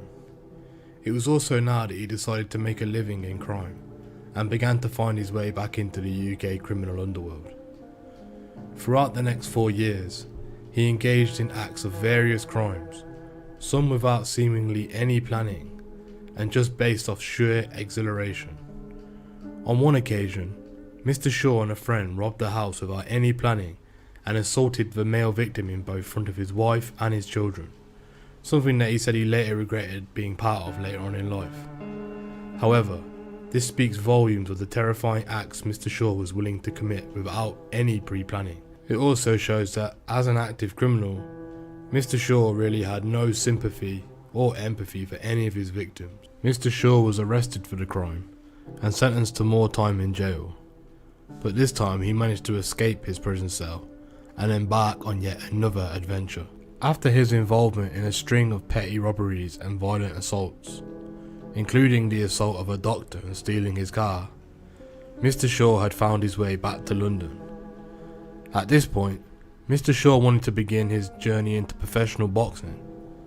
But however, since he was still on the run from police, and the officers were looking for him, he resorted to fighting under an alias name to remain hidden from any unwanted attention.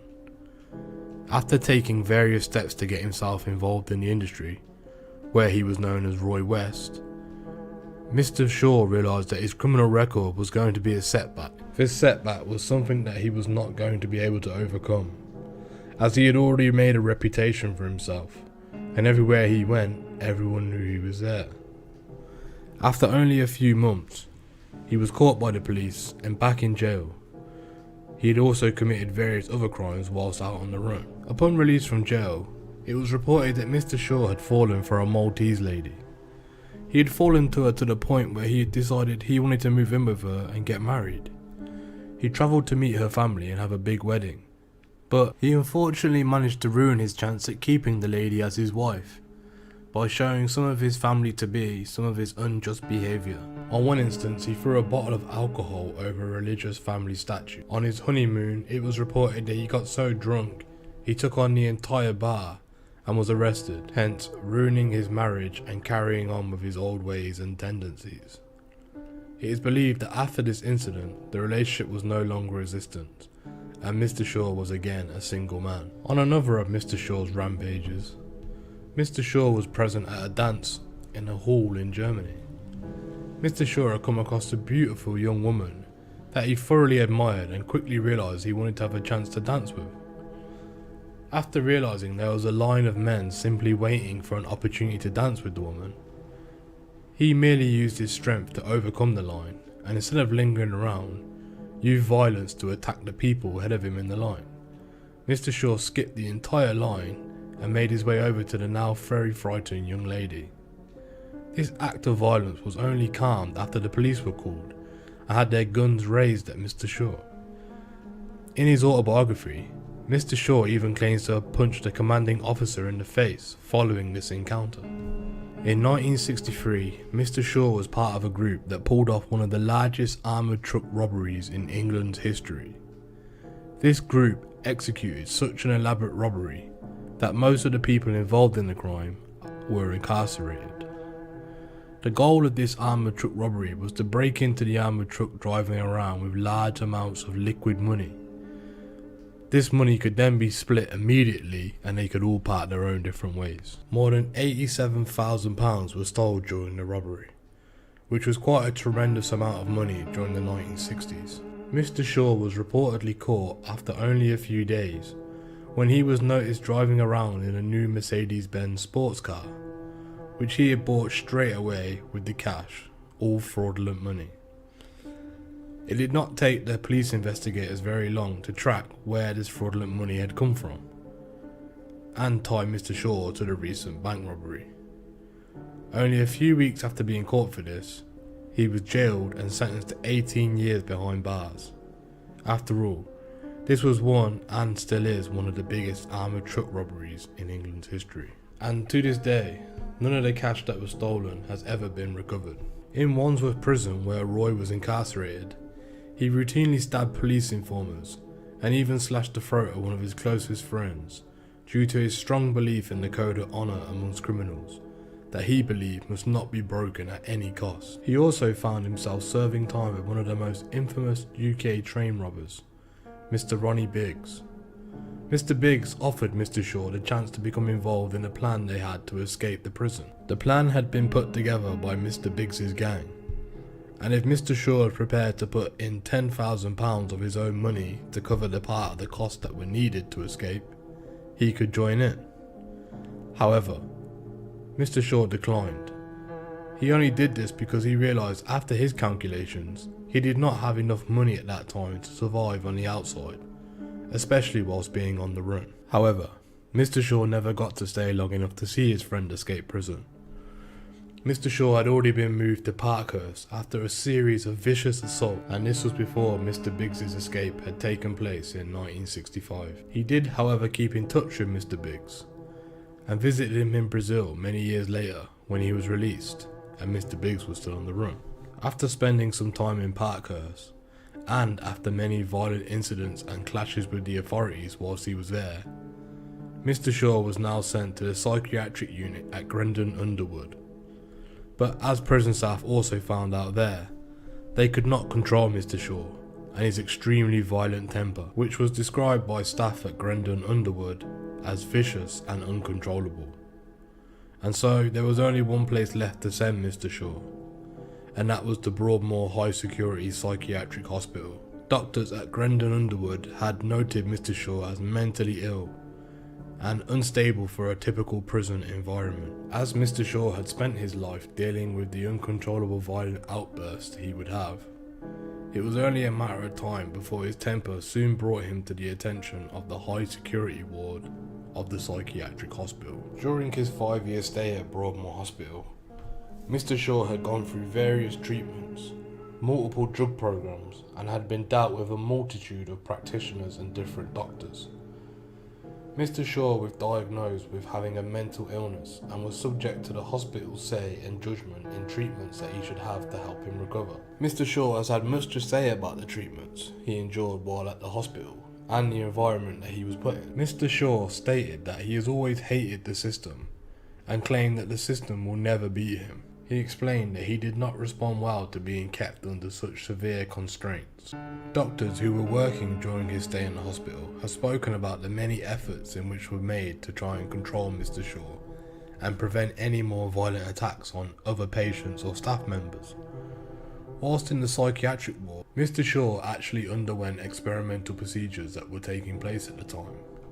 One was known as electroconvulsive therapy, and this was used in an attempt to help him manage and limit his violent temper. Electroconvulsive therapy is a form of shock therapy that passes electric currents throughout the brain, which intentionally triggers seizures. Some doctors believe that this allows the brain a chance to typically rewire itself or fix internal issues that therapy is not helping with. Mr. Shaw's doctors believe that this new form of therapy may help him. It may help control his anger issues and allow his brain time to revamp and function differently. This type of therapy is now only used to treat very severe forms of depression and is not provided to patients unless it is seen as the only possible option left. For doctors who were dealing with Mr. Shaw during this phase of his life, have come out to make quite a few comments about his actions and his character while they knew him. Some of these practitioners claim that although Mr. Shaw seemed to be a very soft-spoken man, he was still a very intimidating looking gentleman, and when faced with any therapies that he was not willing to undergo, he became a powerful and dangerous person, one that made it almost impossible for anyone to treat him properly. Doctors from this part of Mr. Shaw's life also reported that the treatments were nearly a complete failure, and were not able to reduce any of the aggressiveness that Mr. Shaw possessed.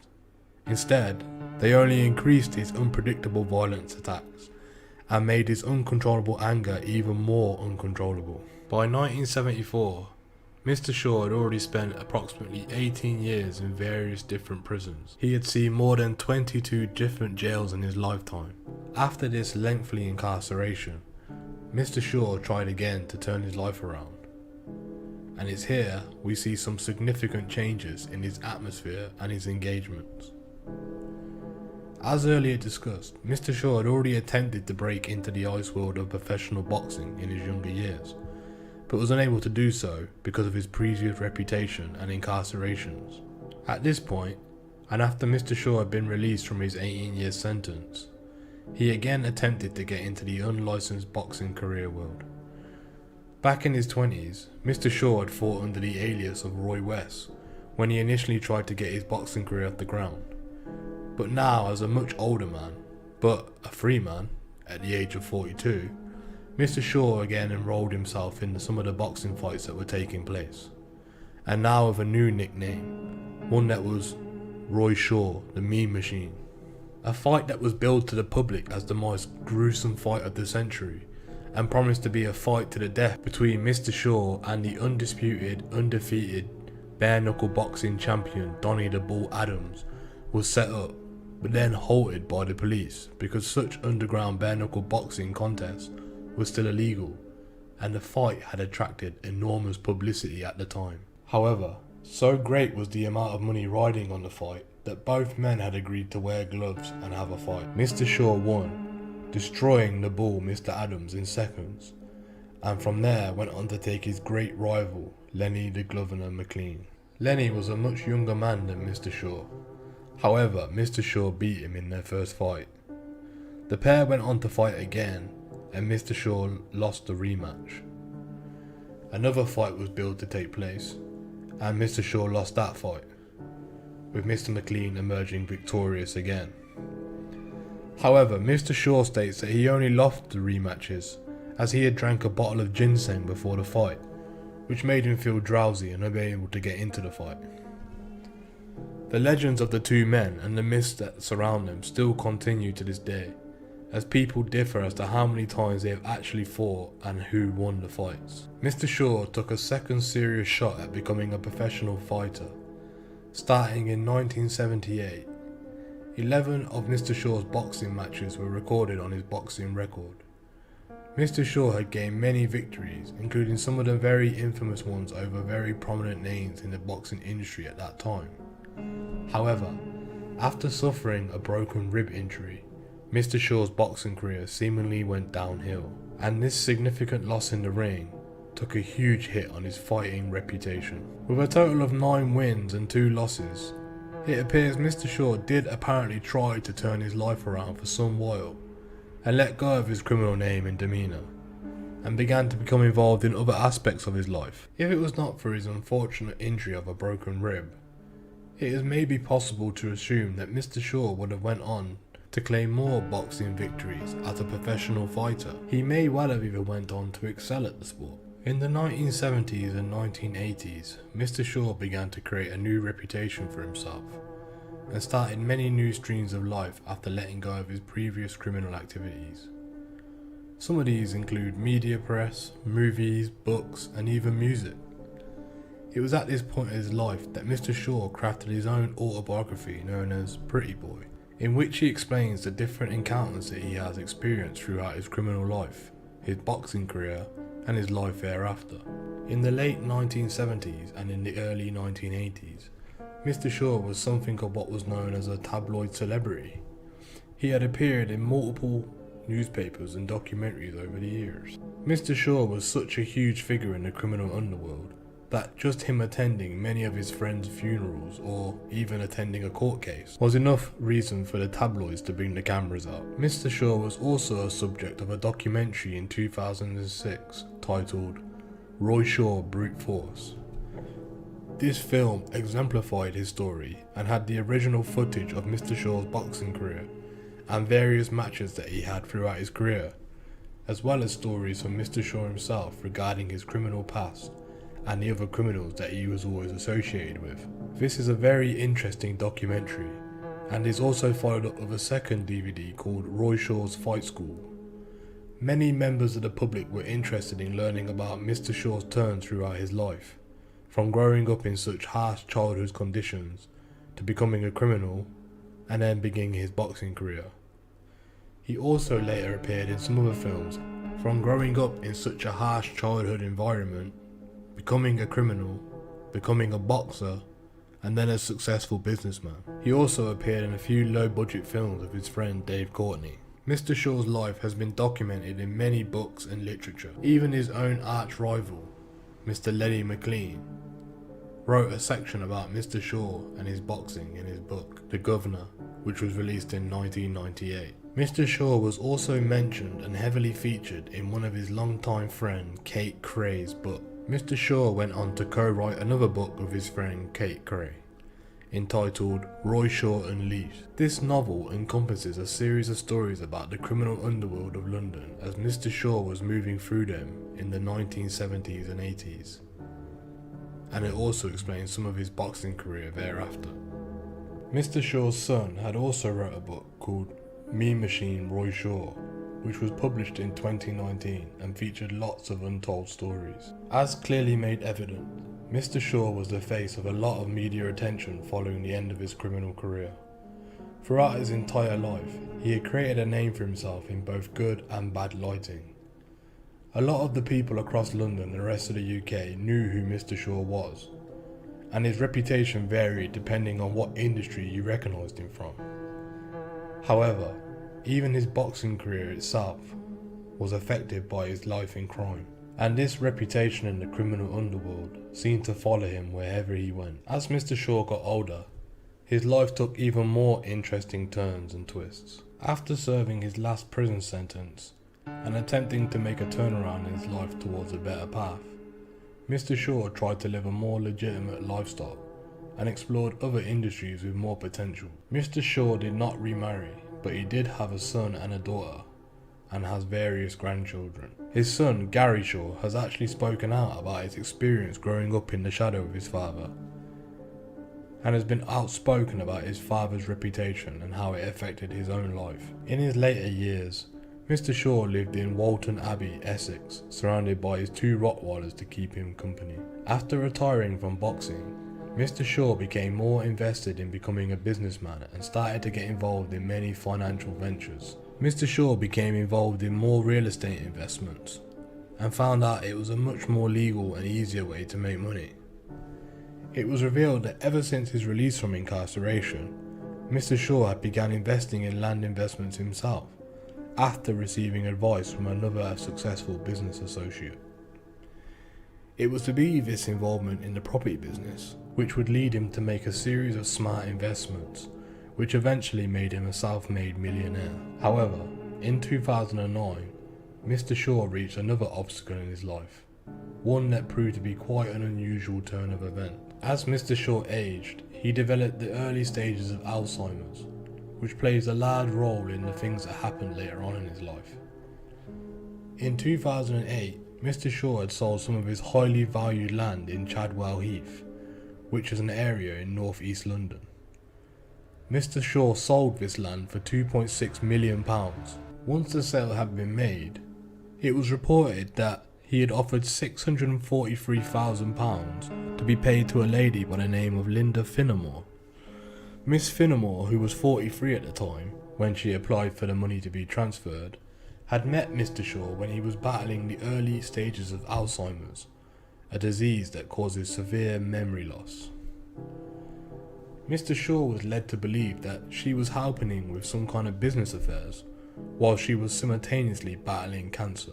Both of these claims, when brought to court, ended up being untrue, which came as a big surprise to Mr. Shaw and sent him into a whirlwind of serious legal issues in which Mr. Shaw needed to resolve. After Miss Finnemore began taking large sums of money from Mr. Shaw's account, the bank contacted Mr. Shaw's daughter, who was at that time power of his attorney.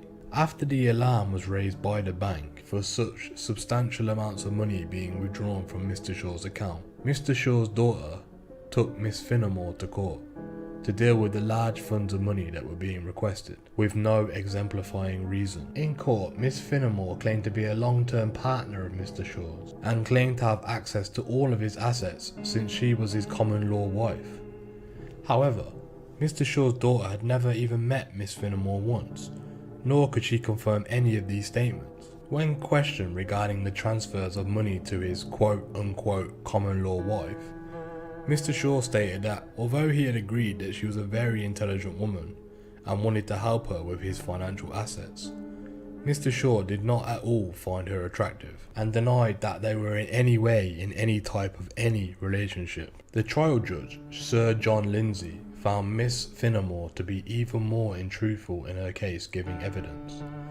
Forensic experts were brought in to examine the documents authenticating the money exchange, and the forensic team found that Miss Finnemore had forged many of the materials on her own personal computer. The judge ultimately found that Miss Finnemore was abusing her purpose in Mr. Shaw's life and had mistreated his personal fortunes for her own personal gain. Mr. Justice Lindsay ordered Miss Finnemore to pay the money to the respective owner, Mr. Shaw, with a sum amounting to £208,000, £20,000 and £57,000, plus all the accumulated interest.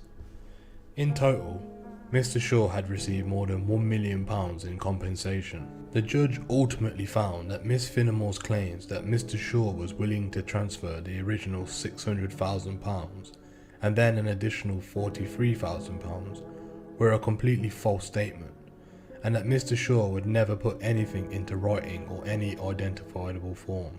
Mr. Shaw unfortunately passed away on the 14th of July 2012. He was once one of the UK's most brutal street criminals. Mr. Shaw created quite a name for himself across the various industries, constantly finding ways to get into the media eye. As you can see, Mr. Shaw is from a life of prison and crime, and turned himself round into one of the most renowned men of his era, connecting with some of the most largest names whilst incarcerated, and committing some of the largest robberies while he was out. Throughout his life, Mr. Shaw was not a man to be taken lightly, and definitely had his ways with many enemies and equals throughout his time. From small petty crime in his childhood, working his way up to an 18-year sentence in 1963, Mr. Roy Shaw is one of the UK's most prominent street criminals with an extensive record to show that. After his life of crime, he turned to fighting and boxing, where he was able to put his brute strength to use and try and create a new fame for himself. After his career in boxing, he created a respectable property portfolio and specialised in landowning, where he was able to make huge profits and live the rest of his life as a successful businessman. Mr. Shaw lived a life full of turns and twists and definitely did not follow suit or fail to take life wherever he wanted. The crimes committed by Mr. Shaw will never be forgotten in the UK criminal underworld. Thanks for joining us today. We hope you enjoyed the video. Please let us know what you think about Roy Shaw in the comments section below. And until next time, stay safe. Hello, and thanks for joining us today. Today we're going to look at one of the most infamous UK criminal syndicates, known as the Addams family, and how they become one of the most feared and respected families in the UK criminal underworld. The family started out during the 1980s. Terence Terry George Addams formed a syndicate with his brothers Thomas Tommy Sean Addams and Patrick Patsy Daniel John Addams as its financier and enforcer respectively. The brothers Thomas and Daniel Addams were born to Irish parents, part of a very large family of 11 children who grew up in Barnsbury, Islington. The syndicate was based in Clerkenwell, while Terry Addams, until his admission of money laundering in 2007, had lived in Barnsbury. The syndicate expanded over the following years to include other members of the Addams family and close childhood friends. A number of the brothers' siblings are understood to have no involvement in the crime though. The Clerkenwell crime syndicate is allegedly heavily involved in drug trafficking and extortion, as well as the hijacking of gold bullion shipments and security fraud.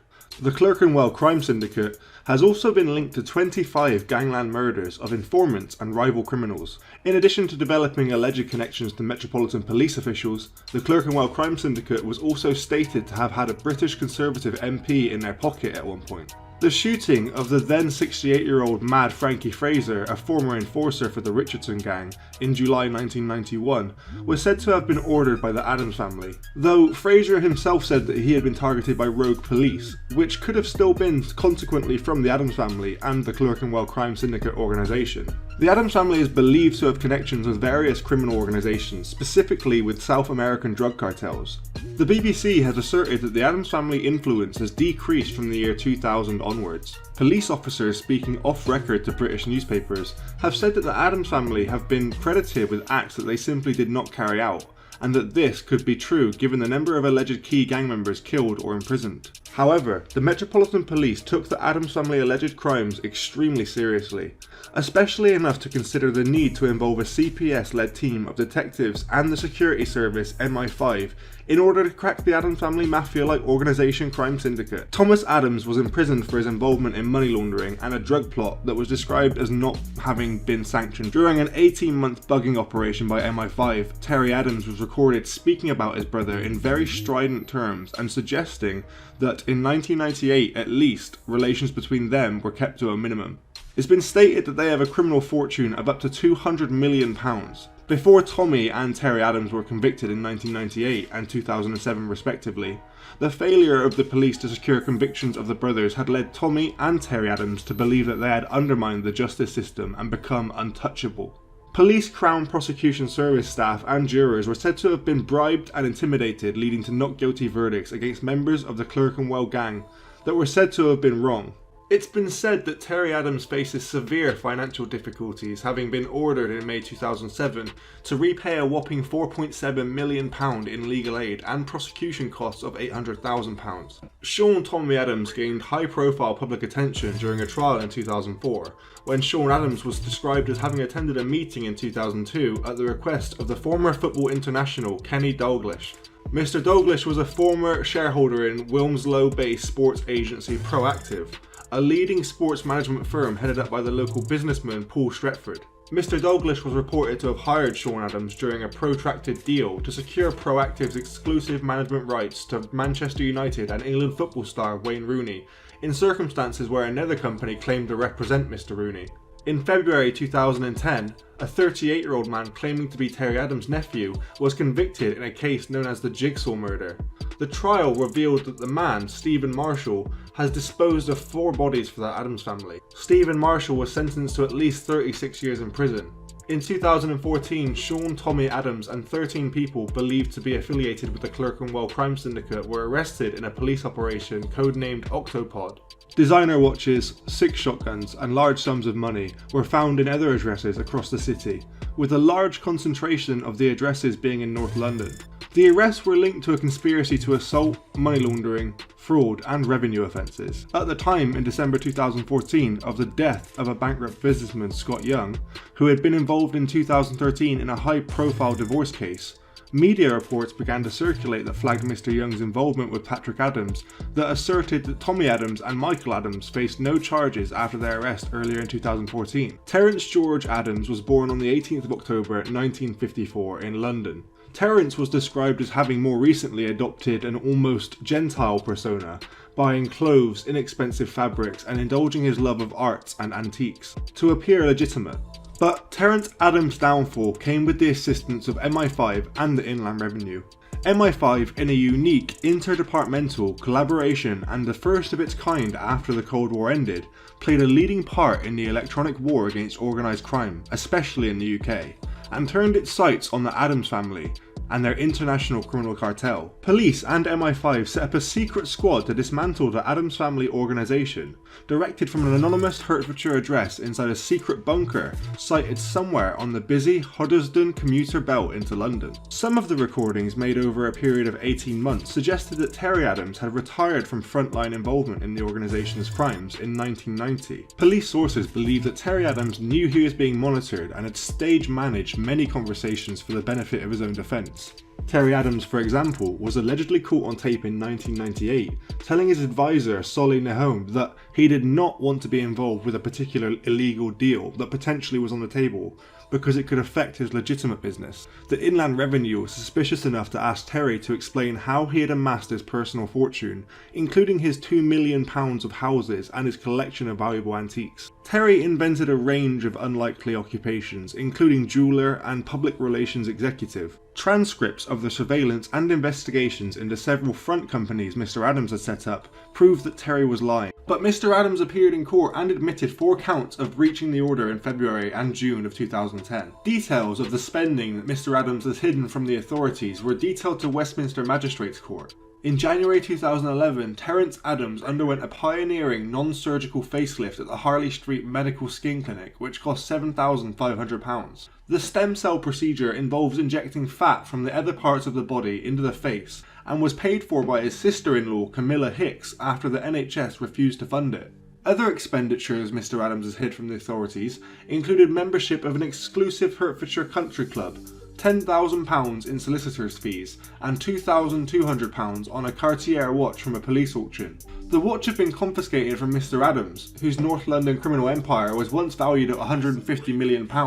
In the aftermath of his money laundering conviction in March 2007, it was later put up for sale again at police auction.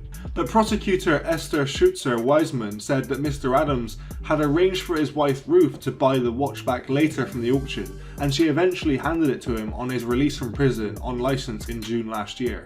Around the same time, Mrs. Adams converted her membership of the Grove Hotel Spa in Chandler's Cross, Hertfordshire, into a joint membership for her and her husband at an annual cost of £3,460. She also opened a £10,000 client account with Powell Spencer Solicitors to launch a judicial review action over the terms of her husband's release and licence, which was eventually refused. Evidently, this defendant was enjoying the Grove Hotel, said Miss Schultzer-Wiseman. The record management doesn't allow us to know how often he attended, but he certainly went in January and February this year, and on each occasion a booking for at least 2 people was made at the restaurant. These transactions were not detailed in the reports, following a series of letters from the agency warning Mr. Adams about the consequences of non-compliance. He was arrested after attending Charing Cross Police Station by appointment in August. Mr. Adams was immediately recalled to prison, where he stayed until he was due to appear in court.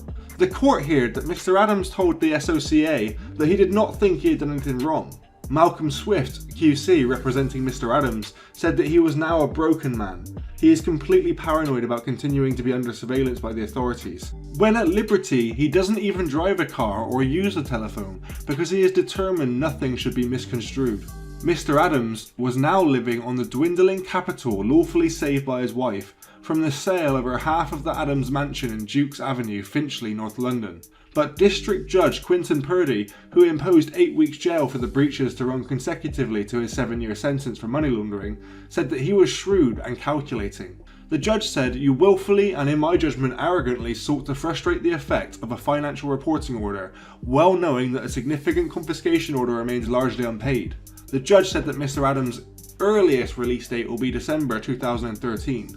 In March 2017, Mr. Adams lost his appeal against the order to pay £700,000 under the Proceeds of Crime Act. In November 2017, a district judge sitting in Weston-super-Mare ordered Terence Adams to pay the remaining amount within 30 days or return to prison for at least another 2.5 years. In December 2017, Terence Adams repaid the entire confiscation order, around £725,000, despite his repeated claims of poverty. Terence Adams also attempted to gag the press and to stop people from knowing that he in fact repaid the confiscation in full rather than return to jail. A source close to the investigation said that Terry must have found nearly £750,000 down the back of the sofa. In February 2019, media reports suggested that Mr. Adams and his wife were now living in a housing association flat. Later that month, Mr. Adams paid back an additional £50,000 to Westminster Magistrates Court despite claiming poverty to avoid returning to prison for non-payment of court costs. Thomas Sean Adams was born in 1958 in London.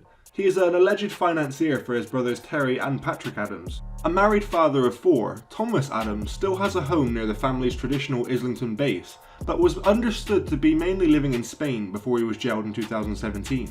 Thomas Adams was charged with having involvement in the handling of the Brinksmat gold bullion, but in 1985 he was cleared of involvement in the laundering of the proceeds during a high-profile Old Bailey trial with co-defendant Kenneth Noy. Thomas Adams is suspected of establishing connections to other international criminal organisations, including numerous Yardi gangs, as well as gaining an $80 million credit line from Colombian drug cartels. In 1998, Thomas Adams was convicted of masterminding an £8 million hashish smuggling operation into Britain, for which he was jailed for 7 years.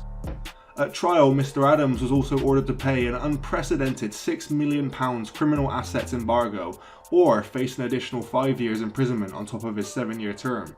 On appeal, the criminal assets embargo was later reduced by appeal judges to £1 million, largely due to the CPS not having sufficient material evidence, bank accounts or traceable assets to locate and verify his criminal wealth. Thomas's wife, Andrula, paid his £1 million criminal assets embargo in cash just 2 days before the CPS deadline.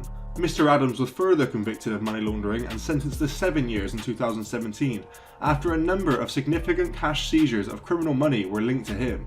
Money from crime in Manchester was collected and sent to Mr. Adams via trusted associate. Patrick Daniel John Adams was born on the 2nd of February 1956 in London and gained an early reputation in London's underworld by using high-speed motorcycles in gangland murders. Patrick Adams was a suspect in at least 25 organised crime-related deaths over a 3-year period. Patrick was sentenced to 7 years in prison in the 1970s for an armed robbery. Although subordinate to Terry, Patrick, sometimes known as Patsy, has participated in many individual criminal activities. Most notably, Patrick is suspected of the 1991 murder attempt on Frankie Fraser. Also, according to one account, Patrick Adams assaulted Mr. Fraser's son, David Fraser, with a knife, cutting off part of David Fraser's ear during a drug deal. Mr. Adams and his wife Constance Adams were wanted in connection with attempted murder in Clerkenwell, London on the 22nd of December 2013 and were both arrested in Amsterdam on the 7th of August 2015. Patrick admitted to causing grievous bodily harm with intent at Woolwich Crown Court and was sentenced to 9 years in 2016. The members of police who searched Patrick's flat in the days after the shooting found a handwritten note from Mr. Tiernan, who was 54 at the time, which said, "I ain't no effing grass," and urged Patrick Adams, his former friend, to face me. In an interview in 2020, Paul Tiernan stated that Patrick was released from prison earlier in the year. The Adams family has long been connected to the Brinksmat robbery and other criminal individuals who helped sell the stolen gold, including the likes of Kenneth Noy. What are your opinions on the crimes committed and the legacy left by the Adams family? Please let us know what you think in the comments down below. Thanks for joining us today. If you enjoyed this content, don't forget to like and share, and if you're new to the channel and want to see more Street Crime UK content, then don't forget to subscribe and hit that bell so you can join us on the next video. Thanks for joining us, and until next time, stay safe.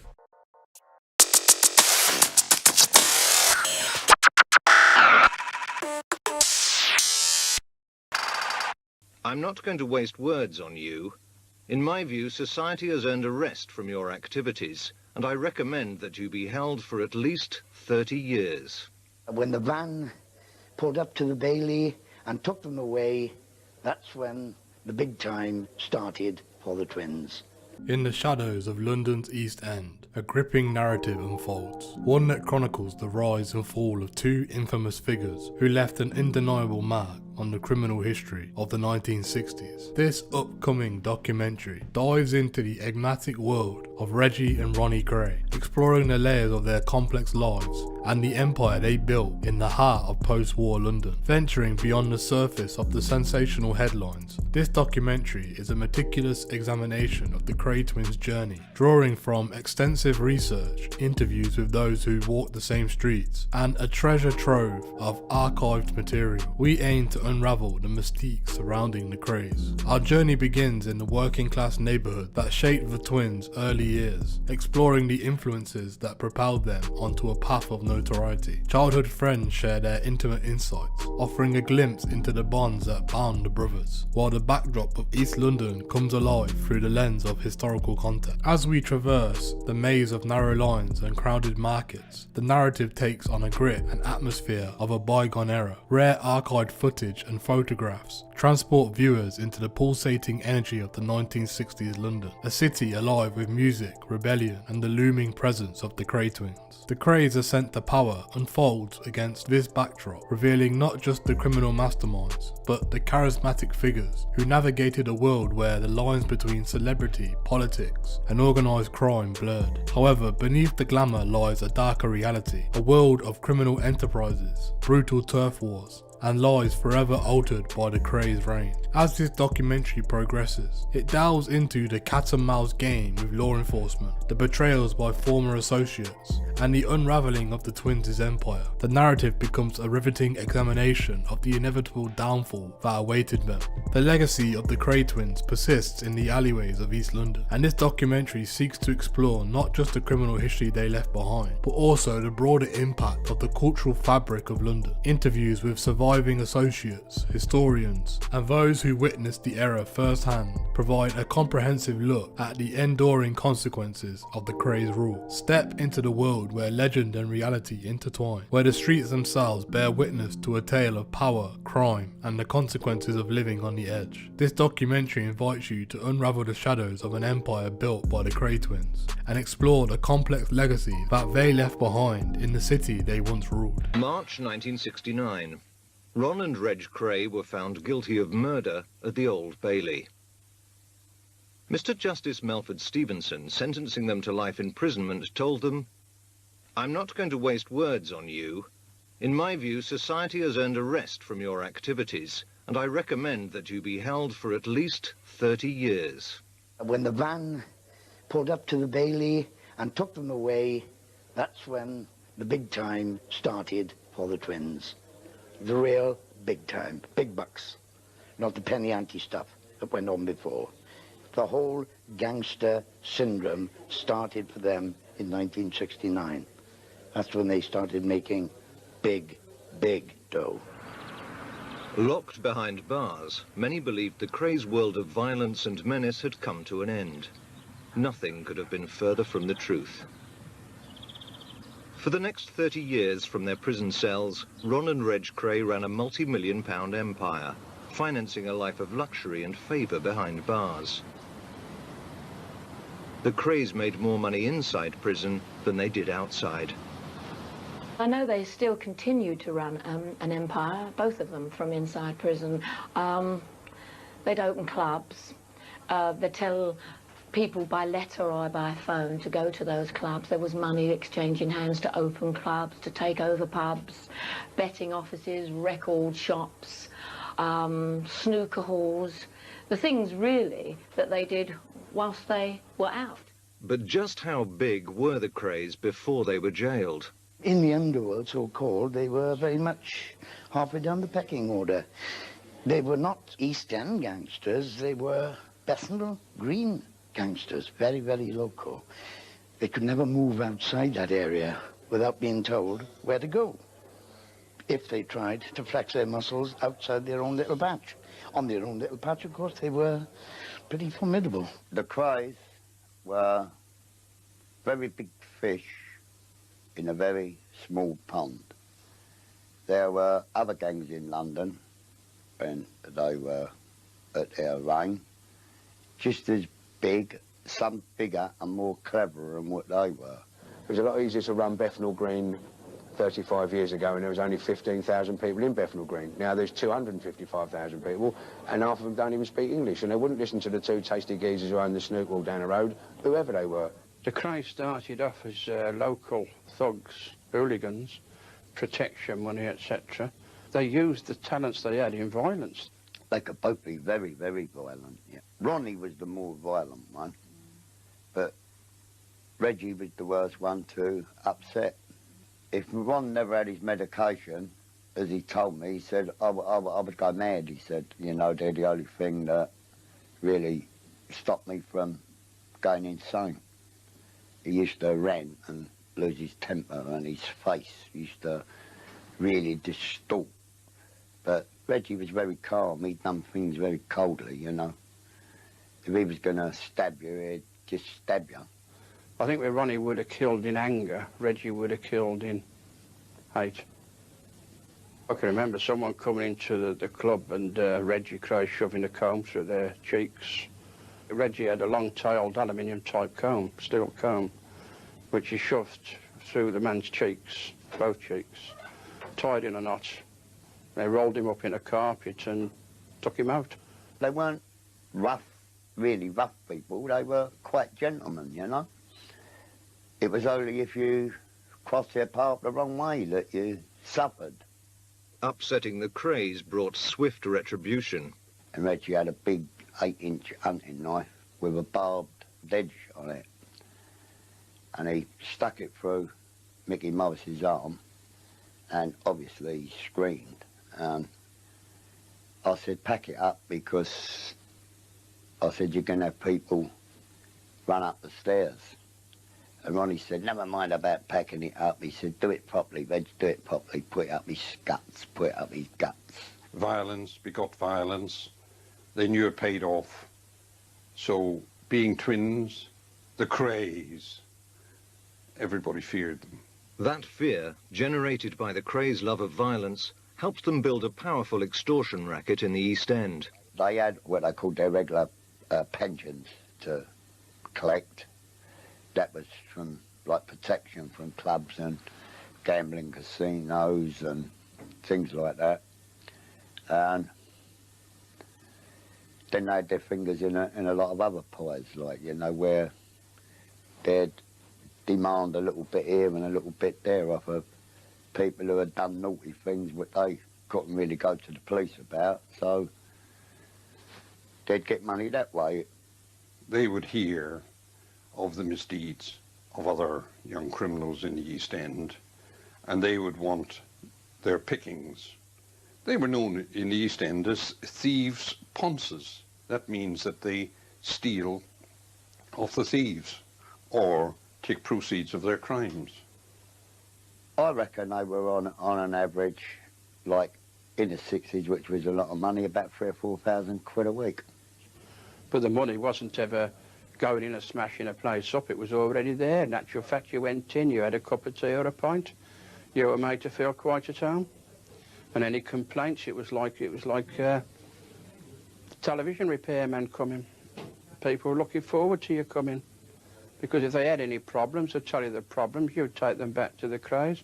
And then the violent side of the Krays, or the people who carried out the violent side for the Krays, it would be passed on to them. The Krays' activities had now attracted the attention of the top echelons at Scotland Yard. Superintendent Leonard Nipper Reid was one of the special team ordered to bring the twins' reign to an end. Nipper Reid believed Sidney Vaughan was going to be one of his key witnesses. The police wanted convictions wanted to use me to get the convictions. They wanted me to actually say that I was witness and there when the Krays had demanded money with menaces. Eventually it ended up in the Old Bailey. The evidence I gave to the court wasn't what the police wanted, so I was made an hostile witness. The case against the twins collapsed. Within hours, they contacted Sidney Vaughan. Brothers grateful. Financial aid tonight. 5:45 Clerkenwell Tavern Pub, opposite Mount Pleasant Post Office. Tell no one. I received a telegram saying that money was being offered to me for my aid, etc., by the brothers. No money was ever forthcoming. Now believing they were untouchable, the Krays moved into London's prosperous West End. But their business techniques lacked sophistication. I think the Krays in their West End of London were a fish out of water. So they couldn't hold the same kind of code of silence, the same kind of code of loyalty. They couldn't put pressure on people who were already paying other gangsters, if you like, or other organisations. Seduced by glamour and glitz, the Krays adopted a high profile, mixing with the rich and famous. Judy Garland, Barbara Windsor and Ronnie Fraser, and boxing legend Joe Louis, along with politicians and lords of the realm. Ronnie loved the glitter of showbiz life. When Judy Garland was here, they took her to one of the local pubs, and they had a piano going and that in the pub. And Ronnie, she said to Ronnie, Judy Garland, I'll do a song. So Ronnie went over to this old girl and he said to her, do you know who that is over there, Annie? So she said, no. He said, it's Judy Garland. And she said to him, piss off. And he said, yeah, it's really Judy Garland. And she sang a couple of numbers in the pub.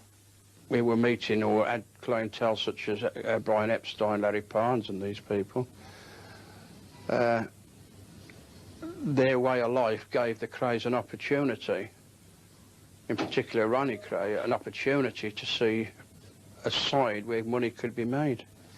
This brought in the mafia connections for the Beatles, because the mafia were very interested in that time in getting the Beatles into Las Vegas, because they had all the other big people there. Every stars ended up in Las Vegas, but the Beatles never did. But it never came off, although I think, well, I know Brian Epstein paid Ronnie money. He never actually signed any part of the Beatles over. In March 1965, the Krays were forced to temporarily abandon the bright lights of the West End and go into hiding when Ron killed a rival gang member, George Cornell. Believing Cornell had made insulting remarks about him, Ron walked into the Blind Beggar pub in the Mile End Road and shot him in the head. George had no respect for Ronnie or Reggie. Well, well, well. Mr. Kray. He used to say that Ronnie was a big fat puff. He told May Morris, who was Mickey Morris's mother, that Ronnie was after her son for, like, sexual activities. And Ronnie found out about this and he was very, very angry. And it was about a fortnight later that Ronnie shot George in the Blind Beggar. You haven't got the bottle.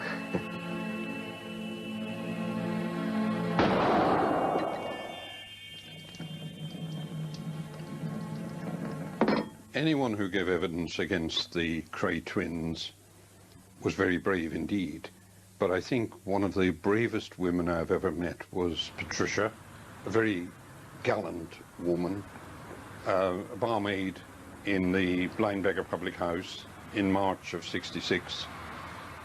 I was talking to George. He was a regular customer. And all of a sudden he said, look who's here. And as I turned, Ronnie Kray came in with another fella. And as they came level, Ronnie and the other chap just suddenly had guns in their hand. Shot George and then turned towards me. And it's the only time I think I've seen Ronnie smile. And I thought, I think he's going to shoot me. And I realised that if I ran up the stairs, I could get shot in the back. So I just ran for the cellar and jumped the whole of the cellar stairs. And a shot was fired at Patricia, which whizzed past her ear into the wall behind her. It was probably an attempt to silence her forever. And I was scurrying round there like a frightened rabbit. I was trying to get behind barrels, crates, and realising there was just nowhere to hide. And I've never been so scared in all my life. And then it went very, very quiet. And I came up the stairs and Patsy, the governor of the pub, said to me, who is it? And I said, George Cornell. And I said to him, get me tea towels out of the steriliser. But I didn't realise how much of the back of his head was missing. All the blood was coming from the back and bits of brain. And I was trying to hold it together. What a brave woman, after 2 years, to come forward and give evidence of what she saw. 18 months after Ron Kray shot George Cornell, it was Reggie's turn to commit a high-profile murder. The Krays commandeered the flat of a local woman, Carol Green, forcing her to go to the home of her neighbour and best friend, Kitty Diamond. Later that evening, local villain Jack the Hat McVitie was lured to the flat in Evering Road on the pretext of a party. When Carol returned in the early hours with her boyfriend, she walked into a nightmare. Somebody came up the stairs and said to me, "I'm sorry, Carol, you can't go downstairs. There's been a little bit of trouble and we're trying to clear the place up for you a bit. We don't want you to see it in such a mess." And there was a member of the firm walking up the lower basement stairs, and he had a washing up bowl in his hand, and the washing up bowl was full with water, but you could see that the water was absolutely running in blood. I was made to go and wait in my bedroom. I could hear various noises outside. There was people up and down the stairs, and at one point it sounded as if somebody was being dragged along somewhere. And also, I'm sure at some time I heard somebody say, "Have you got the hat?" or "Don't forget the hat." And that is when Jack the Hat immediately came into my brain, because you always associated Jack with his hat. My boyfriend obviously was also sitting there listening to all this that was going on, and he turned to me and he said, "I'm telling you, they've topped someone." And I said, oh, please don't say that. They wouldn't do that here. But they had.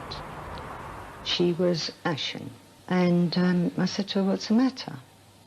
And she was crying and hysterical, and she said, "I think they've killed Jack." When we went over and we went down the stairs, I couldn't believe what I saw. I just saw blood everywhere. There was blood on the furniture, on the couch. There was blood on the walls. The window was smashed.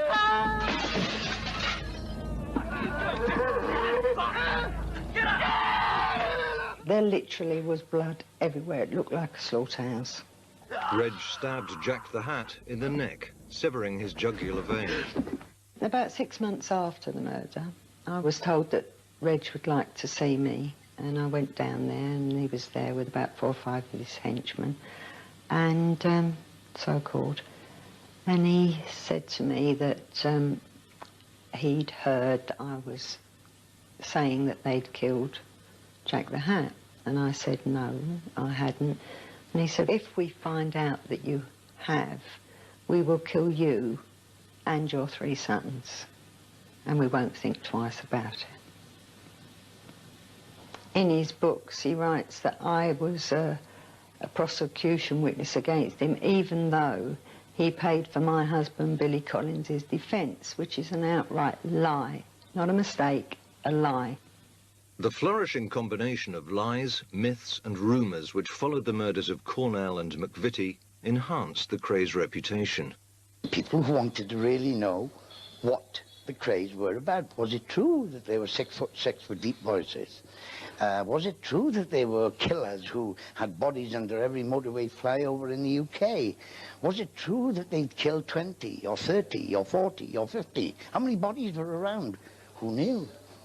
When we all talk about the number of people the Krays killed, they didn't necessarily go out and kill these people themselves, but they got others in to do the jobs for them.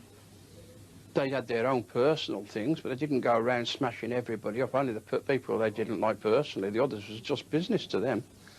And they'd send their lieutenants to do the violent side. How many did Ron actually kill? Maybe half a dozen. How many did Reg actually kill? Maybe 2 or 3, something like that.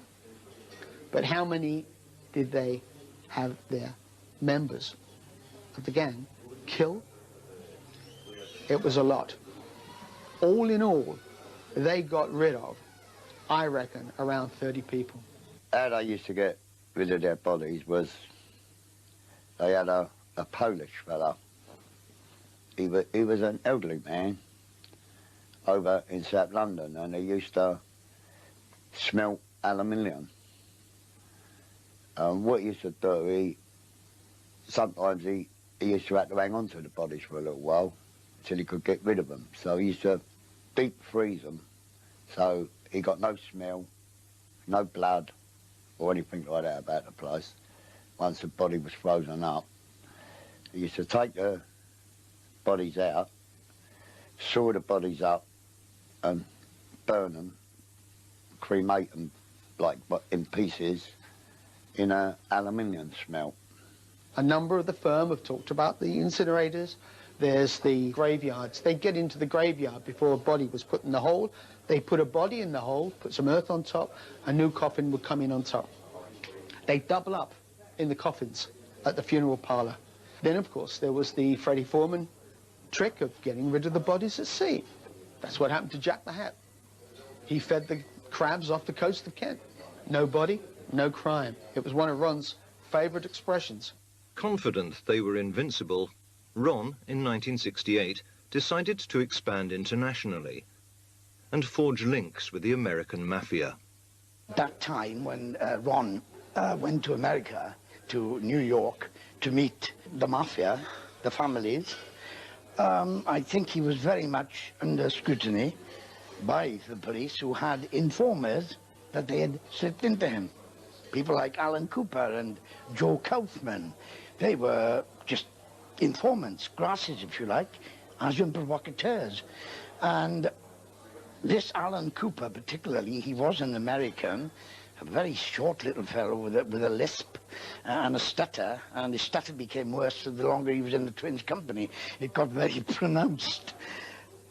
It took them to meet the mafia. He might have met a couple of street hoods, a couple of, shall we say, crew members, but he never met any mafia as such. All he met were actors, people who looked like Italian waiters, Zapata moustaches, big overcoats. Hiya, baby. How you doing? How you doing, Ron? He came back. He was over the moon. He really thought this is it, the big link up between him and his twin and the mafia. It's ludicrous. Ludicrous. Whether ludicrous or not, Scotland Yard viewed the proposed alliance with alarm and launched a massive operation to end the Krays rule. Finally, the wall of silence, which for so long had protected the Krays, was pierced. In May 1968, the three brothers and 8 other gang members were arrested and charged with murdering George Cornell and Jack McVitie and conspiracy to kill. After they were arrested, Ronnie wanted Albert Donahue to say that he killed Jack the Hat, and he wanted Ronnie R to say that he killed George Cornell. And I said they'd take the rap for all the long firms and all the other little cases of violence. Ronnie liked obedience, and he was very angry and annoyed when they wouldn't do it. Key witnesses were now prepared to stand up against the Kray gang. 3 women were crucial prosecution witnesses: Kitty Diamond, Carol Green, and Patricia Kelly. After giving evidence, all 3 lived in fear for many years. 2 were given new identities. After an 8-week trial, Ron and Reg were jailed for life. Charlie was sentenced to 10 years. As they were driven away to start their sentences, many believed Britain's most dangerous organised crime empire had finally been smashed. But they could not have been more wrong. They weren't organised. They were the most disorganised criminals prior to 1969, certainly I've ever heard of and knew of. But since the incarceration, then it became a real organised enterprise. The Kray Empire started in April 1969. In episode 2, how the Kray Empire flourished and grew behind bars.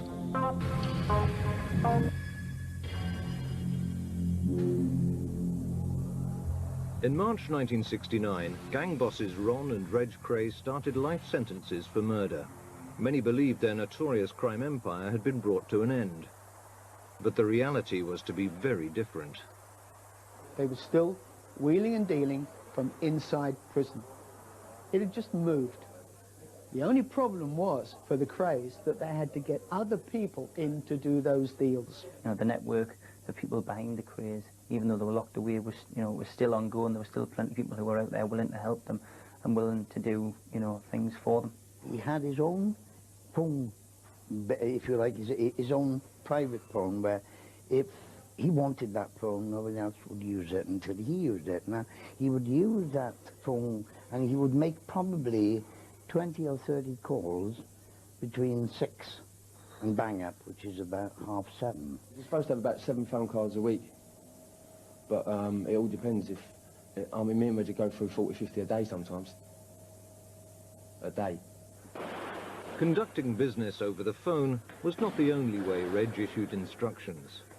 After honing his fighting skills in the prison gym, Reg, who was a professional boxer in his youth, regularly summoned people to meetings.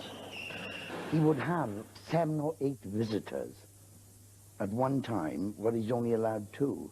But he would farm out the others on other people's BOs, visiting orders, but they were all there ostensibly to see Reg, and they would do the rounds. When Reg is done with one visitor, and they go on their way and they'll call you over, you get up off the table and go and sit down and you have your chat with Reg. And we go round like musical chairs. And sometimes visitors went maybe 200 miles to see Reg, and they had maybe 3 minutes of his time. And if they couldn't come up with what he wanted, they wouldn't get 3 minutes even, you know. He was very, he was chairman of the board, really. It was a business meeting. It wasn't a visit. Reg wasn't in jail. Reg was in his boardroom. He hated Easter. He hated Christmas because he would have to take 2 or 3 days off from his business. Then he would ring, should we say, day after Boxing Day, say, thank God I can get back to business. So boring, these holidays, aren't they? It was quite Python-esque, but it happened. And Reg was very much money first, last, and in between. And he didn't care who got it for him, or how they got it, or as long as they got it. He always said, I am the one who makes the rules. I do the business.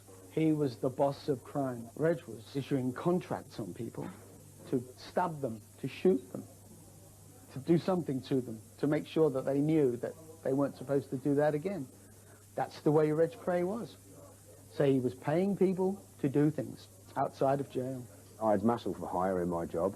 I had 500 doormen that were fighting 2 or 3 times a night on the door of a nightclub, and to go and give someone a good right-hander 400 and 500 quid, they were for hire. And he felt it very easy to then call that upon me. I then didn't want to do it, but like in anything at all, once you've done something once, it's really hard to not do it again. Anyone he wanted sorted out whilst I was around for him, I'd get it done. You know, people use this word contracts, but like, we're not talking about contracts to kill, but you know, anyone needed livening up a little bit, it'd be me who'd get it, I'd either do it or sort it out for him. When Ron Kray was attacked by Peter Sutcliffe, the Yorkshire Ripper, in Broadmoor, Ron wanted to call it a day. Ron said, look, it's over with, forget it. But Reg could not forget. Somebody had attacked his twin brother. It was Reg's reputation that was on the line. It wasn't Ron's. It had nothing to do with Ron. So Reg said, right, I'm going to get this guy. He found somebody who was going to be transferred to Broadmoor. He issued a contract on Sutcliffe. And this guy stabbed Sutcliffe in the eye. A court later ruled that the attacker, a friend of Reg's, was mentally disturbed.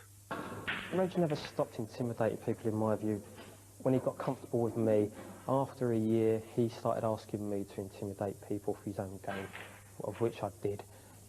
The first thing Reg asked me to do was go around and evict someone that shouldn't have been in a house for another friend of his. Reg had told us to go there very early on a Sunday morning, knock on the door, give him the worst hiding he had ever had.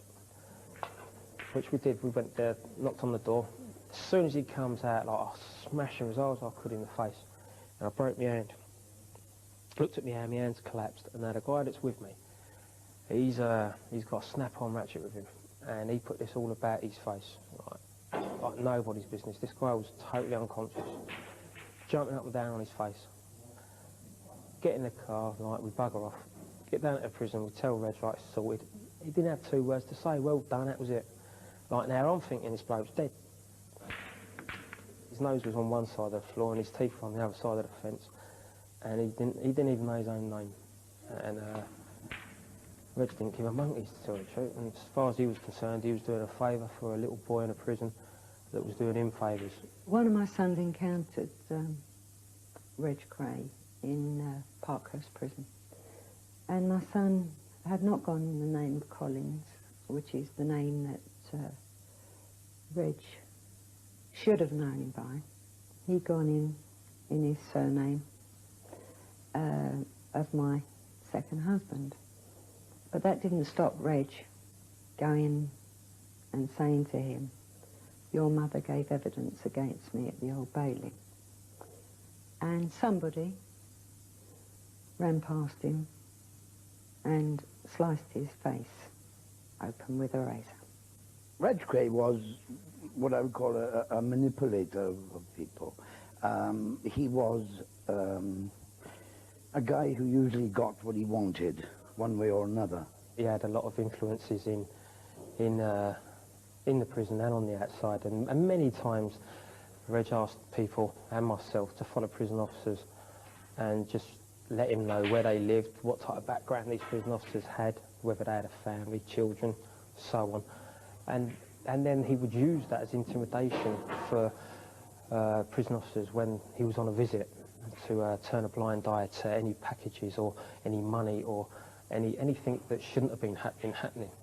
Could you please go and see someone and make sure that he doesn't call me a dirty, stinking killer? Because it's not true. I'm not a dirty, stinking killer. I may have been a killer, but I wasn't a dirty, stinking type. Could you please go and see him or ask someone, maybe he'd throw a name at me, to make sure that he doesn't say it again, please? Nicely, of course. And this happened. I was owed money at one point by an agent whose name we won't mention, but I think he knows who he is. Owed me quite a considerable amount of money. And for months I'd been saying, you owe me money. He said, oh, Richie, you'll get it when I got it, blah, blah, blah. And the 2 days after I'd been to visit Reg, it'd been in the papers that I'd been to visit him at Maidstone, and the following day I got a cheque from this agent. And to this day, I can only put it down to the fact that he went, oh, Reggie, I'll get him the money. After 4 or 5 years waiting for Reg, I could have had any man taken off the street at a click of my fingers. And I felt more powerful than I ever felt in my life. And it was unbelievable. It was a feeling of, I felt untouchable. I was touchable. I was very touchable. But you don't see that. To succeed at something like the twins have succeeded at, on the scale that they have succeeded, you can't do it without a hint of violence, a hint of menace. And believe you me, the twins were the original merchants of menace. In 1980, Ron and Reg Kray were separated. Ron's mental stability had deteriorated. He was declared insane and sent to Broadmoor. He was still organising things from inside Broadmoor.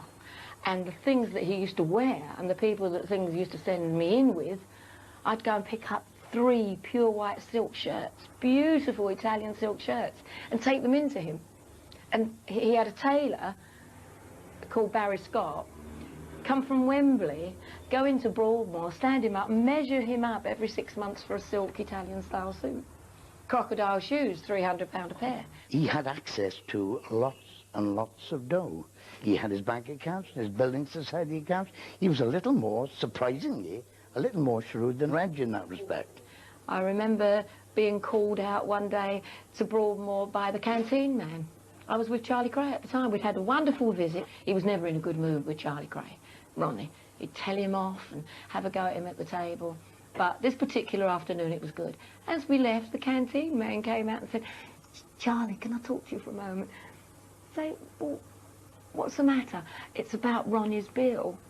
Well, how can you have a bill? He used to drink 4 non-alcoholic lagers, which was, of course, all you were allowed in there. Barbican, their name was. I'd have maybe 2 teas or 2 coffees. Charlie Kray would have 2 teas and 2 coffees. Well, his canteen bill is £900. Now, we used to have the visits in a hall, and next to the hall was a shop. Now, I'm talking about a shop, not a little shop, something like Marks and Spencer's. In that shop was clothes, lighters, cigarettes, sweets, chocolate, no drink, no alcohol, nothing like that. Trainers. It was and a guy who run the shop, funny enough, his name was Reg. Ronnie was always in the shop buying lighters and get them engraved and send them to people. Christening mugs, you know, he heard someone had a baby, he'd go in there and say, Reg, would you send a Christian book and engrave it and put it on my accounts? One day, I've just come off a visit seeing Ron, and the guy who owned the shop, little Reg, called me. He said, Jack, he said, can I have a talk to you? I said, certainly, Reg, what's about? He said, would you like to come in my office, you know? So, went in his office, sat down. He said, I'm a bit concerned, Jack. I said, what's the matter, Reg? He said, Ronnie's run a bill up at £7,000. I said, don't worry. He's going to get £500,000 shortly for the movie. He'd be paid. He went, oh, all right, Jack. And he, you know, and going out the door, I said, oh, by the way, is he all right for his more credit? He went, don't worry, he can have as much as he wants. He was known in Broadmoor as the watchman. He used to ask his visitors, please, could you bring me in a watch? And he didn't mean a penny ante watch, he meant an expensive watch. And then I'd go with the guy and he'd sit down. Ronnie Kray, this is Joe. He'd like to meet you, shake hands. The eyes used to light up like a kid in a factory of sweets. Oh, I like that watch. Could you get me one like that? To which, you see, any guy looking at Ronnie Kray, sitting there going to be there for 30 years with no hope of being free, would go, oh, have one. You can have it. If you wore anything and then he liked it, you had to give him it. That was it. And when you think about it, doing 30 years, keep him happy we used to do it, you know. Because let's face it, he was doing 30 years, we weren't. So we get, you know, and I had this beautiful coat on. He looked down, he went, oh, Jack, he said, what a beautiful overcoat. And I knew he wanted it. I went, Ronnie, I'll leave the coat at reception for you, you know. Reg Kray visited his brother every 6 months. The transport would be laid on. He'd have 2 or 3 or maybe 4 heavy guards going with him for the ride. Wherever Reg was around the country, Parkhurst or whatever, he would have this 6-monthly visit to see his brother, where they could sit down quietly and discuss all their personal business. Released from prison in 1975, elder brother Charlie was fronting the family firm. When Charlie came out of jail, after being inside for 7 years, one of his first contacts was with the mob in New York. These people had certain ideas of how Charlie could get back into business. One of them, of course, was setting up a record company. The initial idea of Attack Music Corporation was to launder money. The original $2 million was to come in, help to set up the company, run it as a legitimate company. But the idea was, because most of the artists came from America and money will be coming backwards and forwards from America, this was an obvious laundering setup. And when I found out exactly what was going on, I was originally a part of that company, I pulled out. I got up one day and I said, this has gone far enough. And I walked. Attack Music Corporation went out of existence in the late 1980s. I had sawn-off shotguns stuck under my nose and told, you be quiet about this or else. I've been threatened, people telling me that they'll pick my children up from school. And when Charlie Kray tells me on the phone he'll take care of me, even if he has to spend the rest of his life in jail, this is serious business. Although protecting their money laundering scams was paramount, Reg was constantly looking for new ways of generating cash. Fellow prisoner Bradley Allardyce, who during his 10 years inside became so close to Reg that Reg referred to Bradley as his adopted son, remembers one very lucrative prison visit. You know, I mean, for instance, 2 people from Blackpool come down to see me and Reg on a visit and said they owned hotels and they just sold up all their hotels and asked Reg if they could open a club in Blackpool called the Krays. And Reg said yes, and they give him £30,000. 6 months later, we didn't hear nothing for 6 months. 6 months later, they've got in touch again and said, Reg, we decided against doing that club. Didn't even mention the money, didn't even ask for the money back. Every week, I would say that Reg come out with a new business idea. Some of them were workers and some of them wasn't, but he'd insist on putting equal amount of effort into each project. He earned a shilling and spent 1 in 6 all his life. So did his brother Ron. And I really do think, taking it to extremes, that if Reg had earned £10 million in the years he was in prison, he would have spent £10.5 million. Because ostensibly it wasn't his money. He didn't really care. He was enjoying it. Had all he wanted, and his friends had all they wanted. It meant freedom. No one telling me what to do. I could tell people what to do. It meant having money, even though I weren't spending it. It meant walking down the street and people saying, "Works for the twins, that boy." Reg sent a limousine for me. Now, this car was meant to have been President Eisenhower's presidential Cadillac of 1956. They come and open the car to me like I'm a king. I'm at the bar now and champagne's being thrown at me. Now, what does that tell you? What the name of the Kray can do for you? And he had this huge, huge ego that was being fed incessantly by his army of groupies, camp followers, and admirers. Reggie's biggest financial coup was a lottery winner, Cole Crompton. He won £11 million on the lottery. He gave Reg £100,000. Reg asked him if he could borrow it to set up a few business deals and this and that, and Cole said, yeah, it would be a pleasure. And Reg asked Cole if he could make out the cheques for £33,000 each. And Reg got back to the cell and got out a piece of paper from his drawer, sat down and spent that £100,000 in about 15 minutes, writing down a list of people to give it to, debts to pay as well. You know, about a week later, he was up saying, right, come on, we've got to get a few quid. I said, like, Reg, that was grand last week. One day I went to see Ronnie on a visit, and I come out with this idea to him. I said, Ronnie, I said, look, I said, we've got the best name in the business. I said, why don't we do a personal bodyguard service for film stars and Arab noblemen? So he said, yeah, because he always agreed with me, Ronnie. He said, Jack, he said, what a wonderful idea, because he was an auto show business and that type of thing, you know. So I thought of this thing called Crazy Enterprises. And what it was is we look after Arab noblemen and Hollywood stars. We went in slightly underfunded, but we got over that problem. I come up with this idea. We'll advertise in the Melody for bodyguards. Now, we didn't want these people. So we advertised in the Melody to send a £2 registration fee to join Crazy Enterprises as a bodyguard. You know, it was unbelievable. Within 2 weeks, we had over £17,000 in postal orders. A good crew, and we'd done everything right. We had accountants, we had a banking account, which I won't get down the side of it. And it was lovely. It was a registered business. The police come to see us. They said, yeah, carry on by all means. We're looking after the Arabs and the film stars. Best things to slice bread. They just couldn't stop making money and spending or giving it away. The growing fascination with the Kray cult also attracted a string of celebrities to visit them in prison. One, in the early 80s, was former pop star Roger Daltrey. Roger Daltrey wanted to do the film, and in the end of the day he bought the rights and sat on them for 5 years and didn't make the film in the end, sold them on again. The rights were sold to Parkfield Group plc. The contract says very, very clearly Charlie Kray was to get 100,000, Reg Kray 100,000, Ron Kray 100,000 pounds. Charlie would also get money, quite a substantial sum, as technical advisor. Another set of twins, the Kemps, were picked to play Ron and Reg in the movie depicting their life of violence in the East End. You're in trouble, Jack!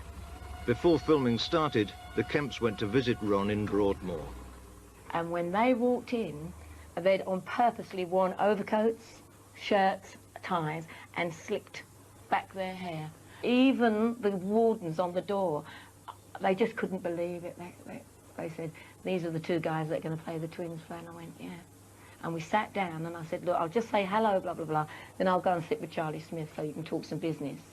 And in case Ronnie wanted to tell them they wanted to pick up little things that he did, you know, especially the hand movements and the quietness of the voice.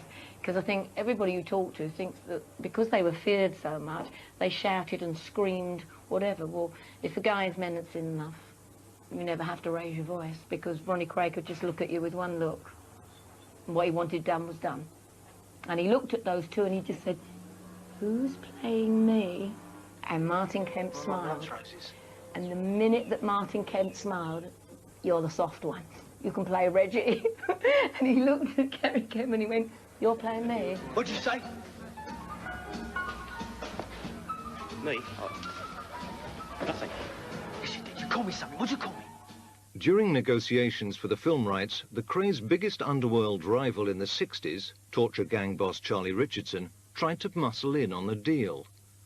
Richardson sent his associate, Eddie Jones, to see Ron.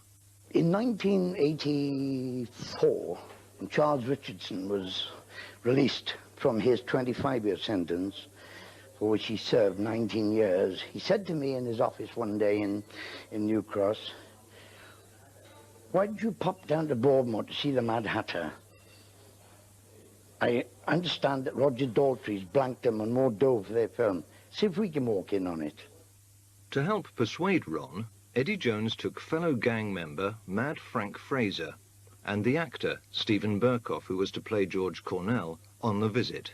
So one spring morn, Frank Fraser, Stephen Burkoff and myself popped down to Broadmoor. Stephen Burkoff was absolutely rigid with fear, I think, at this time. First question Ron said to me was, well, why doesn't Charlie come to see me? Charlie Richardson. Well, I said, it's very difficult, Ron. I said, for him to come and see you, isn't it? You know, you shot George Cornell. Frank, you know, who worked for Charlie. He was a good friend of Charlie's.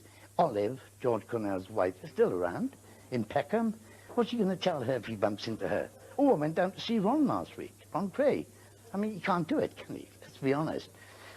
To which Ron Kray replied, well, it's nothing personal, you see, in those days. What you've got to realise is, I shot George Cornell, but it wasn't personal.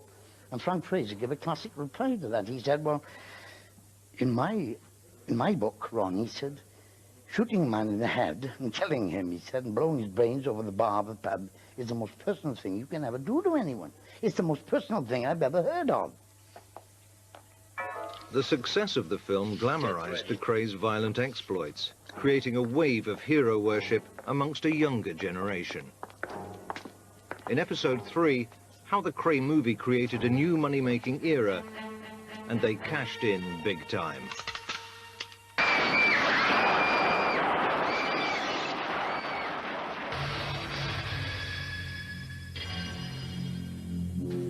Jailed for life in 1969 for murder, Ron and Reg Kray spent their time behind bars financing a lifestyle of luxury and favour.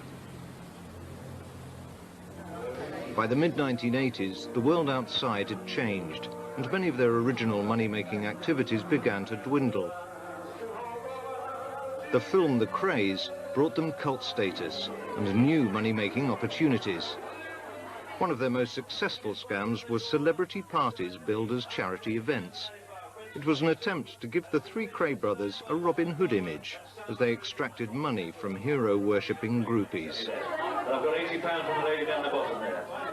You get your tickets printed and you've got a long list of, I call them plastic gangsters. These are people that are fanatics with the Krays, and believe me, there's a lot of them. Once you've sent all the invitations out to them type of people, you've got to now get some media coverage and decide who's coming to the party, meaning famous people. Now, to do this, what we did, we'd go to the prison and say, right, Reg, who can we get there today? He'd turn around and say, right, Shane Ritchie's come to visit me a couple of weeks ago, there's his number, give him a bell. So you'd bring up Shane Ritchie, bingo, he turns up. Take a nice little video shot of him doing a little auction for Reggie Kray, and all these people are mad on Shane Ritchie, you know. Some of the parties I attended, some of the charity events, I met some fabulous people, some great characters. There was one pub in particular I went to. Everybody had a crazy story to tell. And it reminded me, because I'd just done a documentary about Elvis at Graceland, and I attended a similar party in Graceland where they were talking about Elvis, and they were talking about Reggie and Ronnie exactly the same way. Going, oh, I remember when Reggie did this. Oh, he was lovely, yeah.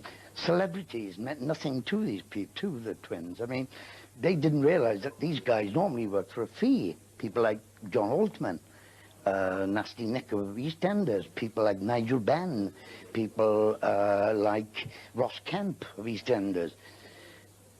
They were divorced from reality there. They were living in a bubble. They thought these people would just do as they asked. And, surprisingly, they did. They turn up for nothing. I think they must get a buzz out of being around these type of people. But the ones that would want paying are the infamous gangsters from the 60s that run with Reg in the East End, that are still around today. They wouldn't, even Reggie's brother Charlie, he wouldn't turn up at one of these parties unless he was getting his palm, like, sorted with a bit of cash, you know. And sometimes I used to laugh at them, like, want to cut £100 gap, turn up. Like, we'll take it up with Reg. Well, Reg knows this. And if you don't have Charlie Kray there, now the fans ain't going to buy the tickets. They want to see a Kray. So the Krays turn up, you get the fans. You get the fans, you get the money. So you've got to pay Charlie. When Charlie turns up, you've got the money from the tickets. Charlie was never one to turn his nose up at a free drink or a £5 note or a £10 note. He dined out, obviously, and why not? Many, many, many times over the years. Charlie was a lovely man. He always had a smile, always had a glass of scotch, always told you what you wanted to hear about the twins. I took the crumbs off the table. And let me say this, not an insubstantial amount of crumbs. He really lived a life. He was a nice man. But the twins were making serious money at this time, very serious money. Reg was always on the ball. He wanted the money as soon as he could get it. That was either send it to him in recorded delivery envelopes, special delivery next day, say he got it the next day, or he'd ask you to take the money direct yourself to the prison, which could be quite a lot of money, like £1,000, £2,000, and you take it in, and he would never directly take the money off you. He'd have another prisoner there on another table, and you would give that prisoner the money, and they'd conceal it and take it back with them. And when they got back to the cells at the end of the visit, they'd obviously pass it on to Reg. I did many charities for Reg, and I was never aware, even to this day, that money was siphoned off and went directly to Reggie. I mean, I've done charities in the past before for, obviously, other people other than Reggie, and where money's gone missing. And I think if there was ever any rumours that happened, I don't know if Reggie would be responsible. I think people on the outside took advantage of the whole Kray phenomenon, but so I had no experience of it happening with Reggie. One party I did, at the end of the night, it was, I don't know, 12 o'clock, I'm divvying up the money, and someone says to me, like, how much money you made out of this, girl? And there was £3 on the table. I said, nothing. Because I knew the next morning Reg would be on the phone and that money was going to get sent everywhere. And do you know what? Sometimes I had even had to pay for the special delivery. The press said Reggie's raised so much money for charity, Reggie's paid this to charity, Reggie's give this to charity. No money was going anywhere other than his pocket. A small percent he'd declare as this is going into the fund, as he called it. There was a young boy, I can't remember his name, from Nottingham, and he suffered from muscular dystrophy. And I think generally they did send him to Florida, but that's before I knew Reg. I did a party in Newcastle which raised £2,100 for Terry Moran, the Burns boy. And as a result of that, Reg asked us to do a second party, basically to raise money for himself. But this was obviously something which I'd strongly disagreed with. And Ronnie and Reggie Kray said to me, well, look, you can go along there and do a raffle for your charity, but we want some money.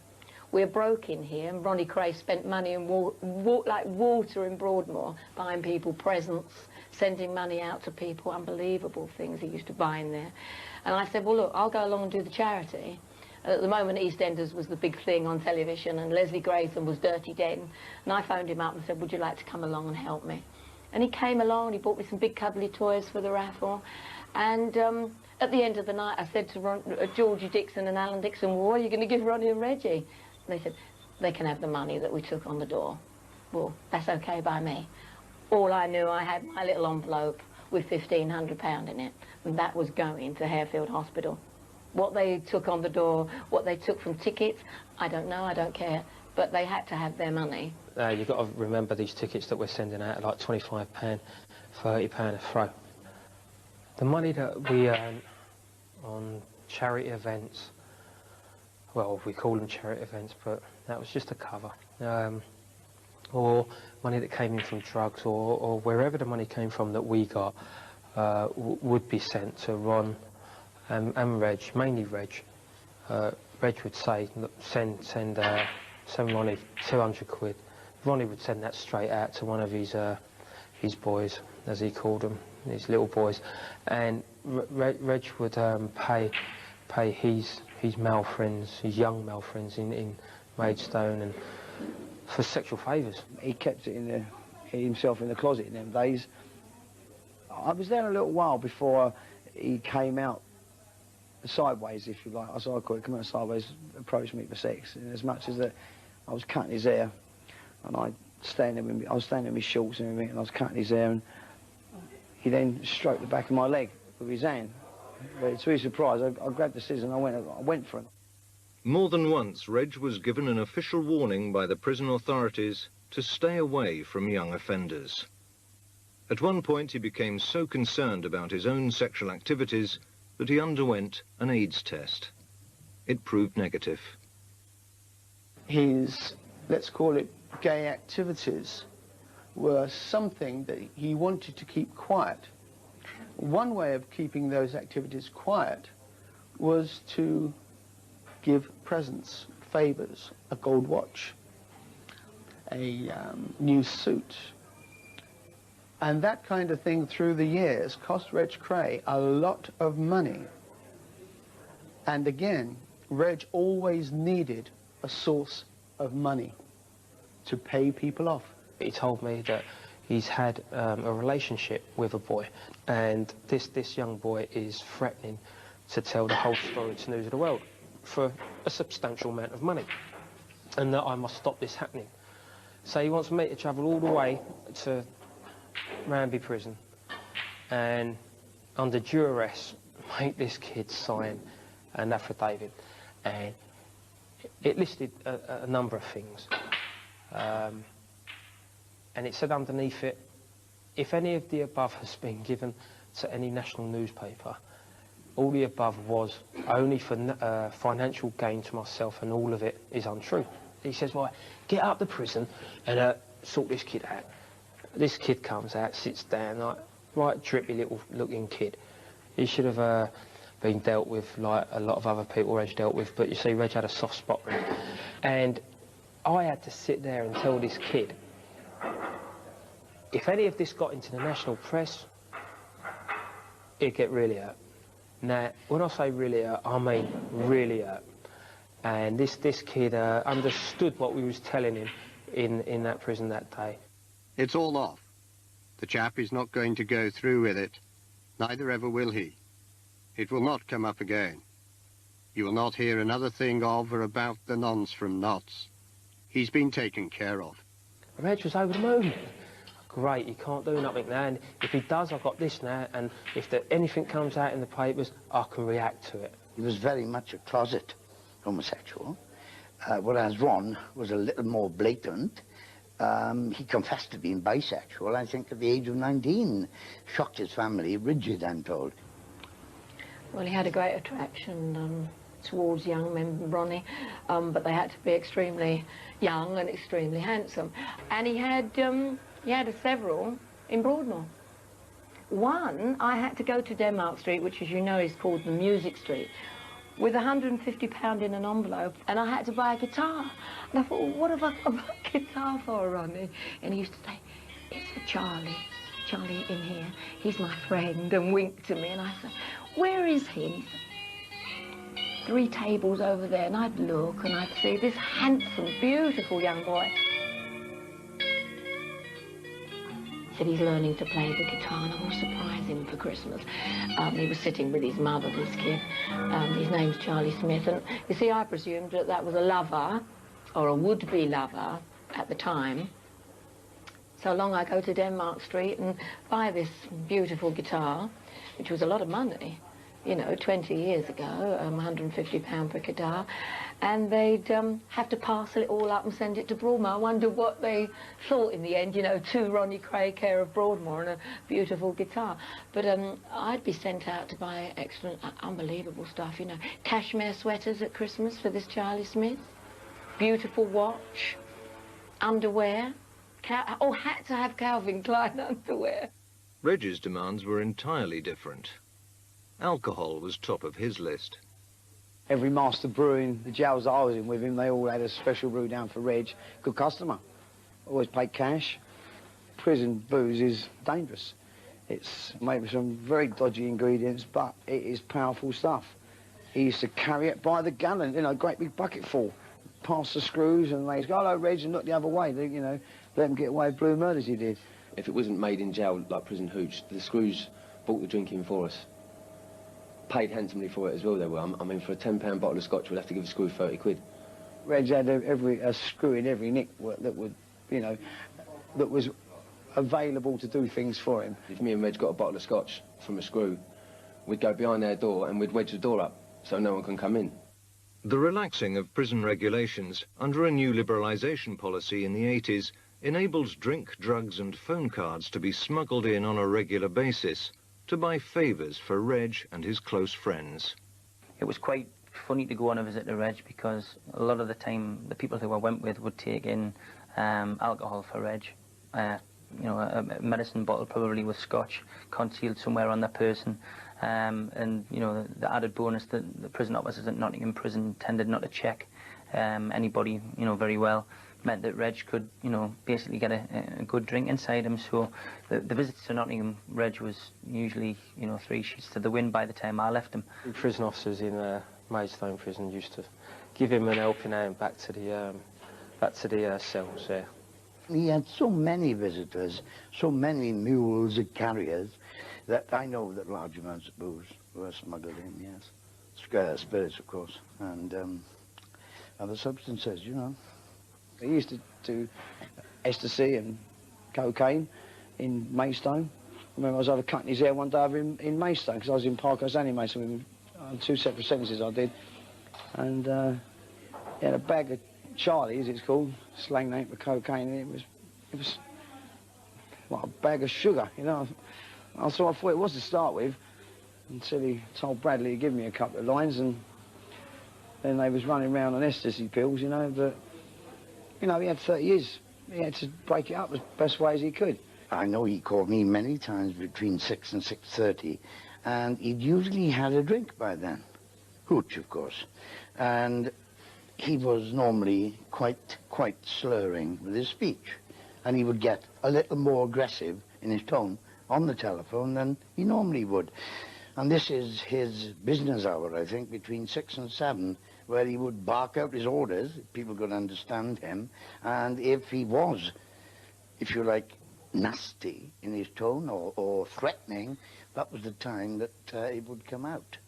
You know, there was no limits on his screaming and shouting, whether you was a day late with his letter, whether you didn't drop off a load of money or collect some money from someone like you should have done, or whether you went round and had a word with a geezer like he told you to, or didn't do it, the shouting from him was all the same. It's all straight up to volume 10. Yeah. Would you do this?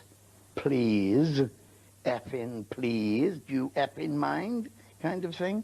And then he would calm down and say, right, thank you very much. I've got to go. I'm going to a party now in someone's cell. I mean, he enjoyed it. You know, it was his party. Ron Kray died in 1995, and the underworld turned out to pay its respects.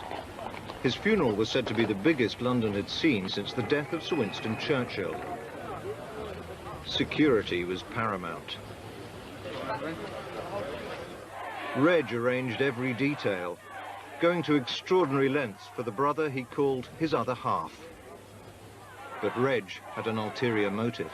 I just remember the vicar saying, you know, he's ashes to ashes, dust to dust, and the coffin getting lowered in, and then the bizarre sight of people who I knew had respect for the family and respect for their twins taking photographs, and somebody with a video recorder, and I was thinking, just how bizarre is this, you know? This is a funeral, this is where you're paying respect to somebody who you're supposed to have feelings for, you're supposed to feel close for, and you're standing with a video camera videoing it in. It wasn't until later on that I realised that it was all part of Reg, and Reg is, let's make some money out of my brother's death by doing a video.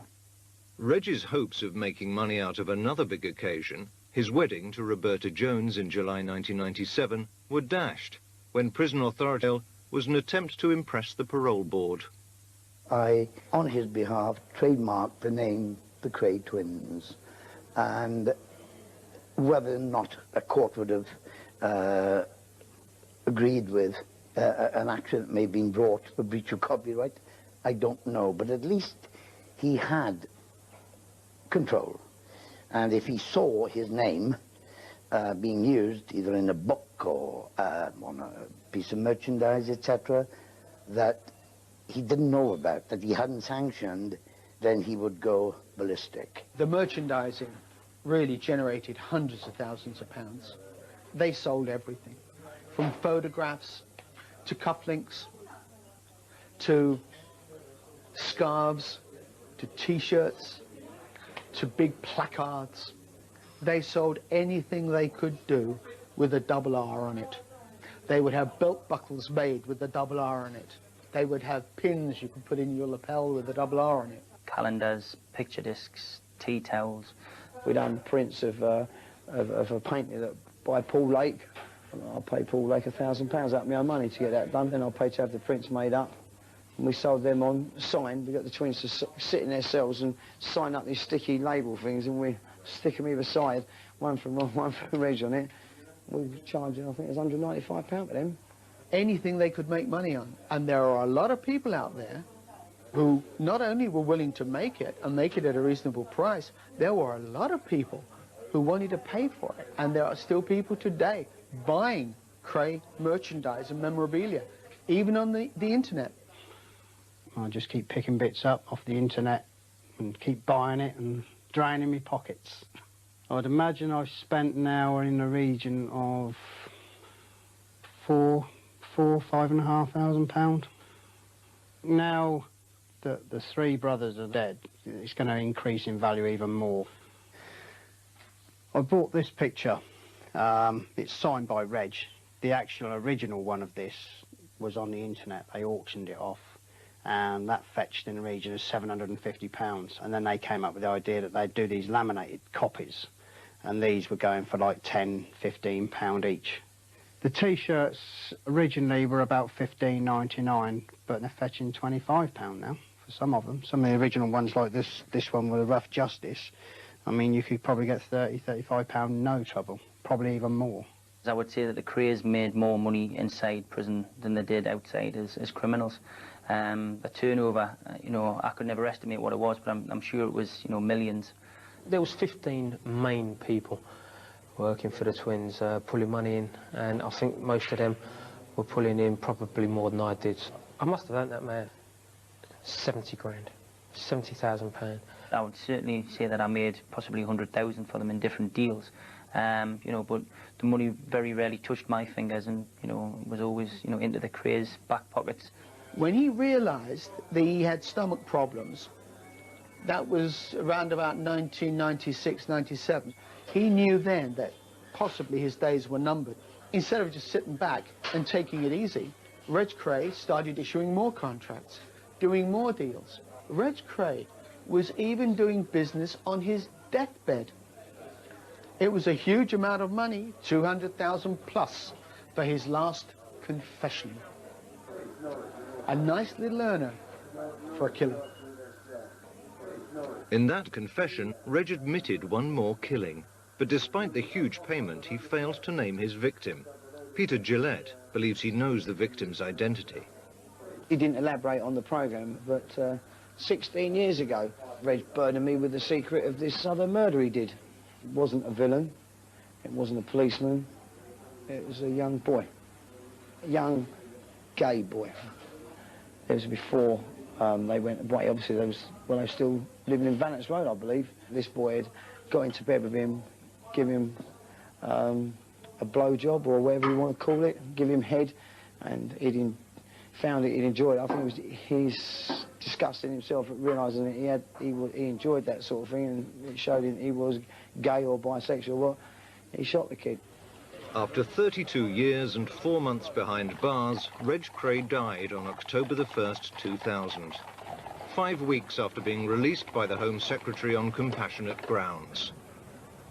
He's buried with his brothers in Chingford Cemetery. I think even now, the three are gone to the great criminal empire in Skye. I think the bandwagon will continue to roll and roll and roll. It will expand, it will gain speed, people will come, they will feed off it and into it, and it will always, I think, remain a money spinner for all concerned. Long live the Krays. The Krays are dead, long live the Krays.